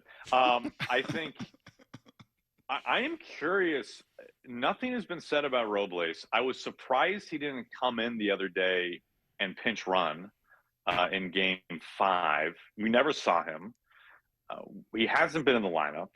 I don't know. I mean, to be fair, it's not like he was blistering the ball all over the ballpark when he was in the lineup. But he is obviously a very dynamic player. But he's just been now in the shadows for the last few games, it feels like. And Canzone has struggled, obviously. I think with Dom, you at least feel like with Dom, obviously the platoon advantage as a lefty against Bieber tonight. And I guess maybe you feel like he can still run into one, even though we haven't seen it in a while. So I don't feel like there's a great answer there. But Rivas has been a very good contributor at the bottom of that order for the Mariners. I don't think there's any question. You think Robles is healthy? That's my question. I don't know. Yeah. I do wonder about it. I was really surprised when we didn't see him pinch run in that 8th inning in Game 5, especially when the runner got to second base. And now it turns out he didn't need to because Gino had a grand slam. But to me, that seemed like your tied game, 8th inning. You need to win this one. Mm-hmm. You have a vastly superior runner on the bench, and when we didn't see him, it made me think maybe he's not right. And I don't have it. I'm just curious. I don't have any inside information on that. Can you compare and contrast T-Mobile and Rogers Center? Are you talking about the crowd or like the hitting environment? All of it, just the whole environment, right? To experience T-Mobile the way that 47,000 did each and every night on, what was it, Wednesday, Thursday, and Friday. And now the first 2 games there last night, you said it's 50,000 people. For those that aren't there, take us there. Compare and contrast the 2 venues. I've always really liked coming to Rogers Center. It's one of my favorite places to see a game. It's not a whole lot from the curb. The curb appeal isn't great. But there is a good vibe inside, and it is Canada's team. And I think you do feel that a little bit. It's a very, to me, from our vantage point, it's like a very high ballpark. The stands feel like they just go forever up to the upper level, like the 500 level at Rogers Center. I'm always surprised that it doesn't hold more than it does. It always feels to me like there's like 60,000 in there. But I think from an actual raw number, T-Mobile actually holds a little bit more, which is shocking to me just because it feels so, maybe the roof, I don't know, optical illusion, it just feels enormous. These are 2, when you're talking T-Mobile and Rogers Center, 2 of the best atmospheres you'll find in postseason baseball. I think the crowd in both cases can be absolutely deafening. Last night after the Barger home run, we could feel the booth shaking when they play that foghorn plus the crowd. Like, there was vibrations in our table. And I know visitors and people, home crowd as well, felt that alike at T-Mobile Park. It's a deafening roar. I mean, these are two elite places to play. I honestly, the one thing that I've learned this year in the postseason, and people could have different viewpoints on it, and that's totally fine, is a home field advantage only matters when your starting pitcher is great. If your starting pitcher stinks, home field advantage, you can almost throw it out the window. Yep. George Kirby, he can erase a home field advantage in 5 innings like that. But the onus is on him and the rest of the Mariners pitching staff. You take that crowd out of it, like the Mariners did in game 1 and 2 in particular, and I tell you what, it didn't feel like there were 50,000 people there. It didn't feel like those stands went into the heavens like it did last night. We didn't feel the booth shake. It's the starting pitcher. That's what it comes down to. It's up to Bieber. It's up to Kirby. That's what Game 7 will come down to tonight. Yeah, it's funny. I mean, obviously the road team has won 4 of 6 here in the series. I think home field advantage, it matters in extra innings. Having that last at bat obviously becomes a big thing. The only other thing we haven't seen as much of in this series, and I do think it's a place the crowd can become a factor, is when that bullpen comes in a close game late and you get a reliever kind of.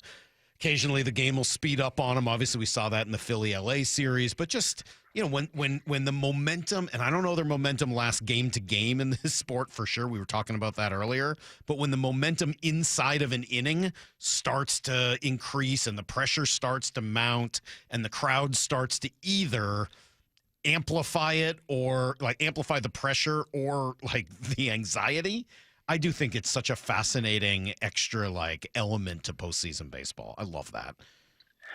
For sure. I mean, and can that affect some players? Absolutely, because after all, they're all humans out there playing the game. And some of them, this is their first time around the block. Others have been there and done that before many a times. I don't think I should rephrase it, and I think you're right to an extent there, Mike. I don't think it's a non-factor. I don't think it's as big of a deal as we build it up to be. It's certainly not nothing, but it certainly is not everything. And George Kirby can erase a home field advantage pretty quickly if he's on his game. Brock, can we talk about the elite hair game that Aaron has going on this morning? I know that sometimes on video you've said, hey, early morning, throw the hat on, don't have the coif yet. But you're in Toronto, it's 3 hours later. He's already washed it 3 times today. Look at how for those watching on YouTube, this is really amazing. Look at the detail in the hair. The wave. Right. The part that the side that goes down and then the top part that goes up. Mm-hmm. That part is that's elite. Profound. That is an elite hair part. I don't think I've ever seen it quite so crisp. Well, all I needed was Brock's that made my day. And I will say 12:30 Eastern time, it does jive with my hair routine a little better than 8 Pacific. But I'm here for you guys no matter what. Yeah, we love it. So Goldie, we chatted with Smoltzy last hour. We hear this from players. You heard it from Naylor last night as well. Just as a kid growing up, dreaming of Game 7s. This was your heart and your passion to be a broadcaster from a young age. Did you likewise kind of dream of moments like this, a Game 7, with the opportunity to put a team in a World Series for the first time in franchise history? Do you kind of let yourself go there a little bit as well? This will surprise you. I'm a little different than John Smoltz. No, I think for the most of my career, I was just begging to one day get out of the minor leagues and call an inning in spring training, let alone Game 7. But I will say, although I never really allowed myself, for me, it was such a, it was such a struggle to just get to the majors. I was one off season away from quitting broadcasting and being an appliance salesman until a team in Dallas, Texas hired me, the Rangers AA team. If they hadn't called me to be their lead broadcaster, I would have quit, proposed to my then girlfriend, now my wife, and I would have sold appliances. That was my plan. But I will say last night, these 8 o'clock Eastern starts, man, they just get you so antsy. I don't know how the guys feel. I guess they can just push their whole routine back an hour. But for us in the booth, we got nowhere to go. And so last night I was just waiting even for the pregame show to start. And so I just went down to the concourse, and similar to T-Mobile Park, it's nice at the Rogers Center. You can just walk at 360 and you can just look at the field most of the entire time. And I just did 3 laps around the concourse just with the Blue Jays unwashed, just to be a part of the crowd and just kind of feel the vibe and feel the atmosphere. And it was I wanted just to take it in like a fan as best as I could before I had to go put the credential on and go do my job. And it was just really cool to feel the buzz of the ballpark. Blue Jays fans are great. They're so loud. They're obviously so passionate, just like Mariner fans. And I just wanted to experience it from a different perspective. So that's how I killed some time last night. I'll probably do it again tonight because it's another 8 o'clock start. So it was pretty cool. It was pretty cool. When I was on that 3-lap stroll last night, I did kind of think a little bit like, this is pretty awesome just to be here in this environment and have a chance to be a part of something as cool as this is for the Mariners. And this is tough, Brock. I'm getting text messages here saying that there's some bad blood between Aaron and Adam Jude because of the hair competition. Is there any truth to that? No, Jude, especially for a writer, if we can be honest, I think Jude has a pretty 80 grade hair game. He has more of like the boy band, Backstreet Boy thing. I like to think I've got a more professional look than Jude, but he gets to wear a hoodie sweatshirt to work his job, and I have to. You got to dress up. My sweatshirt can't at least have a hood on it, right? Well, but I love Jude. Thank you. We appreciate you, man. Good luck tonight with the call and everything else, and hope it goes great, and hope we get at least a few more of these games this year. Enjoy it, and we'll talk to you soon. All right, boys. Thank you. All right, there you go. The great Aaron Goldsmith, who's doing an awesome job with these. And yes, you can hear Aaron tonight, just to go over it one more time. And no, we didn't make these decisions. No, they weren't even made yesterday.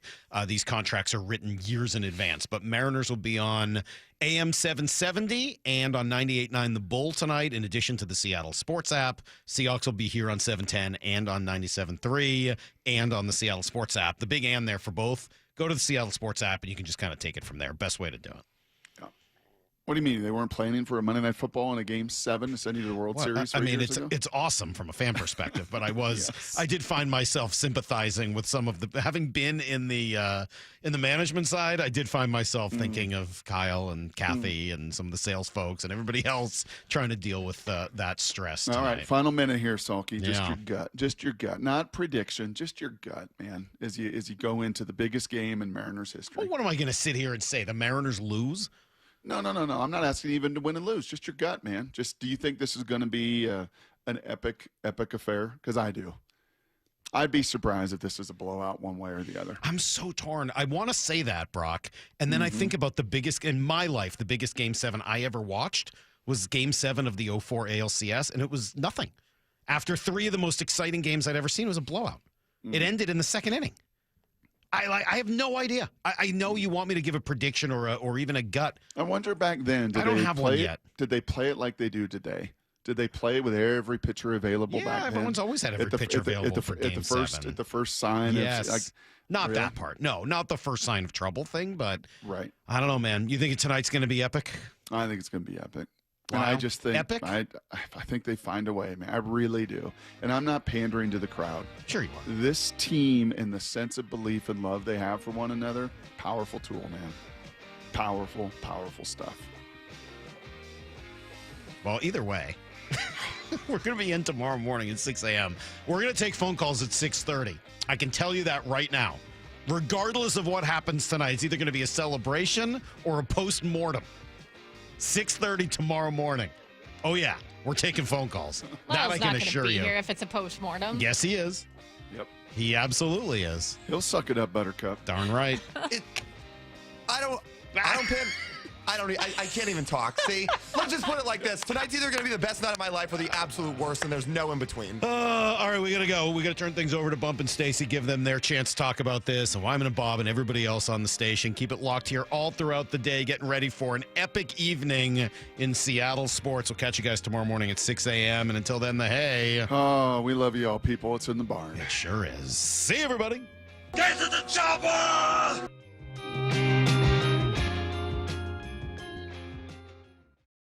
It all comes down to this. You should feel alive. This is what you love about sports. A moment 48 years in the making. The Mariners will win tonight. They go to the World Series. As the Mariners' hopes of the first World Series in franchise history hinge on one game. I think it's a beautiful thing. This is stuff you do in your backyard as a kid. It's like the baseball gods wanted us to be here. ALCS Game 7. Winner advances to the World Series. First pitch at 5 on the Seattle Sports app.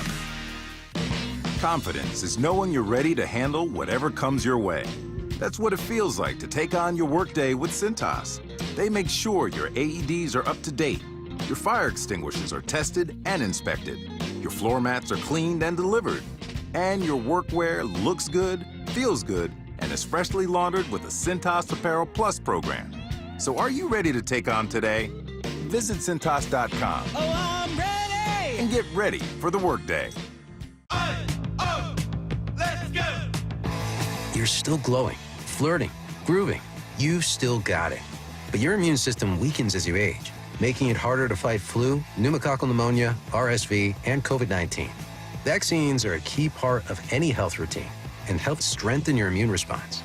Ask your doctor or pharmacist which vaccines you need. Schedule in minutes at vaxassist.com. Sponsored by Pfizer.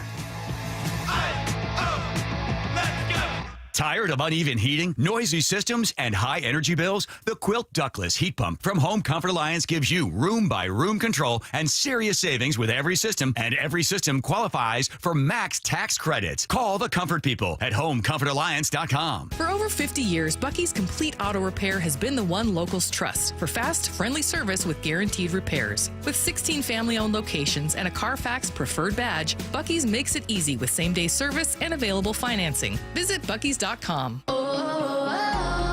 My perfect day has sand, salt water, and friends. But my moderate to severe plaque psoriasis can take me out of the moment. Now I'm all in with clearer skin thanks to Skyrizi. Risankizumab Riza, a prescription-only 150 milligram injection for adults who are candidates for systemic or phototherapy. With Skyrizi, most people saw 90% clearer skin, and many were even 100% plaque-free at 4 months. Skyrizi is just 4 doses a year after 2 starter doses.